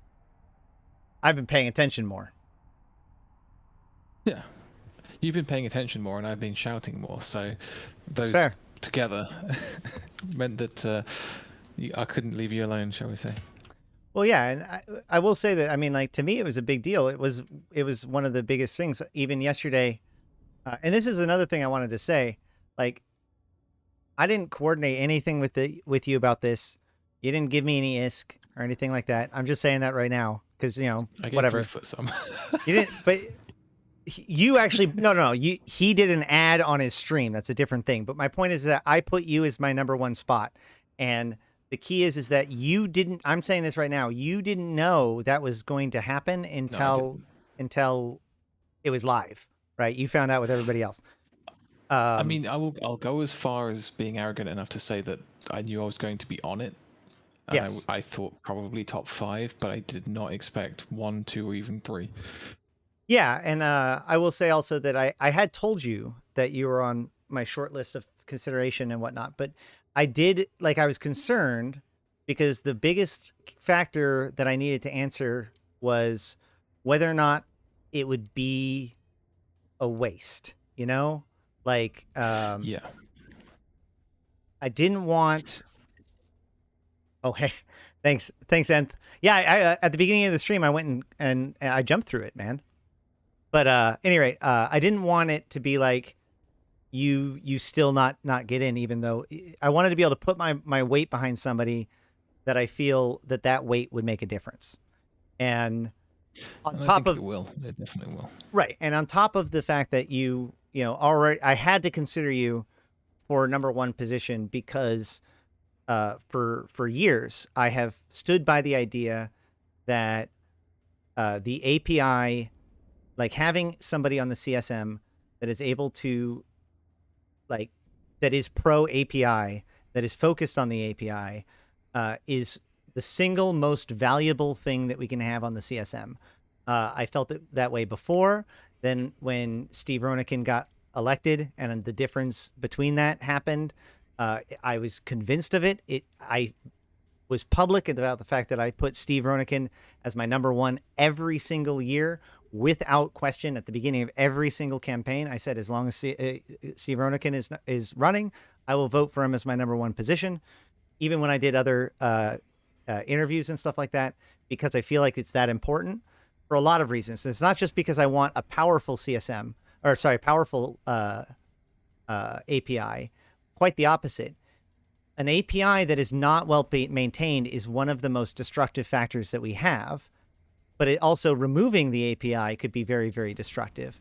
So more than anything else, we need somebody there that is able to figure out who we can get on CCP to be working on this stuff.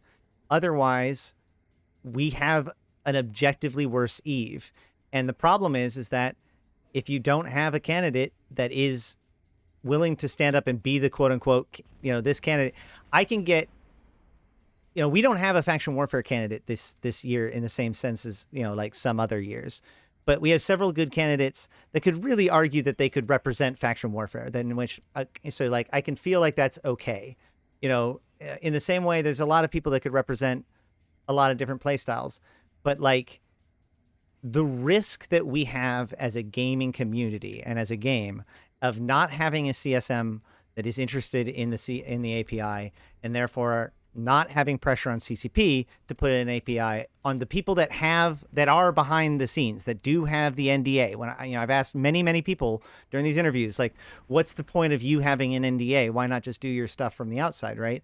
This is like the biggest thing, because you have access to the people that may actually be able to make this happen, and you have the right kind of access to those people to keep pushing this kind of agenda. And the difference is huge. So all I needed to know was that you had put together a powerful enough campaign to make it worthwhile, and it seems that you did. So that's why I picked you as my number one. Yeah, I'm kind of like in a lot of ways, I'm pretty shocked how well it went. I didn't expect to pick up pretty much any traction at all, if I'm brutally honest. I haven't quite figured out what I did right, but I need to. So for next year, whether I get in or not, doesn't matter. Next year, I'll be judging on how well it went. I think I will be running again. I think, especially because next year the candidates are going to be very different because of the number of incumbents who won't be able to run again. So the field next year is going to be interesting. So I think that a big piece of it was that you were not a complete unknown. You have been in the public consciousness quite a bit, especially with talking stations and stuff like that. You've been just in the consciousness enough such that when you go onto places and say stuff, people are like, "Oh yeah, Dr. Spod. Yeah, I know that guy roughly. He's the industry guy, right?" Which, I mean, no, but like, real talk though, like, on the one hand, yeah, it causes that confusion, but on the other hand, that might be like that vague familiarity with your character may have been one of the reasons why you were able to successfully harness that momentum as you did become very public at that time. Yeah, and it's a weird thing because I've never, beyond maybe running as student president in university, I've never really run any kind of campaign before. And I actually, funnily enough, I won student president in university by default because nobody else ran against me. Default. So yeah, like this political campaigning thing was completely wild to me. I've been bugging my partner to do me some propaganda, but she didn't want to. But yeah, I think even if I don't get in this year, wait till next year, and I'm going to have a far more interesting, far more thought out campaign. Because that was the sort of way I stumbled initially. Because I've considered running a few times in the past few years, suspiciously ever since Steve Renukin disappeared, because I've got the same problem with you as. He was always my number one because he cared about the things that I cared about. He cared about the industry. He cared about HiSec. He cared about ESI as a core point and all the things that go with it. And ever since, I think you might get a token mention of ESI existing by the odd candidate or two. And I just got so frustrated. And this year I thought, oh, fuck it. I think like you said, I think I was at the point where I thought I've got enough name recognition from other means, but at this point that maybe I can capitalize it, because worst case is this is when I first started. I was expecting to run a campaign that would land me probably like in the low end of the top 20, like 18th, 19th place, and then use that to springboard to next year, where the next year would be sort of the real not to say this is not a real campaign. The real campaign will be next year, but I actually What you from the presume to be your bashing I've real had from shot the- at it. Yeah, I've expected next year was when Right. when I would really be able to do it. But how well it's gone this year, I actually think there is a significant chance that I would get in. I've got a few decent kind of blocks, kind of not sponsoring, and I think the sort of grassroots stuff has gone really well. Making friends with streamers, stuff like that, interacting with people that I never really interacted with before, has really helped. Actually, one thing that made me realize that maybe I actually did something right was when some of the more like hardcore PvP kind of side guys, while that's not my specialization, when they suddenly started taking me seriously, it made me realize that if they're taking me seriously, that means that I'm either competition or comrade, and therefore there's something more real going on here. So I started looking at it properly then. Nice. Well, that's probably good. Like I said, you don't always predict lightning in a bottle, right? It's just you have to recognize it when you see it and hopefully go for it. Hey, Angry Mustache. Speaking of a strong campaign, how's it going, man? Strong, anyways. No, I hadn't really talked about this, but like I kind of decided to only have one what would be considered null block, my token null block candidate vote, right? And I put a lot of thought in it, and there was a lot of good campaign. I will say that I think every single Imperium member that I talked to was really, really solid campaign material. Each of you guys had really good positions and well argued why you should still be running for the CSM, even though there's so many of the other of you guys running for the CSM. I think it was a very interesting discussion. But of them all, from all the Imperium guys and all of the other ones, Angry Mustache, you were the one that when I saw your CSM interview, I was like, oh my God, I need to talk to this guy. And I will admit, there was a part of it that was like a shark. I need to talk to this guy. Like I was expecting there was a good chance that like I would just tear apart your entire argument. But what I found was that, a really good discussion and a really deep understanding about some pretty critical issues.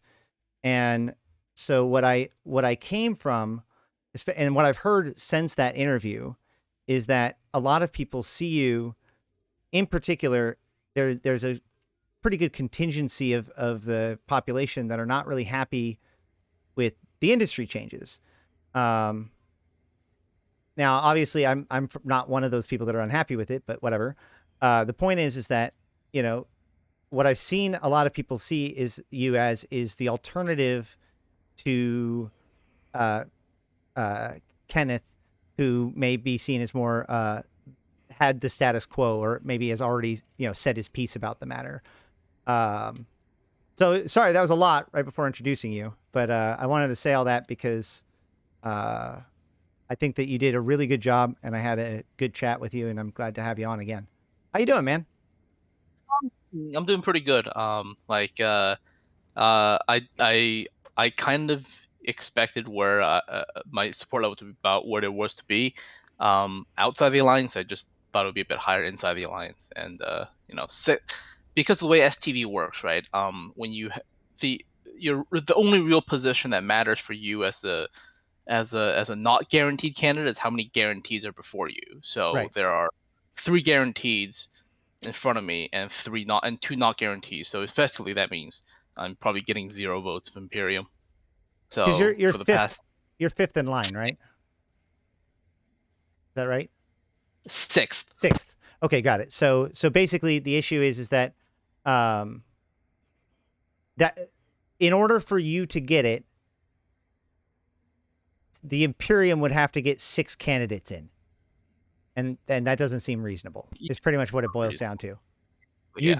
you'd be the sixth candidate to get in, and so the idea that the Imperium getting 6 candidates across in one time, not reasonable. So probably you're not going to get in on that weight alone. That's pretty much your reasoning.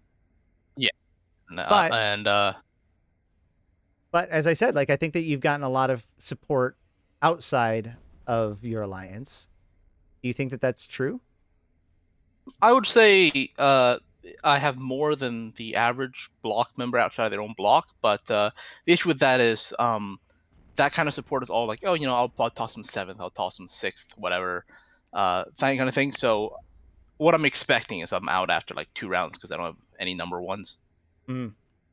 Well, again, like you may actually end up with more number ones than you think, because if you do emerge as this kind of like anti or like different voice to the industry changes in particular, I mean, you're the one, you showed up with a spreadsheet or with a PowerPoint presentation.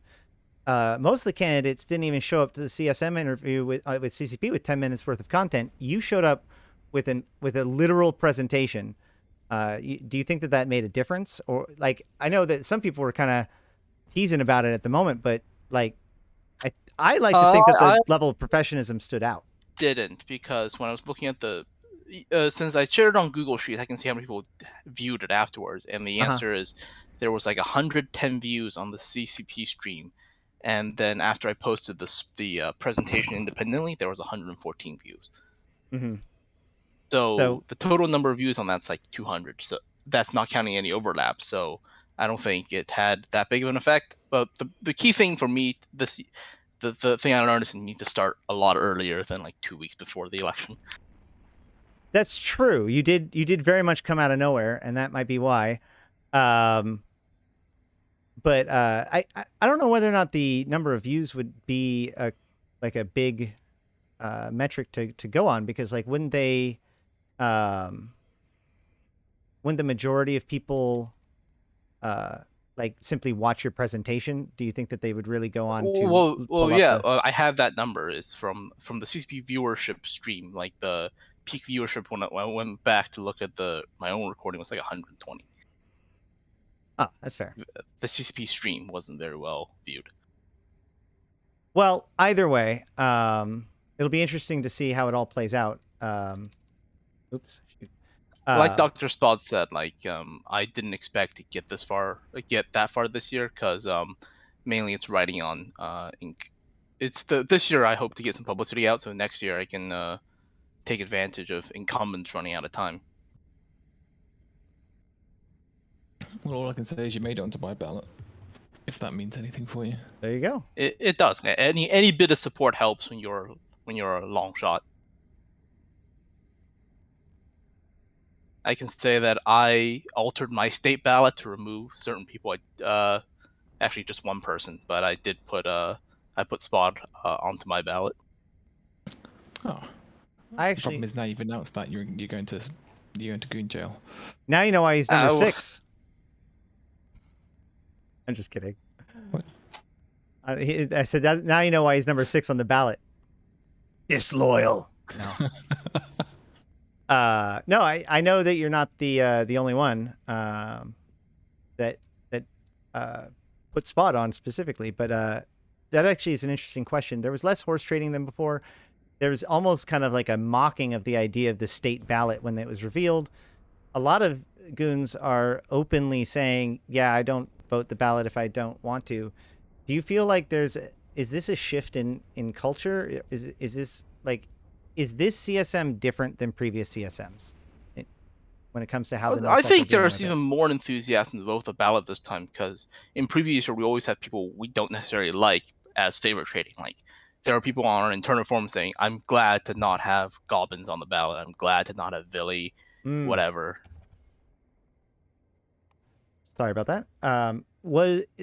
Is the purpose of the no horse trading, is your goal to shut out people like Villy or whatever? Like the idea that you can't shut them out. It doesn't matter. It's a political statement showing that we're not aligned with them. I see. Okay. So normally, like the value is there. You're giving up that value because you're staying true to yourself at the moment. That pretty Well, much. normally there's no value. It's all like when no blocks do this, they all know they only their first 3 slots have meaning because the nature of a null set candidate is that they have very little outside support.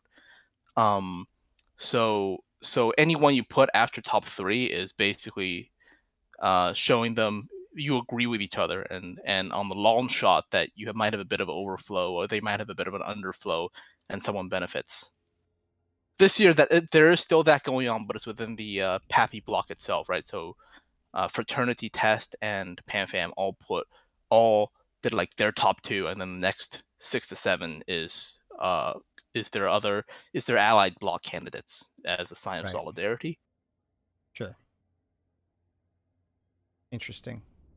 It'll be very, very interesting to see how the numbers play. I think I'm more anxious to see these numbers than any other CSM election that I've been part of. Yeah, I think There's because so many of the way they're unknowns. organized this year, I think Pappy, the block you might call it, might get since both null groups are very, very organized this year. I think you might see like 8 or 9 out of 10, leaving only 1 slot for someone else.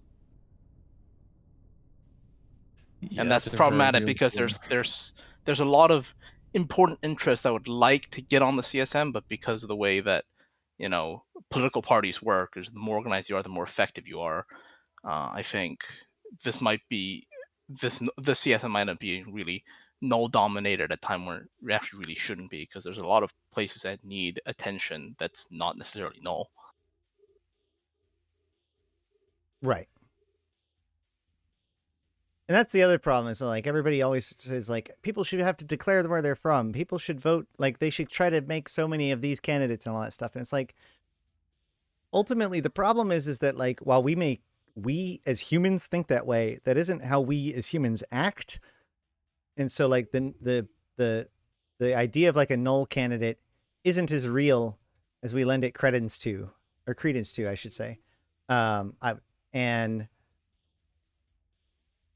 you know what I mean? Like a null candidate, a null block person still can understand certain things in high sec, still can understand certain things within the game, and more importantly, can talk to people and learn about the game itself, and are probably generally interested in the game. Somebody might decide to specify that this is the thing that they're really passionate about and want to focus on. But the idea that like a person is by default one space or one activity, I think really, really represents a lack of understanding of how Eve really works at its higher levels. Maybe I think that applies to some of our candidates and doesn't apply to some others. Not gonna name who they are, but like right. There's definitely a very large difference in breadth of knowledge for all the block candidates.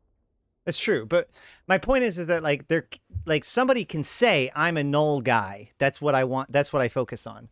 But to say you live in null, therefore you are a null guy, or you are a null guy and therefore you're not a high sec guy, that's where it starts to break down.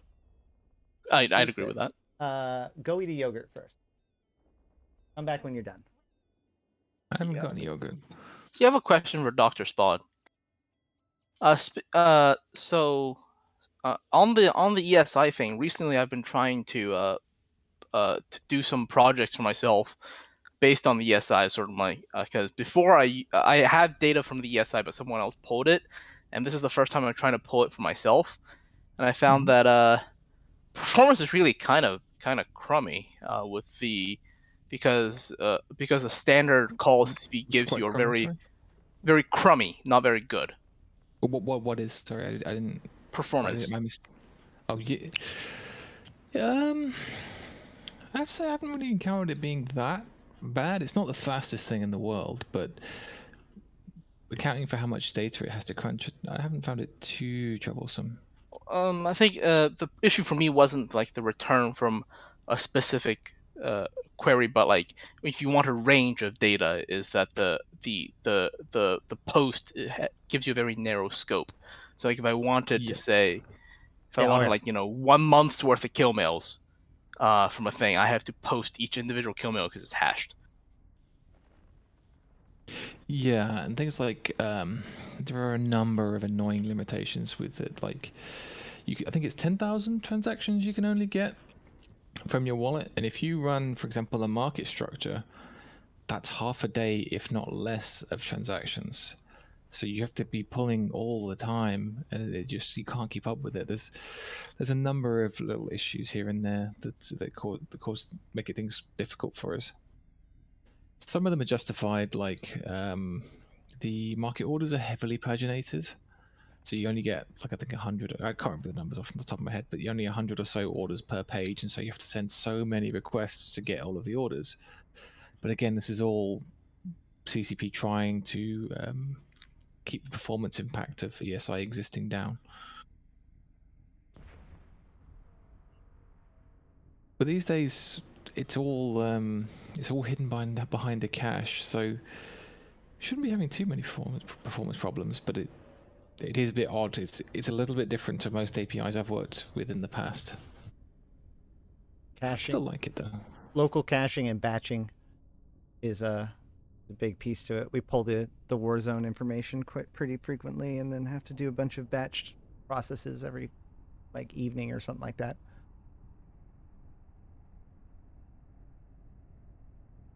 And the thing I sort of get, at least from my interaction with the API, is that there's more data people in Eve than programmers who are willing to grab API information. So for at least for data people anyways, the pre-dump stuff on the MER is actually very useful because it's just there. And having to set up your own API calls is more difficult than getting data analysis out of it. So I don't know if it's worthwhile for CP to include more detailed information on their CSV dumps in the MER. So for example, market data, right? CP did one big market dump in 2018. That was 2003 to 2018, and I found that was like the most useful, well, the most workable source of market data so far. So let me rein in your expectations a little bit and explain why Dr. Spot is my top pick. Invasions, right? When they were happening for Chapter 1 and Chapter 2, so for 2 years, or for basically a full year, they were happening. They used the incursion and mechanic basically in order to activate, or they were kind of like incursions in its original design. Did not use the incursion endpoint. So that way you couldn't use the API to track it. When it went into Chapter 3 and therefore became a contested fight over territory between all of the factions, you couldn't look via the endpoint to find out. There was no information there was no endpoint for any of that. And to this day, I believe that all of the places that give you information about whether or not it is a minor victory or a fortress or something like that, all of them either point to Kybernauts.space or ElectusMataris.space. Both of them now have their own data set that they maintain, or that they have now, because it doesn't change anymore. That, like other places like Evi, they hit Kybernaut.space's API in order to get that information, because that API endpoint literally doesn't exist. And this isn't some design purpose. This wasn't CCP trying to create a cloud of war. There's a ticket out there for this endpoint to be made, and it was never picked up, and it was never completed. That is the state of our API right now. Sounds about right. Like I said, it's in a. I'll be back in just a second. It's in a maintenance mode where there's a skeleton crew that's stopping it from immediately falling over and setting on fire, and they do resolve minor issues, and they do patch and fix and add the easy stuff, if that makes sense, because I think they're limited in scope of manpower and man hours. So there's not no one there. It's extremely limited what's already there. Right. I think the whole data side of CCP is understaffed because again, I'll use MER because I've had more experience with MER than the API, but sleeper commodities broke for 1.5 years and it was only fixed like 2 months ago. Right. It was broken since blackout to like April of 2021. So, okay, basically what that was, once upon a time, there's this guy named Fox4, and he worked on like API stuff and tools and all that sort of stuff. And I think that he was the one that worked on that started the MER. Hold on. It's Quant that started It the was MER. yes. My bad.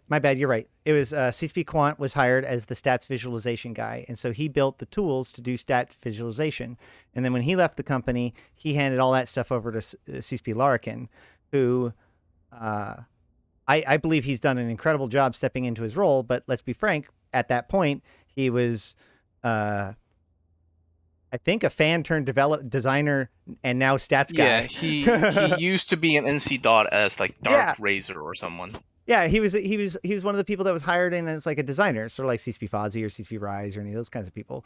But like when CSP Quant left, CSP Larkin picked up the tools and ran with it, and he's become pretty much the stats guy ever since, and done a pretty good job with it. But he has a totally different set of tools than the API does, obviously. And the thing is that the API, like maintenance of the API is one thing, but actual development of the API has almost always been like passion project, 20% work kind of stuff, which is why, you know, we had to find and convince CSP Fox4 to care and dig into that. And then we were able to get a lot of stuff done. And ultimately, you know, like Crest was in, like they announced Crest. They said it was going to come out in the next 6 months. 2 years later, we still didn't have it. And ultimately they jumped that and went to Swagger, because by the time we brought somebody, we convinced Fox4 to get into it, Crest was old news, and so they moved on to the next thing, and so that's why we have Swagger now.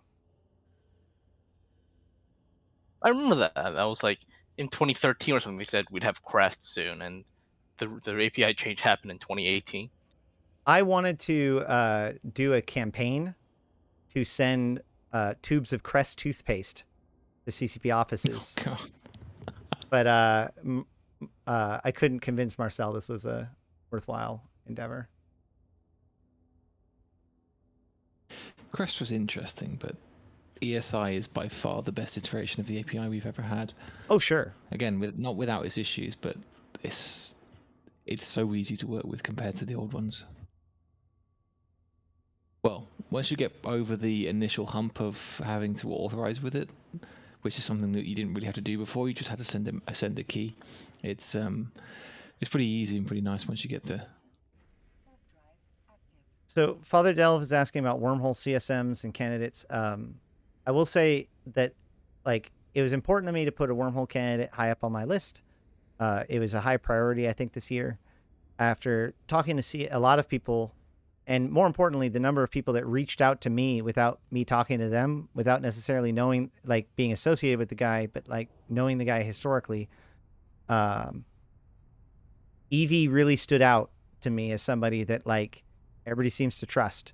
And, you know, it's funny because even when he's on, he's talking about how, like, some people don't think of him as a real wormholer, but like there's an incredible amount of support behind that dude. And it doesn't seem like anybody seems to hate him. So that's actually one of the reasons why I chose him as my wormhole candidate, because by God, we need one. And I think that he's got one of the best shots at it. A good alternative would be Teddy. He's Ashy's husband, pretty well-known wormholer, good dude. But again, I didn't see quite as many people. Like, I had people actively hunting me down. Hey, when are you going to interview Evie? You should interview Evie. Don't forget to interview Evie. Are you interviewing the wormholers? You should make sure to interview Evie.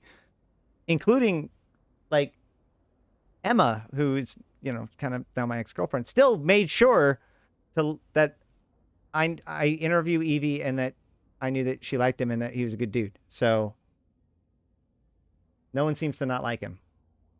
Did I not get the mission? I didn't get the mission. That was awesome. I never do that. It's approaching 3 a.m. All right. So I am going to scoot off. Have a good one. This year's going to be a make or break for wormholes because of the issue we just talked about, which is that blue loot is finally showing up on MER, and the conundrum with that is that now people have a clear idea of how much ISK wormholes are printing, and that's really what kind of got null put in its current situation. And that was with 8 null representatives in 2019. So wormholes might face a situation where they become the target of public ire. It's like, oh, these like handful of wormhole crabs are printing 22 trillion a year. They're destroying the economy, blah blah blah, and they're not going to have anyone that's in close contact with CCP to tell them why these complainers are wrong, and they are. Right. Well, the good news is that all these guys running and talking about it helped bring a lot of these issues to the limelight, and I feel like everyone seems to agree that we need to have a wormhole candidate. Like more than any other like crossover, everybody's like, and we also need a wormhole candidate for sure. But nobody can agree exactly who it is, which is what happened in 2020 that caused Laura Secco and Izuki to take each other out. Yeah, well, that was the big risk. Docking permission requested. Docking request accepted.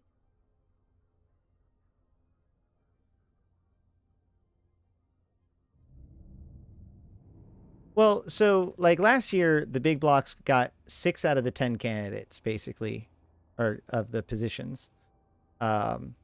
This year, I actually feel like there's a lot more excitement about like engaging with the CSM outside of null blocks. I'd like to think part of it has to do with because of my interviews and the shows and all that sort of stuff.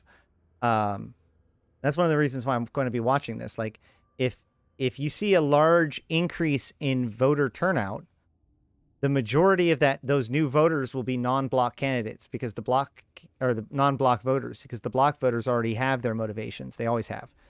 So if we see a big increase in non-nullsec block voters, then we actually might see a change in the ratio of block versus non-block candidates that get in, especially as the null blocks have divided their votes and have refused to horse trade now.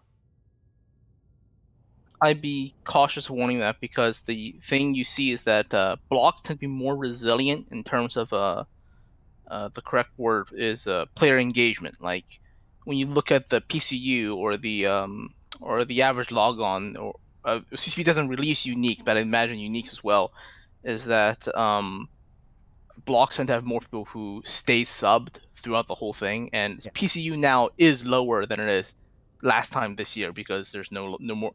A lot of places are loosening up their lockdown, and sometimes people are just bored after a year of this. And this year, just looking at the tickets, is that the blocks are actually more organized than before because you have Legacy actively putting PanFam candidates third, fourth. You have PanFam actively putting Villi and ProGod on theirs at third, fourth to make sure they don't actually drop off. So I think this year we're looking at 7 at the very least. That's interesting. So I come from the position that like a lot has happened this year that has really captured the player's attention and has drawn focus towards different needs on the CSM. There's a much stronger drive for faction warfare, or at least low sec, low gang, or small gang representation. There's a much stronger focus in wormhole, getting a wormhole candidate in. There's Pochfin and all of the different stuff from Invasions and all the people that are both upset and interested because of that. These are people that wouldn't have voted last year, but are now. It'll be interesting to see how it plays out, is all I'm saying. I feel like it's going to That it swing would either be. way.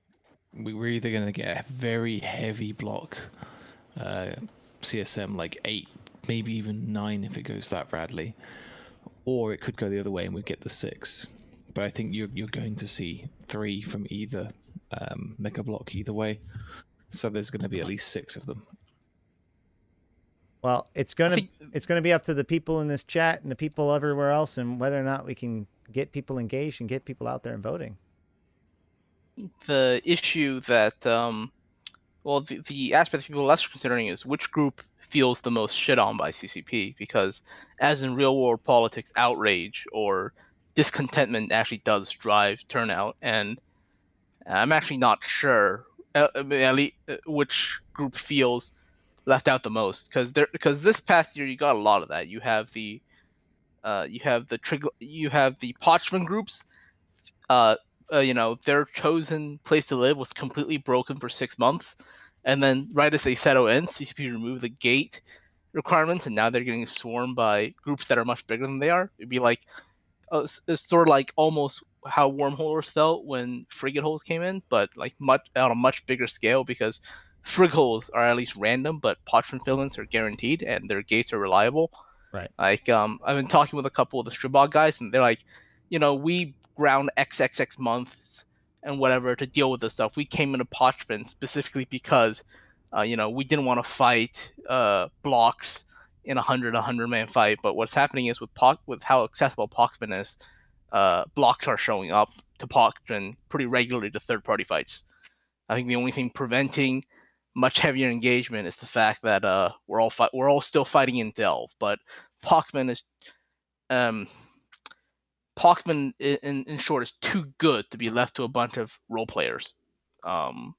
If that makes any sense, like its strategic and economic value is too strong that 100 people that people think that 100 man fleet is going to hold Parchment. It's not. It's so good that once this war ends, you're going to have multiple 255-man fleets showing up to contest objectives, and that essentially ends the playstyle of the people who are currently using Parchment. I don't think so. Can I do my official pronunciation of that place and then go to Sure. sleep? So it's Porchvin, as it is short for Porchvinisva. Porch, like almost like porch without the R. Porchvin. Yeah, Porchvin. I'll work on that. Porchvin. It's a Slavic pronunciation, right? Yeah. It's based off a Russian philosophy of all things, which because it's based off Porchvinisva, which is Porchvinisva, which is the return to the Mother Earth soil, something like that. It's an old political philosophy thing that they've hijacked and turned into their Triglavian story. Yeah. And with that, spokojnej noci. Have a good evening.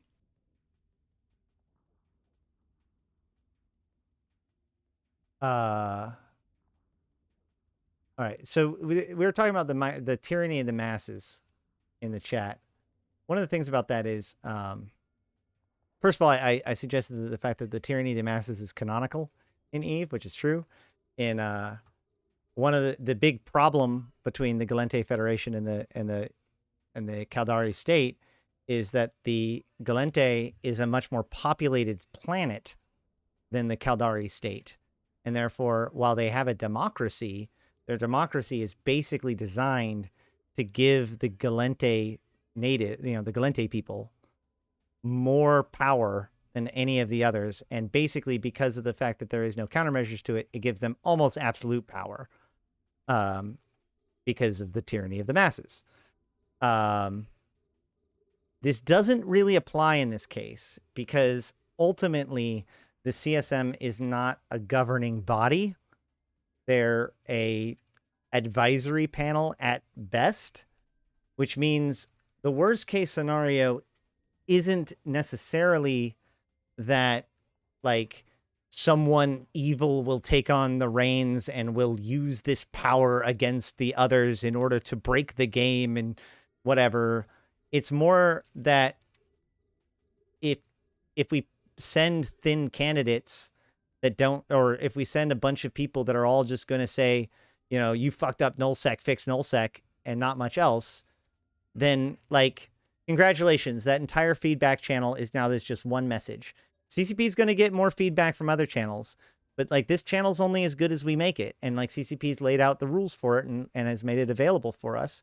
And either we can give them that's why we need a well-rounded representation, not because we're afraid of one side gaining all the power. It's more like the goal here is to give CCP as many coherent perspectives as possible so that they, the omniscient governing body, can take the actions that actually need to be done. the most valuable role is increasing the signal to noise ratio, because you're supposed, by the act of electing competent people, you're supposed to filter out all the noise, or at least as much of the noise as possible.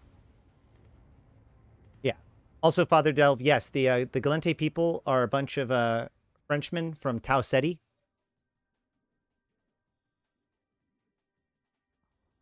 And me, Tuz, too. Thank you for joining us down the rabbit hole, which is EVE Online.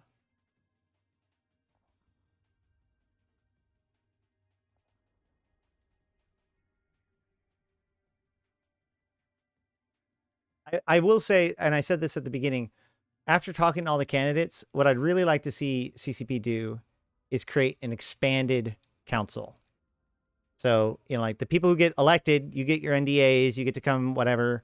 But like, there should be a separate channel for all of you guys that engage in this, if you want to, that you can be part of a broader council that have at least an inward channel to CCP that they can use as a broader focus group, or at least to pull from, kind of like a partnership program in a way, right? Like, I think that it's a loss to just say, okay, you know, like the 10 people is a logistical problem because of transportation to Iceland and stuff like that, right? Like, it'd be nice to take some of these candidates that really, really, really do have good insight and good observations and should probably be, you know, have an inner channel to CCP and let them access that, even if they didn't necessarily win, because I guess CCP devs could always, you know,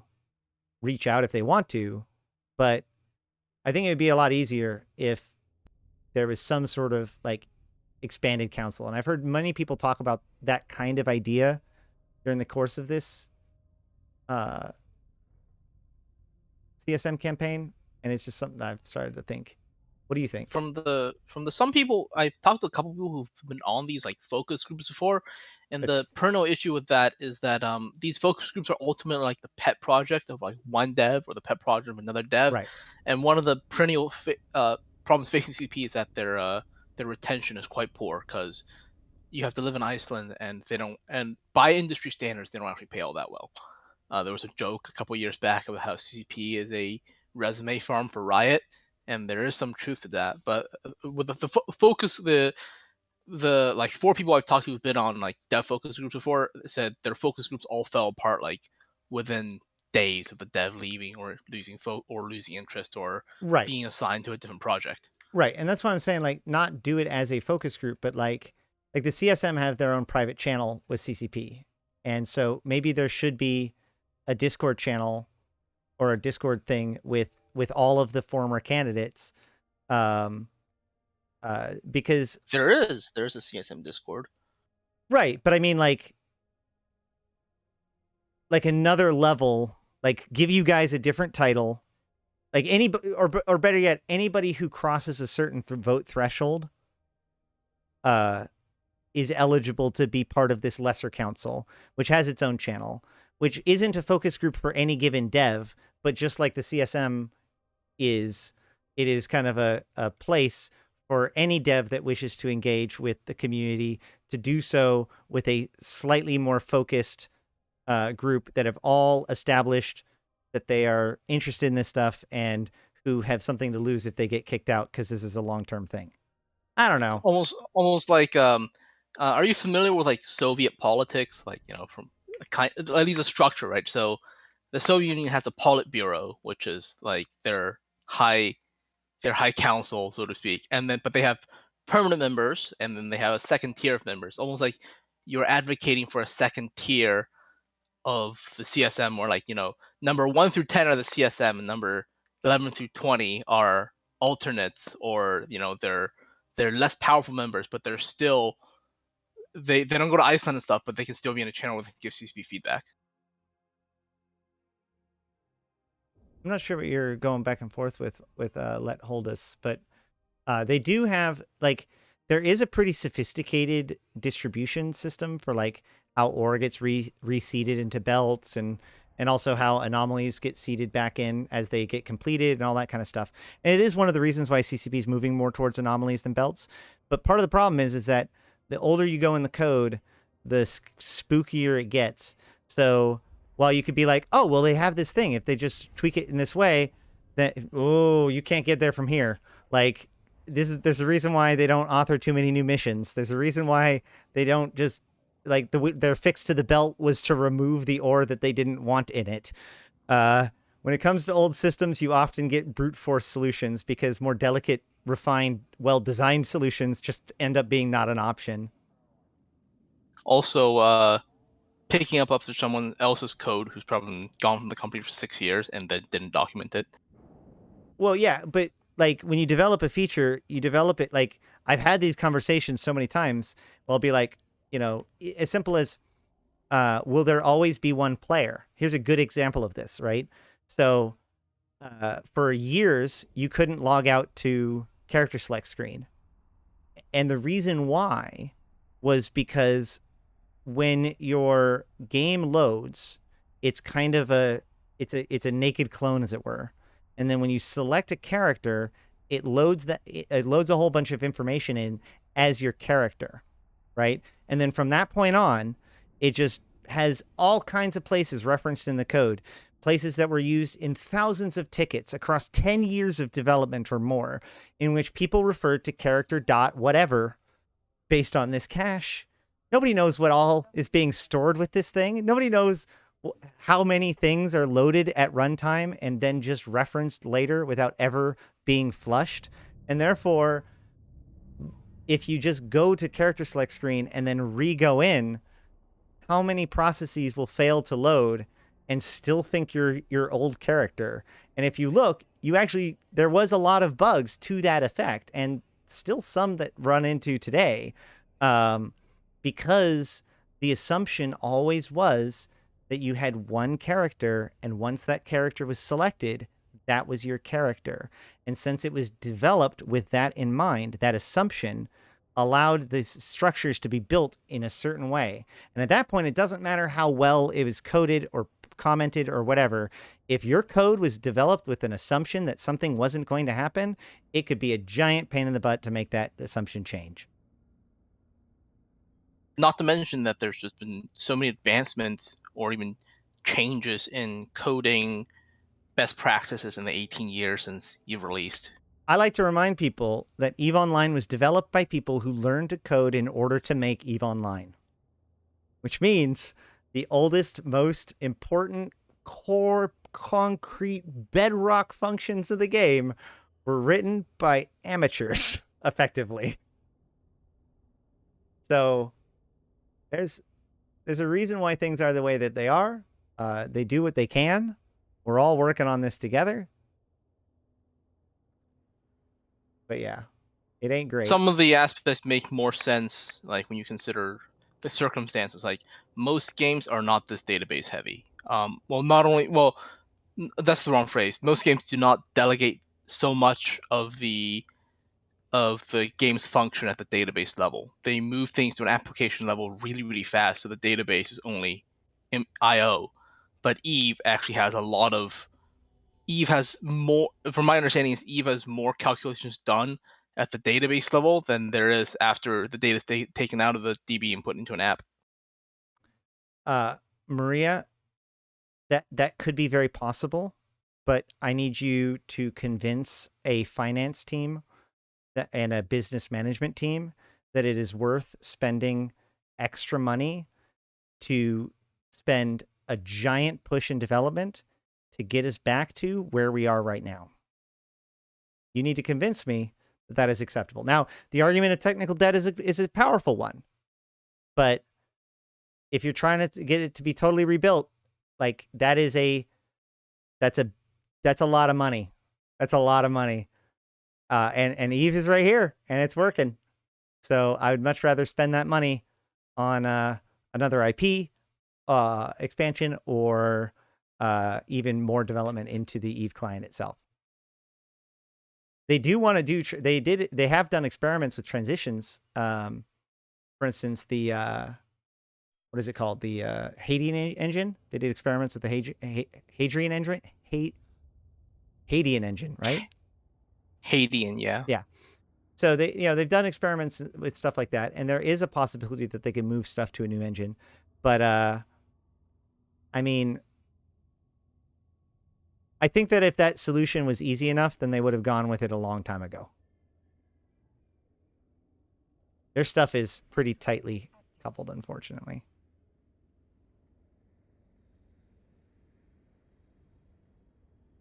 I mean, it's a fair argument, Nude. But again, it's not usually the developers that are the ones that are getting in the way of that. The developers, I'm sure, would love to get the opportunity to roll up their sleeves and start from scratch, do the whole thing in Unreal. And it's not completely out of the idea that they aren't doing exactly that. But I mean, I don't have the evidence of it, and I don't think that that's true. There was a period of time where I suspected that that could have been true, but I don't think it's what's playing out. There is the new shooter, the new IP, or which is going to expand out kind of the IP a little, quite a bit, and probably we'll see some impact in Eve, if only like thematically, design wise. Why we see a lot of the lore and universe development probably that we've been seeing.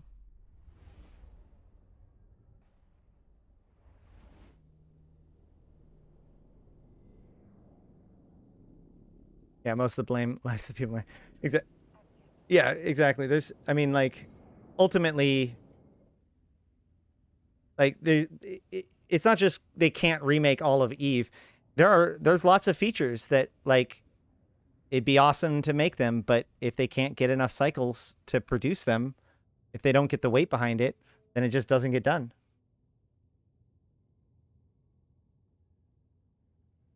Because of the lag in dev time, Eve only got like a new long-term executive producer who determines the whole direction of the whole thing like a year and a half ago. You're not going to see the effects of that for another year. But what you're seeing right now is the period from like 2017 to 2019 where Eve did not have an executive producer. Well, I think that what we are seeing actually now is the end of the 2-year cycle. So like they had Invasions kind of started conceptualizing up to a year before Invasion started. But then around that time, that's when they started doing like their metrics. They got sold. They really changed their trajectory quite a bit and started working on stuff. And there's been a lot of bridging moments between there and now. But things like the industry changes and other such like things like that really seems to suggest to me that that we're getting to the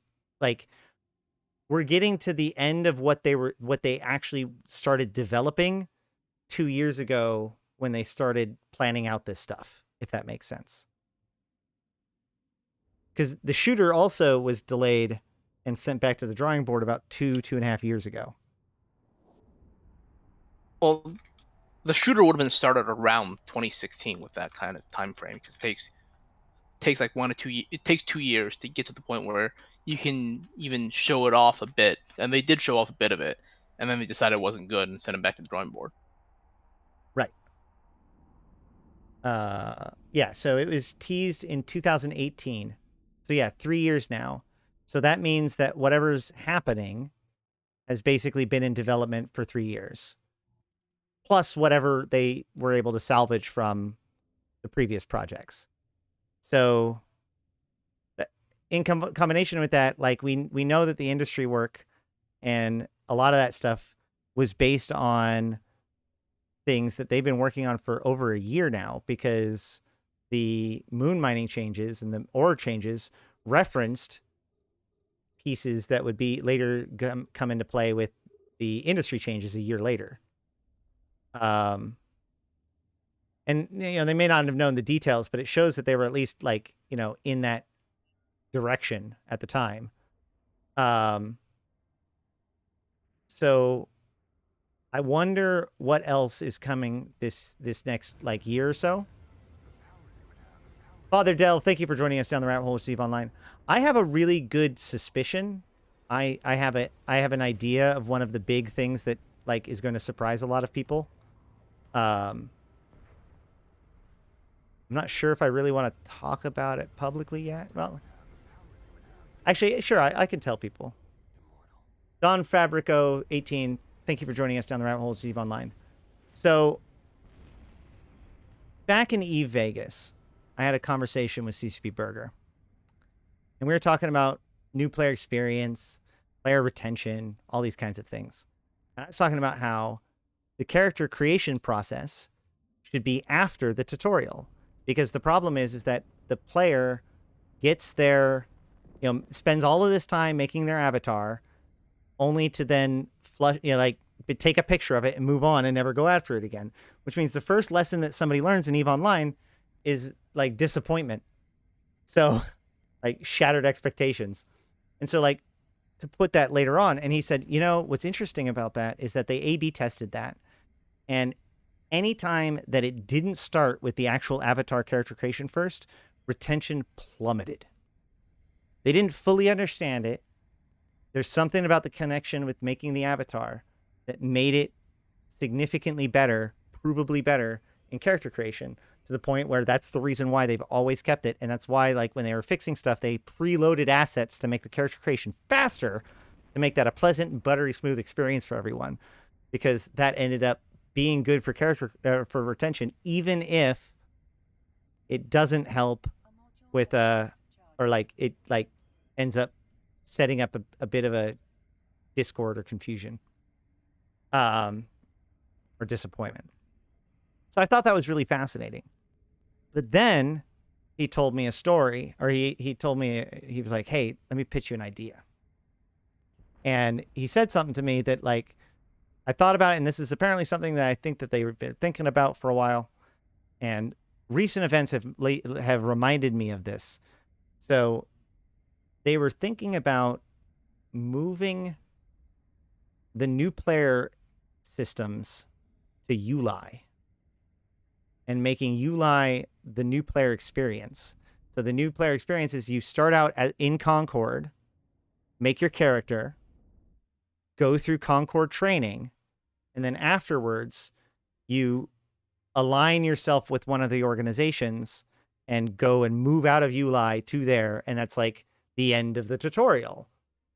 I think that that's what they've been working on, at least in part, because if you look at it, one of the gates, the gate that's kind of confusing, is the Mimitar are building a gate to bring them closer to Concord space.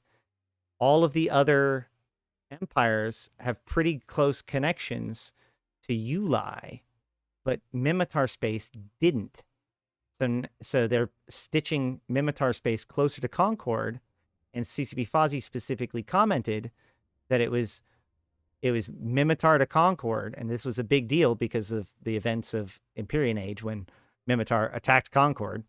For more, you can go to ULI to this day and see the destroyed Concord station and still docking it. The destroyed might be a bad word for it, but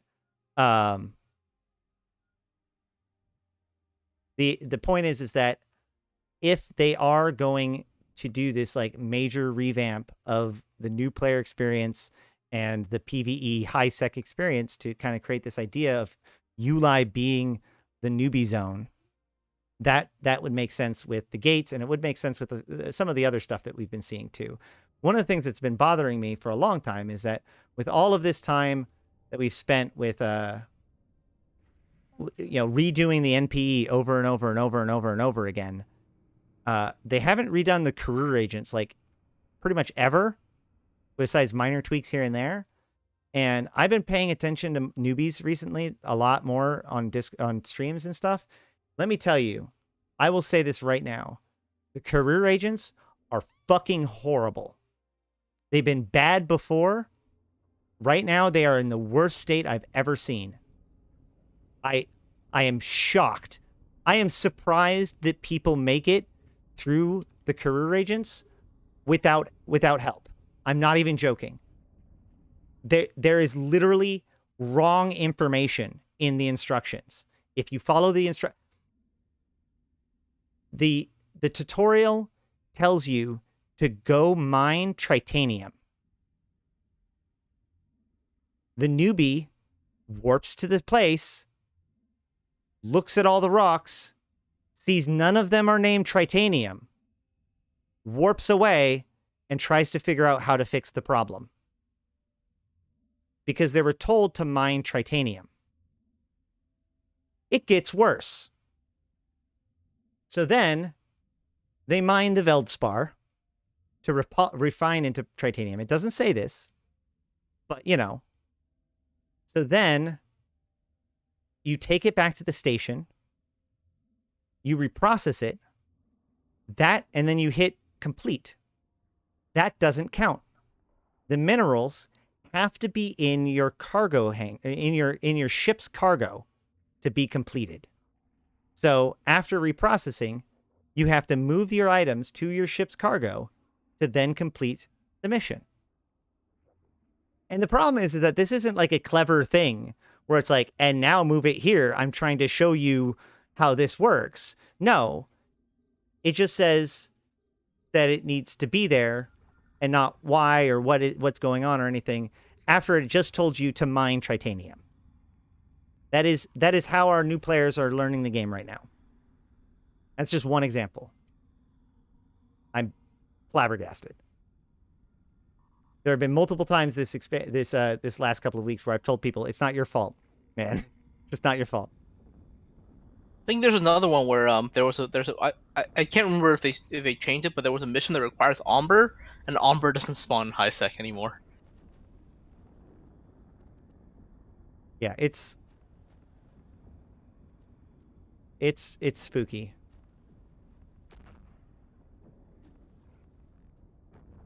Like, normally I used to be like, yeah, the career agents, the important thing is to just make sure to read it all. People just blast through them because they think they're just missions or whatever. But yeah, no, I ran into like 2 or 3 of those kinds of examples where it's like, if you read the instructions and follow the instructions, you ain't going to figure it out.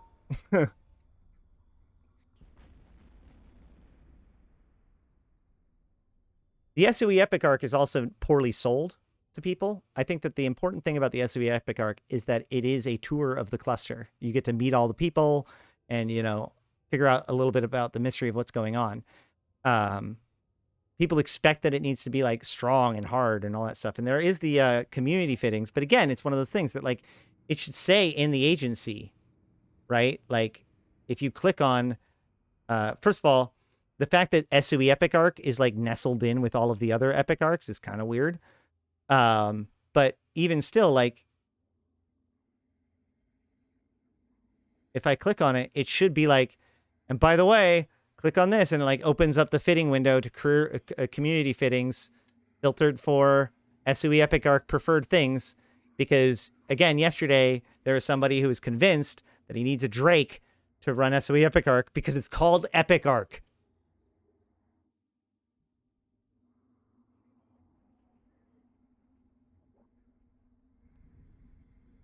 It is really good standings, though, just for the record. I feel that's important to say.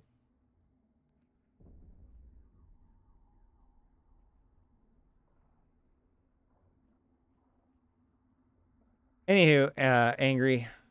I'm probably going to finish up this mission and then probably wrap it up for the night. Yeah, I wasn't familiar with Discord, so I was like, is he said he doesn't want to talk to people? And I was like, is he on or did he cancel or what? And then like, and I noticed like right before I talked to you that Discord doesn't tell you when you're streaming. Oh, right. Yeah. Well, that's why I sent you the DMs. I sent out DMs to people. Right. But I wasn't familiar with Discord. I only started really using it like a couple months ago.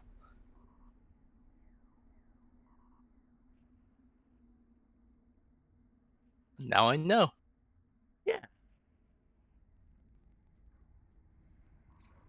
I also Been good talking to you. Yeah. Is there anything else that? Let's see. There's also patch notes to go over. I want to talk about patch notes since we talk about the changes for the week. So we go to news.eveonline.com, right? Is that right? Stop. Stop, microwarp drive. All right. Can't be reached. Oh.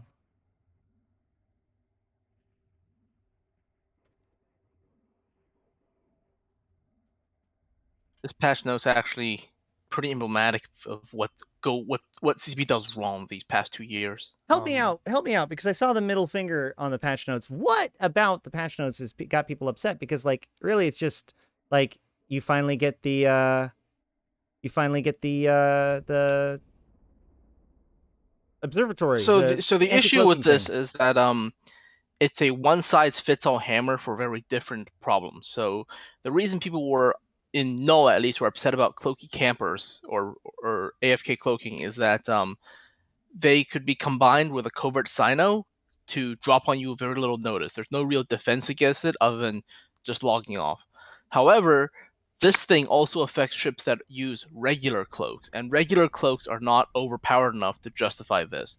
What that also does is it kills one of the why you saw the middle finger is the guy who made that post is in a group that uses solo supers. So they bring their supers deep behind enemy lines and drops it by themselves on like crabbing capitals and crabbing supers. And what this does is it makes their extraction basically impossible because supers cannot warp while cloaked, so they rely on being able to cloak for a long period of time in order to evade home defense. But And what I saw happens this is post. Sorry, go yeah. on.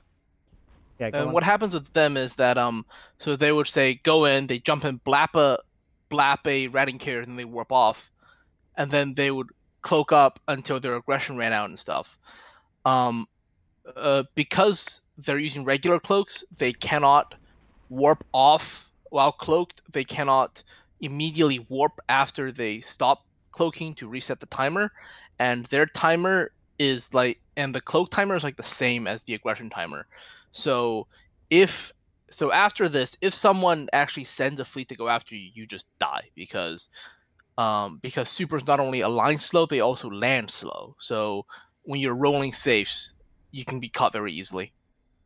But like the premise here, though, the problem with the argument that I saw this guy make to me was like the argument was after 15 minutes you're 100% caught, when in reality you're basically immune from being caught for 15 minutes, and then at that point they have a 40% chance per 35 million ISK thing that they put down and keep putting them down, which they have to bring them in order to have them prepared and all this sorts of stuff. Like they have to be. It doesn't just happen. They like the idea that it's a foregone conclusion just because your cloak invulnerability. It's a at best it's a 40% chance.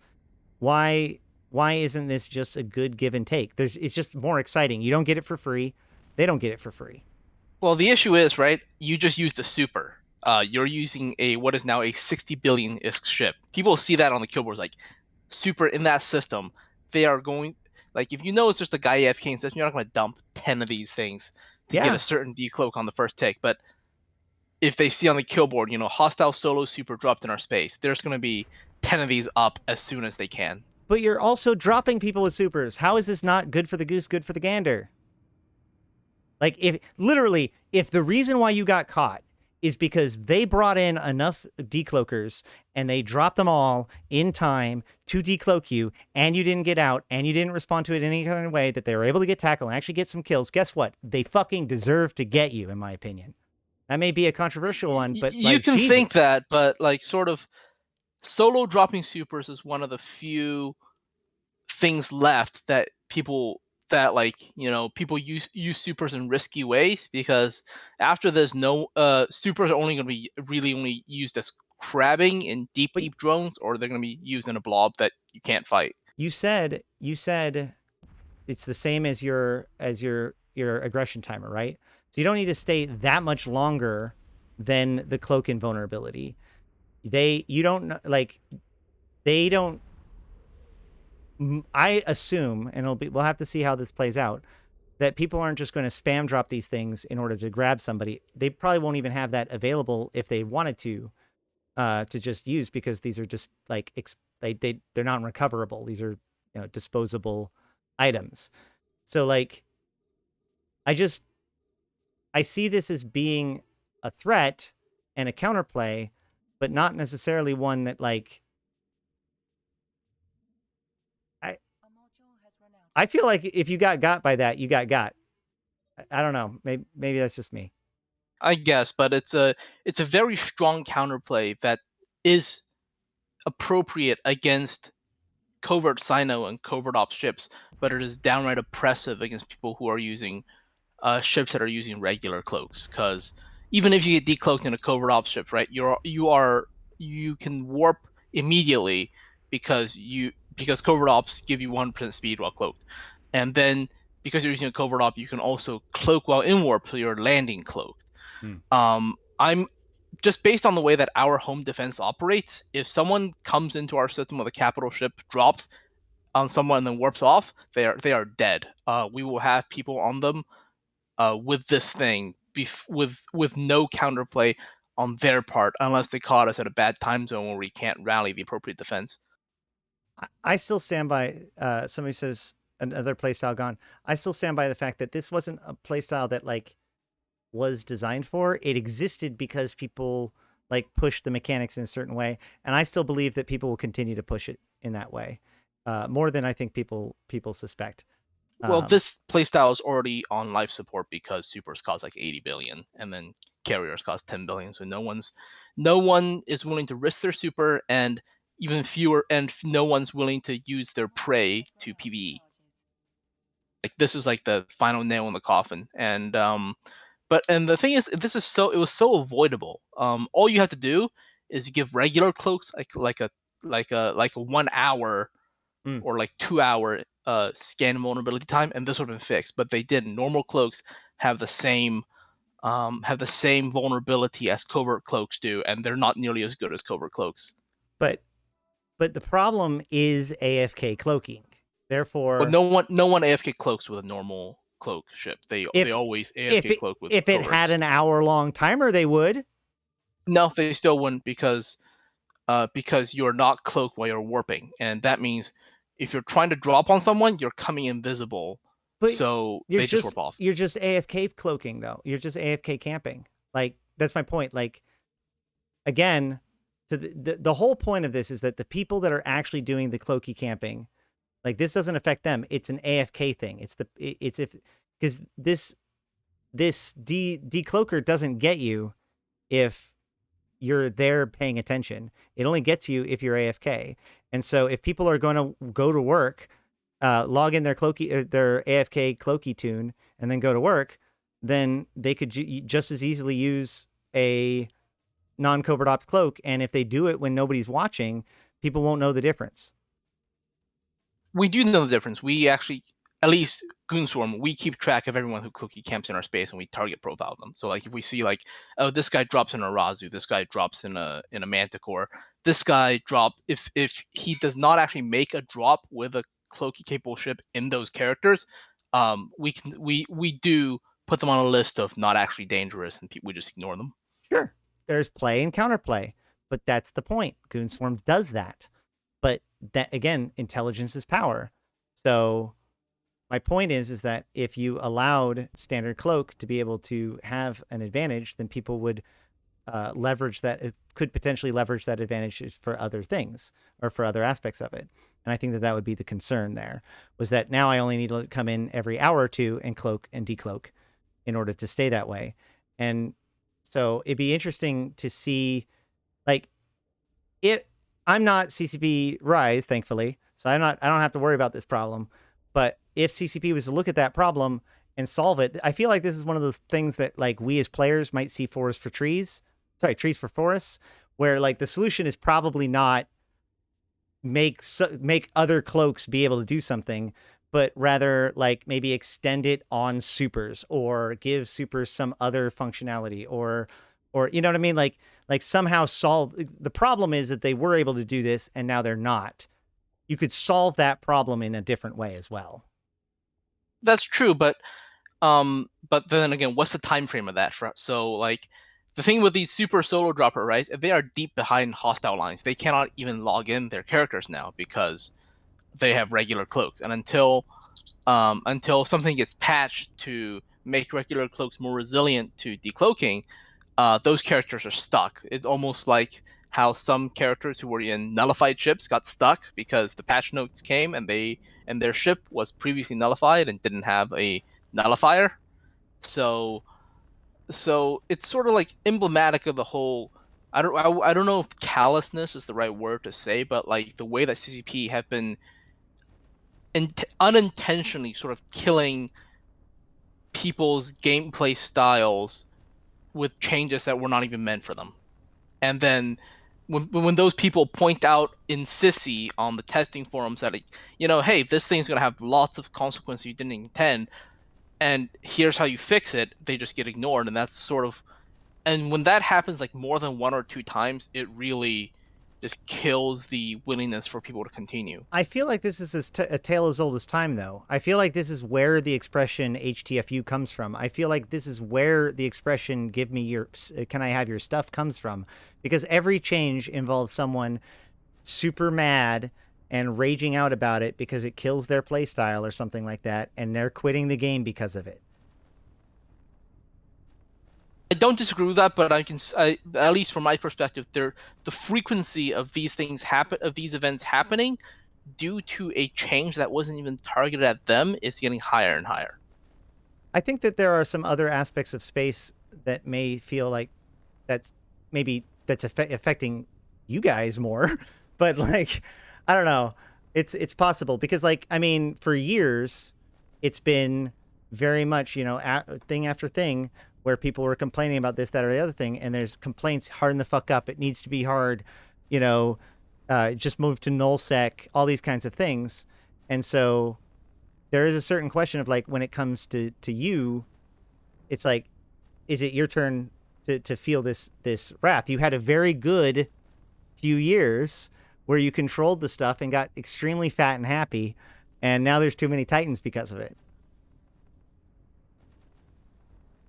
I have to think about that, but I think overall, at least I don't know if it's the case. Oh, you only changed your mind because you got hit with a nerf stick this time around. But I think HTFU is less of a viable position now. The fact that PCU is not even hitting 30,000 on certain days, whereas in 2013 we had 60k PCU. Now, how many more people can Eve afford to lose because of people yelling HTFU at people who are generally upset their playstyle is gone? Yeah, I'm reminded of the Rockwall change, and because that was one of the most flagrant, like, literal removal of a playstyle that I can remember. But hold on a second.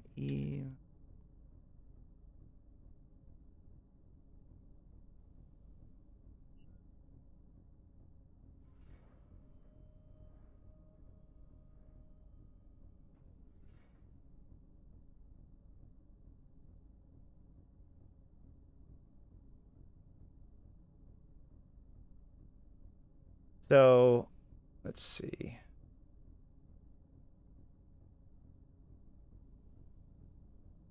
Really? Just complete this remotely? Cool.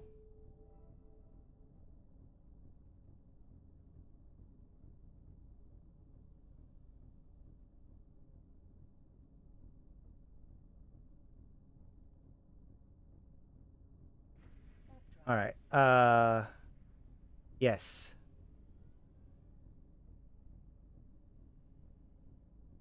Zermus Plague is joining us. He is my Pochfin vote. Wait, Pochfin vote. Sorry, my bad. Just got schooled on this. I still say Pochvin, man. All right. So you're comparing 2013. Yep, where we had 60K as a peak. That was a very good time. That was 2012, 2013 was around when Dust 514 was big. Inferno changes brought faction warfare to life. So, like, LowSec was vibrant and active.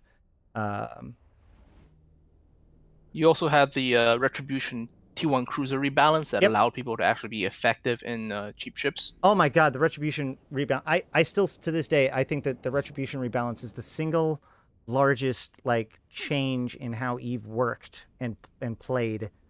You know, the idea of T1 Logi didn't exist before that. The idea of like role-based ships and having every ship be valuable in some way. The what we now know of is tier side. The fact that all of the modules are named like compact means it takes less fitting. That's later. That's like Right. 20. But all of that came from the idea of tiericide, which was the idea of like taking the tiers that ships had and making it so that they had roles instead. So it used to be that the Hyperion was just better than the Dominix. Better. Megathron. But Dominic's always had a role. Megathron was the one that Hyperion just shit all over. No, it doesn't matter because the Hyperion. Right. I could have said Abaddon. The point was that the tier 3 battleships, Abaddon, Hyperion, etc. They literally had more stat points than the other ships. They were just better in the way that like faction is better. They also took more minerals, and therefore they were more expensive. So you would get like a tier 1 battleship for like 100 and a tier 3 battleship for like 300 or whatever. And so as part of this, they made it so that all of the battleships take the same amount of minerals, which made Dominix's double in price overnight, which was kind of cool.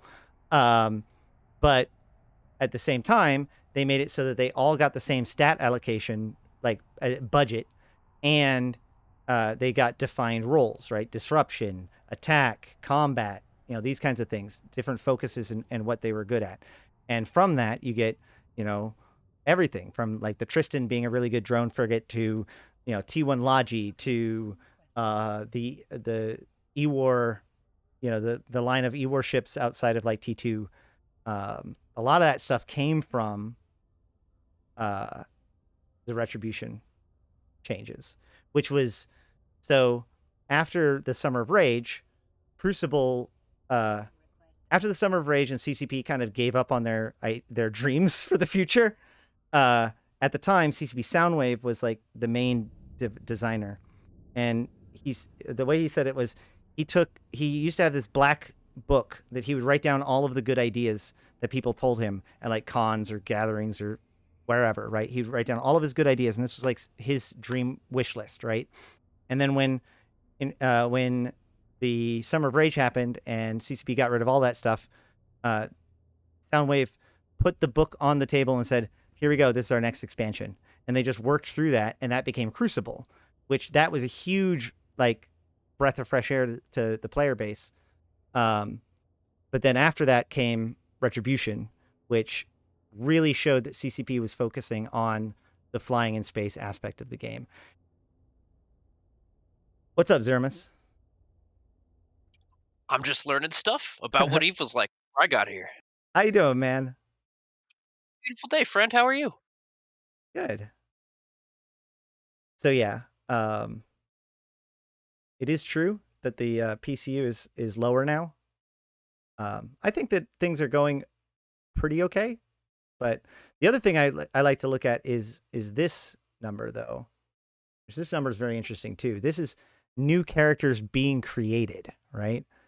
So in 2010, you start to see this big increase of people interested in it.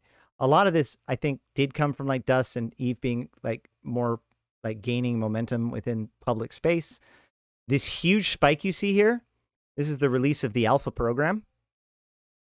And then this spike here is the end of Blackout. The little dip there is the beginning of Blackout. The spike is the end of Blackout as all the bots made their new accounts again. And then this spike is the Korean localization. And as you can see, like at each of these stages, the number of new users being made every day is actually staying pretty high up and going up over time. So this is why CCP says that they don't have an exposure issue. They have a retention issue. They can get new people to come. They can get new accounts to come. And don't listen to the cynicism. This isn't a bunch of people making alts all the time.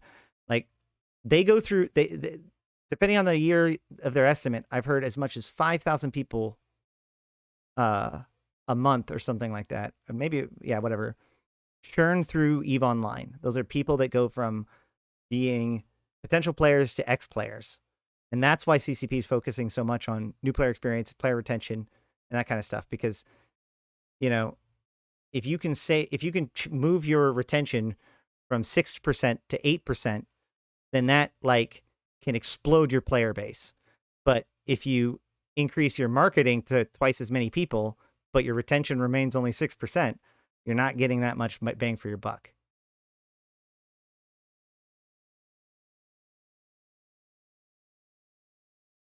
Anywho, I did really like CCP Siegel, and I liked what she did to. Oh God, I just accepted the wrong thing. God damn it! I have to quit a mission. Don't hate me. Sorry, I got a fleet to go on. All right, have a good one, man. Thanks for coming. Thank you for having me. So Zeramus, how's this CSM campaign been for you? It has certainly been an interesting process to navigate, I tell you that. But I made some cool new friends, so it's been great. How do you think about your chances? Well, I'm a realistic man, Ashtarothi, and I recognize that there are people running who are for sure going to get elected, right? Like it's just spoken for. They represent such a large portion of the game that it's going to happen. But that said, I wouldn't continue to push if I didn't think I had a chance. In fact, there's a few slots that could be wild cards, right? Like once those sure things are spoken for, there's a few that are up in the air, and I do think I've got some appeal in my space and beyond. So I think I got a shot. Bookable Aphid 34, thank you for joining us down the rabbit hole, Steve Online. So there is one thing I want to talk about, which is that like, so when I was talking about the Poshvin candidate, you know, there really is the two candidates that come to mind, you and Maldavius. And this was a tough one for me. And ultimately, the thing is that I opted way up on my list. I put Arcia. And, you know, I kind of weighed the three lore candidates, Arcia, Uriel, and Dutch. And I figured that of the three, Arcia is the most viable, right? She has the most proven clout as an FC, as a streamer. She's known by the community. Of all of the lore candidates, she's the most likely to get in. Put my weight behind that. Great. I feel like of the two, Maldavius and her have more overlap and you have less overlap about what kind of perceptions that you'll bring to the table. So if I needed to strategically think what is the other voice to bring into Kybernauts, or bring into the bring the Kybernaut voice, i.e. the pro-Triglavian voice, to CCP, like Maldavius is a great dude. I also am pretty confident in his own ability to get votes, his own ability to function as a game designer and communicate with CCP, whether or not he gets on the CSM. So, but I feel like you getting on the CSM could be like a big deal. Like you're one of those people that like, if you don't get on the CSM, you might not have a voice, but if you get on the CSM, you're going to bring a voice that otherwise might not have one. And that's why I thought it was important to pick you. That's flattering, man. Honestly, I appreciate that's genuinely why I'm running. That's why I felt that my candidacy was important. It's not about me. It's about the number of people in Pokven who felt as though, yeah, like you say, Maldavius is a cool dude, and I think he's really smart. He knows a lot about the game, but he doesn't know what it's like to live in our perspective. For most of us, living in Pokven has been a daily fight for survival. It's been a very different thing. We didn't get rich off of it like Strybog did. So it's we wanted to show the other side of things and kind of represent the full depth of what goes on in Pokvin. I really appreciate that, man. So one of the things that Angry Mustache was talking about, and I didn't really get a chance to like get back to it with him. So I'm going to do it with you, with him not here, because I want you to validate what I have to say. No, but he was talking about how pretty soon, once the war is over, and the null blocks kind of are able to attract their attention, that Pochvin is too valuable. That soon enough there will be 300-man fleets kicking you guys out, and there'll be nothing you guys can do about it. The days of all of these pro-Triglavian dudes running around in there is numbered effectively because of things like the gate changes. And I kind of throw out there that I'm not sure if that's necessarily true. And I was thinking in mind actually back to some of the stuff that we talked about during our interview, and I think some with Maldavius too, about the idea that the true behavior of the pro-Triglavian dude is you live in an NPC station You undock, you warp, you use a filament, you go raid something, you use a different filament, you go back home, and that's your play style. That's your daily runabout, right? So in the same way that like a wormhole candidate will or a wormhole person will do whatever content that their wormhole's attached to, you go where the filament takes you today. And if that's your strategy, it really doesn't honestly matter who else tries to own Poshfin, because unless they're literally hell camping you right that second, it doesn't matter. Do you feel like that's closer to the way things are going to be playing out? Do you think I'm right on that?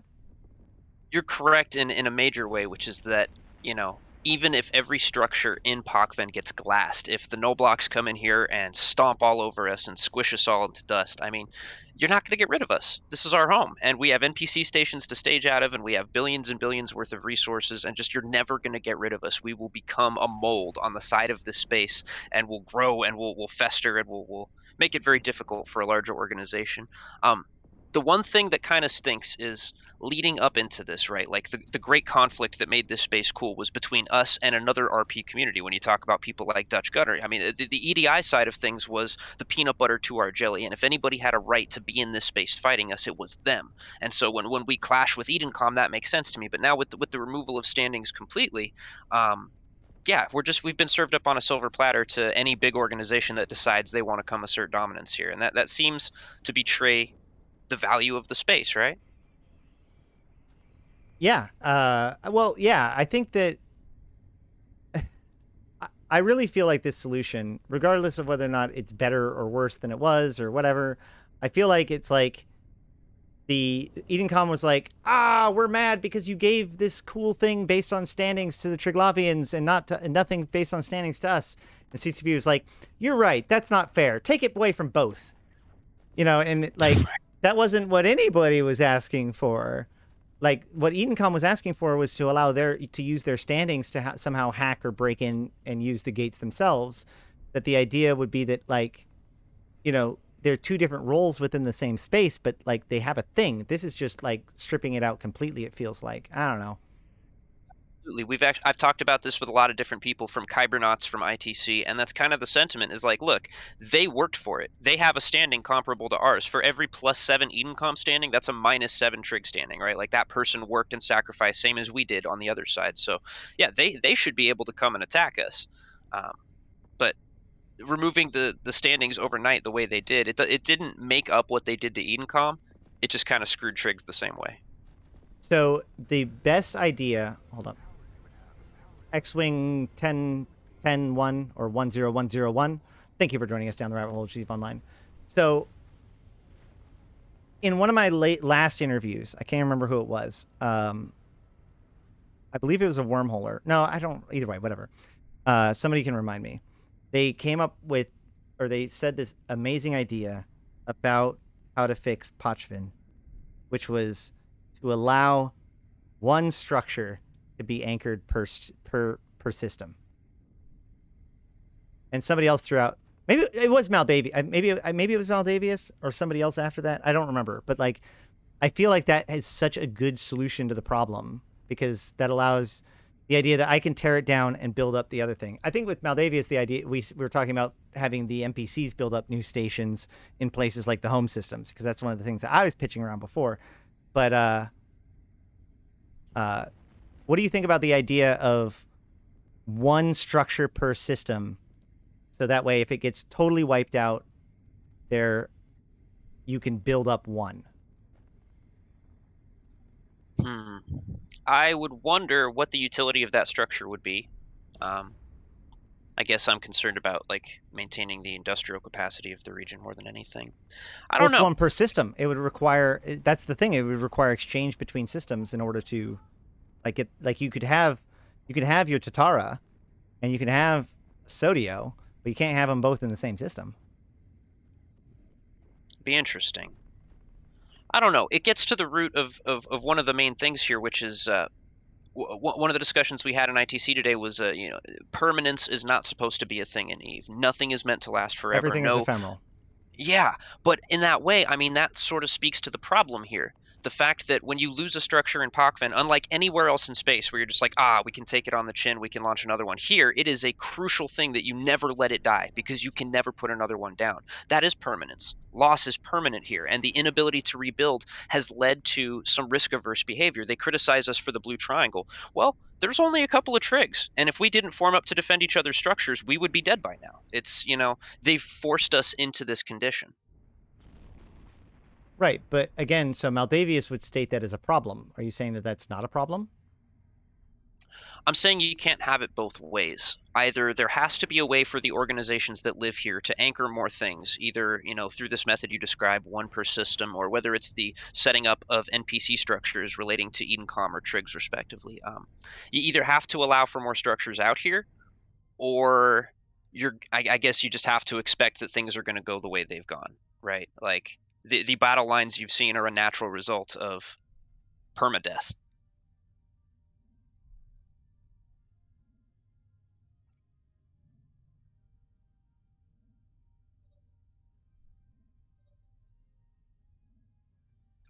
Yeah, and it's entirely possible that you could just make a specialized structure that operates only in Pochven that could be anchored with the appropriate standing by a Triglavian or an Edencom supporter, and that would lead to some interesting play and counterplay where we'd be launching new structures and fighting each other. And it would be like a faction-based conflict instead of just this open-ended no war. Can somebody please help me know what I'm doing wrong right now? I'm gonna go dock up. So confused right now. So yeah, I still stand by the idea that, like, I actually like the fact that to be pro trig, you are fully embracing submerging yourself into what they say you are, and to that end, living in an NPC station, living in their station with their facilities makes more sense to me. I just think that trig people that have the standings should get bonuses in those stations to make them the equivalent of using player structures, because that way they maintain their advantage and they feel like they're at home and they have some sort of advantage and they're not I giving up really an like advantage. that idea. That's actually a really interesting idea. The only thing that sucks about that, man, is that there's a bunch of systems in Pochven that, if not for the upwell structures, they would have no docks. Like, there aren't any NPC stations. That's when I was talking about, and then especially in the home systems that don't have any NPC stations, like, advance the story, and now they've built, new station. They converted the ones that were there, and that's fine. And now they can build a couple of new ones to fill in those gaps, Yeah, I agree. That would actually really take the sting out of it, because then, okay, if you kill our citadels, whatever. We had like a year in Pochven where we were the only people with any player structures, and then even if you get rid of us, we can still functionally live in and operate in the space. But right now, what stinks is it feels like there's just this countdown until, when's Null going to move in and take everything? There's very little we could do to stop it.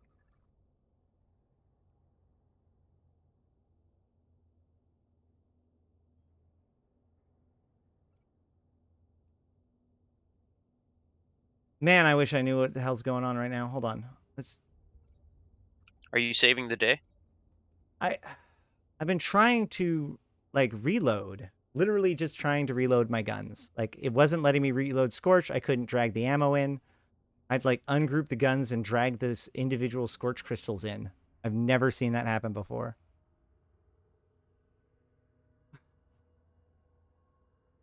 That's just so weird. Anyway. No, I've seen that happen where, like, if one crystal breaks, it won't let me reload the group, but that's weird. It looked like all of them were still together. The problem is that I had 3 crystals that had no damage and 2 crystals that were still packaged. So there is no one set of 4 crystals for it to pull from to load the ammo. I think that that's what happened. That's my guess. Sensible. Anywho, I will finish up this mission and we'll probably be running out, or be done for the night. But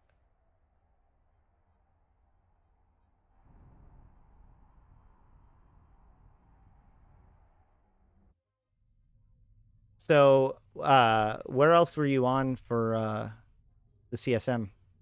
Were you on any DTM stuff? I did the CSM Royale, and I got second place. Nice. How did that go for you? I checked it out. I think that it was honestly a really valuable or fun way of doing a CSM interview, right? Like it really helped. Like it put a different kind of pressure on the candidates because you all had to try to. You couldn't wallflower. You had to muscle your way in there, right? It kind of stunk for me in that way, and that's a thing that I have to, I guess, try to get better at. Is I'm personally a pretty quiet guy, and I like to be respectful of others when they're speaking. I really hate to talk over someone, even accidentally. And one of the things about that format was that if I wanted to get a word in edgewise, I literally had to talk over people. I had to interrupt people. My first 2 rounds, I didn't perform very well because nobody heard me say anything because I was just sitting there patiently waiting for my turn, and then the clock ran out. So it's not that that's a bad format. It's just that it definitely favors, I guess you'd say, more forceful personalities, people who are more willing to just say, "Nope, it's my turn to talk." Right, but again, if that's depending on what you're selecting for as a CSM, like or what kind of traits you're looking for in a CSM, it's a pretty fair test to put you through, right? Because like ultimately, y'all are going to be sitting at a table and probably debating some point and probably arguing about it, and it's who can control the room the best, right? In some ways, I would imagine CSM, given the minutes that I've read, functions in more of like I mean, I don't want to say Robert's Rules of Order, but more of like a structured discussion sort of way. So in that way, I'm always comfortable waiting for my turn to present my report. I've done a lot of this sort of, serving on representative boards in real life politics. So I'm not concerned that I would need to speak over anyone to be a good CSM, but you definitely need to if you're going to rumble in the pit like that. Yeah. Yeah, yeah, I'm not trying to say that it's like, but what I'm saying is that like in the moment of most pitchness, which is what some people are going to say is like the moment that matters, right? Like it is when the issue is so passionate that people are debating it, like arguing back and forth or whatever. Like the point is that in this area in which there's a limited period of time for people to get their opinions across. Not only do you have the correct opinion, but can you in that environment get those opinions across, attract people's attention enough that you are able to hold the floor long enough to be able to make your case and not have somebody else take it from you. I'm not saying that it's, correct, right or wrong, good or bad. What I'm saying is that like I could very well see how somebody would at least want to test for that in their CSM candidacy, which is why I thought it was a very interesting format for a CSM debate. That makes sense, man. I mean, I guess I'm biased. I like to be polite and sweet to everybody, and so I don't like getting all forceful. But it was definitely by the end of the experience, in the beginning, my first 2 rounds, like I said, were just very weak. And I held on by the skin of my teeth. But by the end of it, I'd found my stride, and people who'd previously been making fun of me were like, "Oh, wow, that guy's pretty sensible. All right, no, you've got my support, man." So I felt vindicated in that I was able to win over some of the crowd who may not have been supporting me at first. And it was interesting to see like that Triglavian unity moment because for people who haven't lived in Pocven or weren't a part of that space, myself and Maldavius, our organization spent a long time at war. We didn't always get along very well, and the fact that we ended the thing with like, "Hey, man, we both live in this space, and I appreciate your place here and the voice you." It was beautiful to me. It was like, the triangles took home the victory. If a convocation outside of the struggle was formed.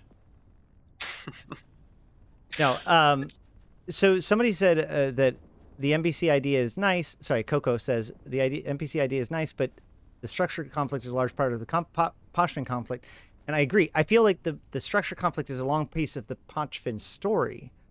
But if that story ends because we enter into a new phase, a phase where there is no player structures in Pochfin because they've all been destroyed, I don't think that that's necessarily bad either. Like that story has a journey. Knowing that eventually there will be no structures in Pochfin doesn't make the choices in the story and the way it plays out not matter. In fact, it makes it matter all the more. As he's pointing out, if you're able to replace these things, if you're able to perpetuate the structure fights in Pochfin because that's what's important, then those structure fights would no longer be what's important. And CCP also, I believe, has pretty well indicated that Pochfin didn't have anchorable structures in its design ever.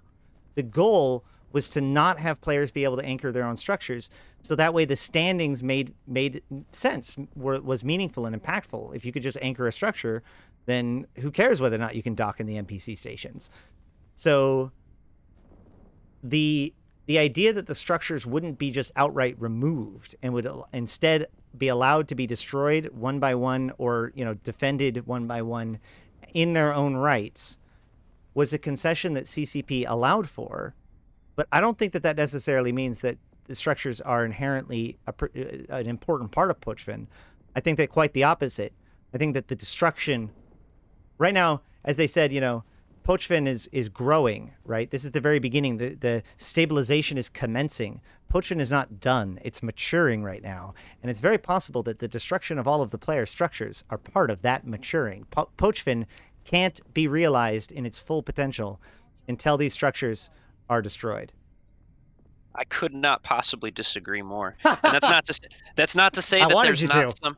I know that CCP could have some magical trick up their sleeve, and there could be something waiting in the home systems that connects us to Wuhan, and maybe there's some great lore stuff coming down the road. But at least from where I sit now, with the knowledge of a year running this content and working and shedding blood and ships and players who have left because the space was too hard, it is a bit of a slap in the face that after all of that, they just expose us to the biggest, meanest organizations in the game and say, here you go, fucking go take that. You want it? It's valuable. You can have it.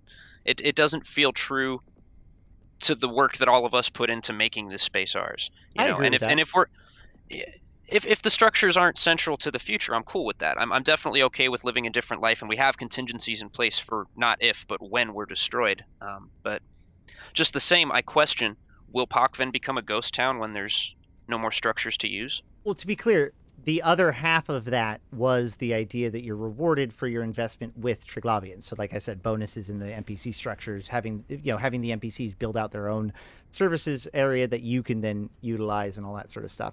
So that way, to get that, like, there's a reason why you have standings. There's a home field advantage to standings. You can't just get kicked out because you don't have standings. Because like right now, all of the advantages of having standings in Pochfin has been undermined, right? Yep. And so that's what I'm saying. Like, if you get to a point where there is no more structures, and then you emphasize the bonuses that come from those standings and working with the Triglavians, plus also the bonuses of working with the Edencom to subvert the Triglavians, like, that is the avenue to take advantage of Pochfin, and that's what allows the people that engage with that to take advantage of it without, like, a null block just taking it over for easy resources. And yet Pochfin can still be something like a good highway for the null blocks who only want to care about it for that reason alone.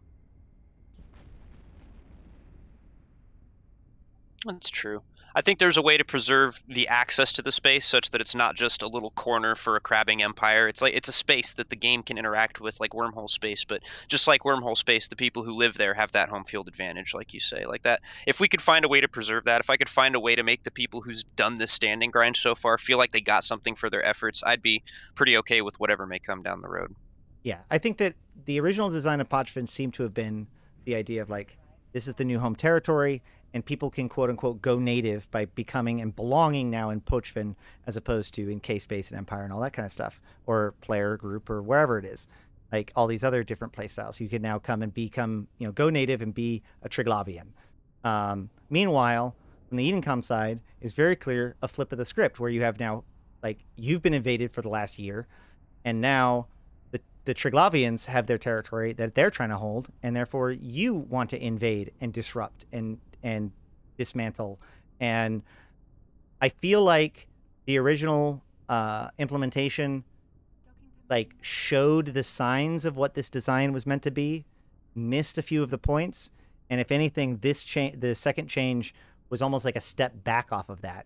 And I really wish that we just got back to that design goal of having people who can go native and become part of Triglavians and have that be rewarded. And the more you behave like a Triglavian, the more that's like that's the encouraged behavior. And then on the other hand, give Edencom a mechanic that allows them to invade, impact, infect, rescue, disrupt Pochfin, and maybe break down boundaries rather than just open them up for everybody. So I think that Pochvin has a lot of potential. We're not there yet. I agree, but I don't know whether or not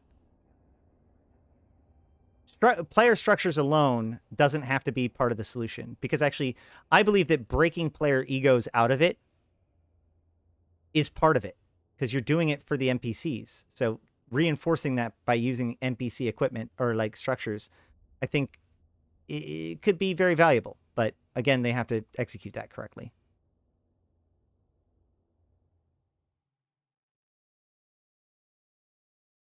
Yeah, Methos, that's exactly what I'm talking about. So like you have to have certain standings with the Triglavians to be able to dock in their stations and use their services.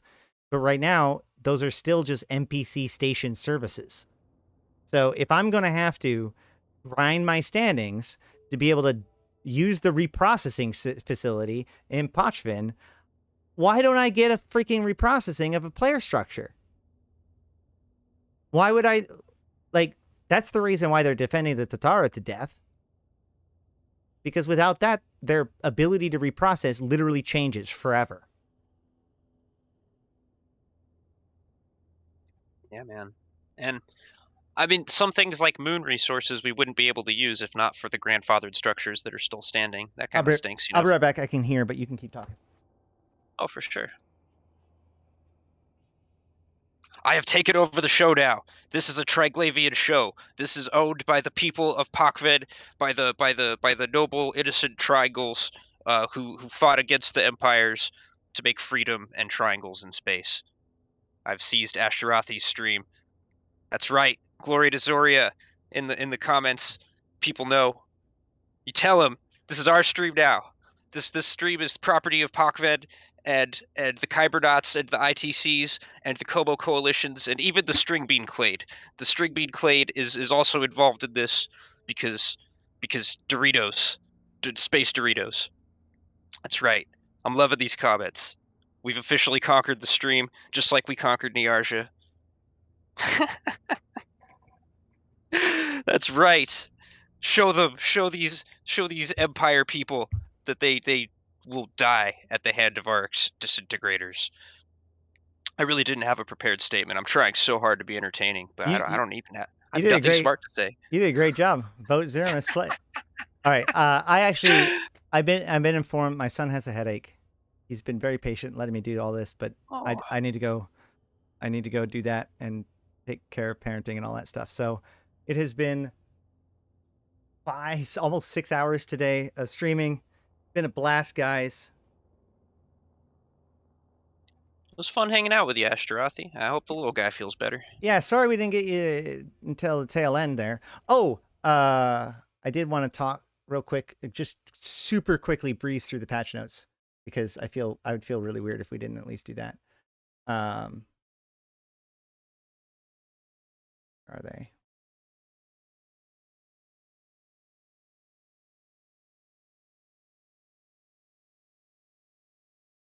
All right.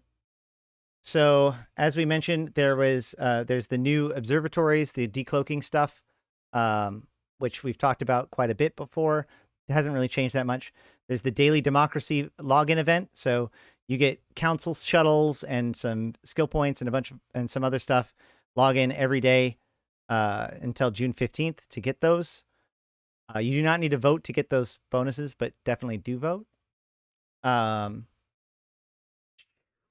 This is another one of those notes, which is that the hardened cloak with buff with a 15-minute duration, they could easily change that to 20 and change a lot of that super capital stuff that everybody was talking about. So this is another one of those things that like could very easily be tweaked. I hope that means that people are overreacting, but we'll have to see as it plays out. Mobile observatory. Here's the new Stargates are in with the new monuments. We checked out a couple of them at the beginning of the stream. Add a filter to the fleet composition window so you can filter any of the text and added groups. That's kind of cool.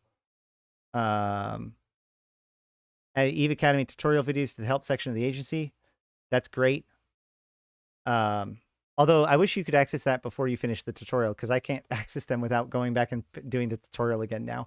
This one's really interesting, and I wanted to get your take on this, Zermus. Fixed an issue where Edencom stockpiled Tenchu structures and Aegis security garrison structure icons were missing.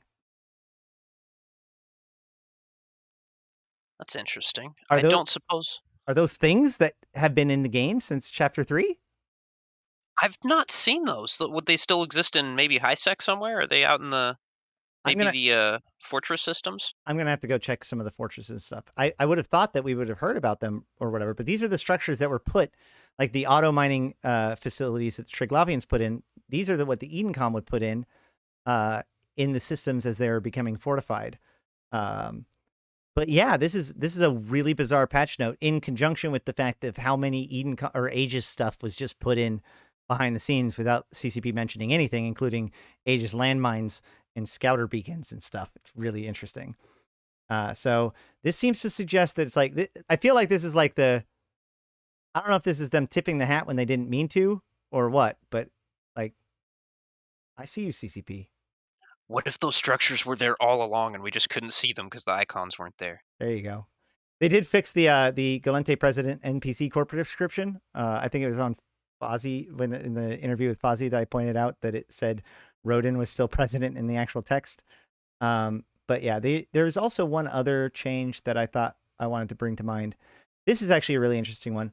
Players can now are able to apply more than one daily skill injector without a server restart with a 24-hour timer, and corporations now can join faction warfare without a server restart 24-hour timer. So both of these things, like daily alpha injector requires a downtime in order to reset. Faction warfare, some of the mechanics of faction warfare don't come into play until the day after, the downtime after you join. These are two things that probably came out during the 24-hour or the no downtime exchange. And so this is another one of those like clues. It's like, CCP, what are you working on? This really feels like they're working on the pieces that they discovered were really like stood out during the no downtime issue. So this is fixing pieces of the game that are currently tethered to the downtime functionality, but now CCP's untethering them, as it were. Okay. I think that's all I got for patch notes, though, today. Is there anything else? I think that's it.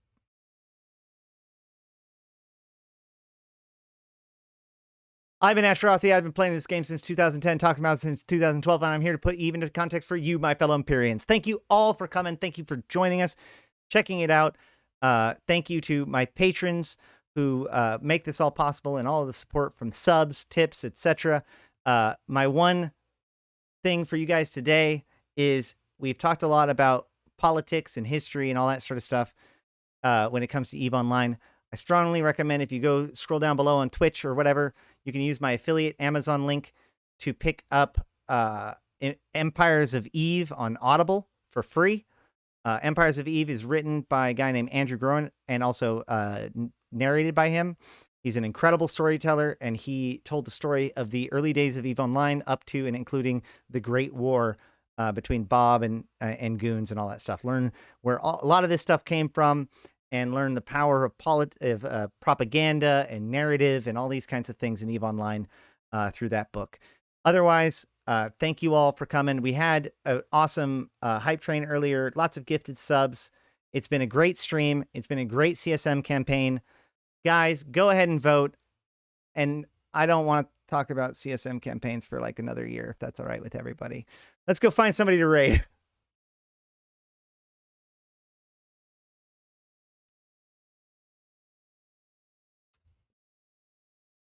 Blessings of Saint Jamil upon you all, yeah. What's CCP doing? Oh, Carneros and Chill. That's a good one. Oh, Trash Talk Tuesday. Spanish, Sheltark. You know what? I'm going to do it this way. I almost never do this. And you know what? He's also been a really good, he's been an active member of the community recently. He's a bit different than my stream. But, it wouldn't be a CSM campaign or a season without some discussion about Sheltark. So we're gonna raid Probably one of the most interesting Eve streams around. You guys have a good time. Oh, he's got a hype train too. Let's get over there. I've been Ashrothi. Until next time, I'll see you in space. I'm going to cut it off early, guys. So we're going to just get started.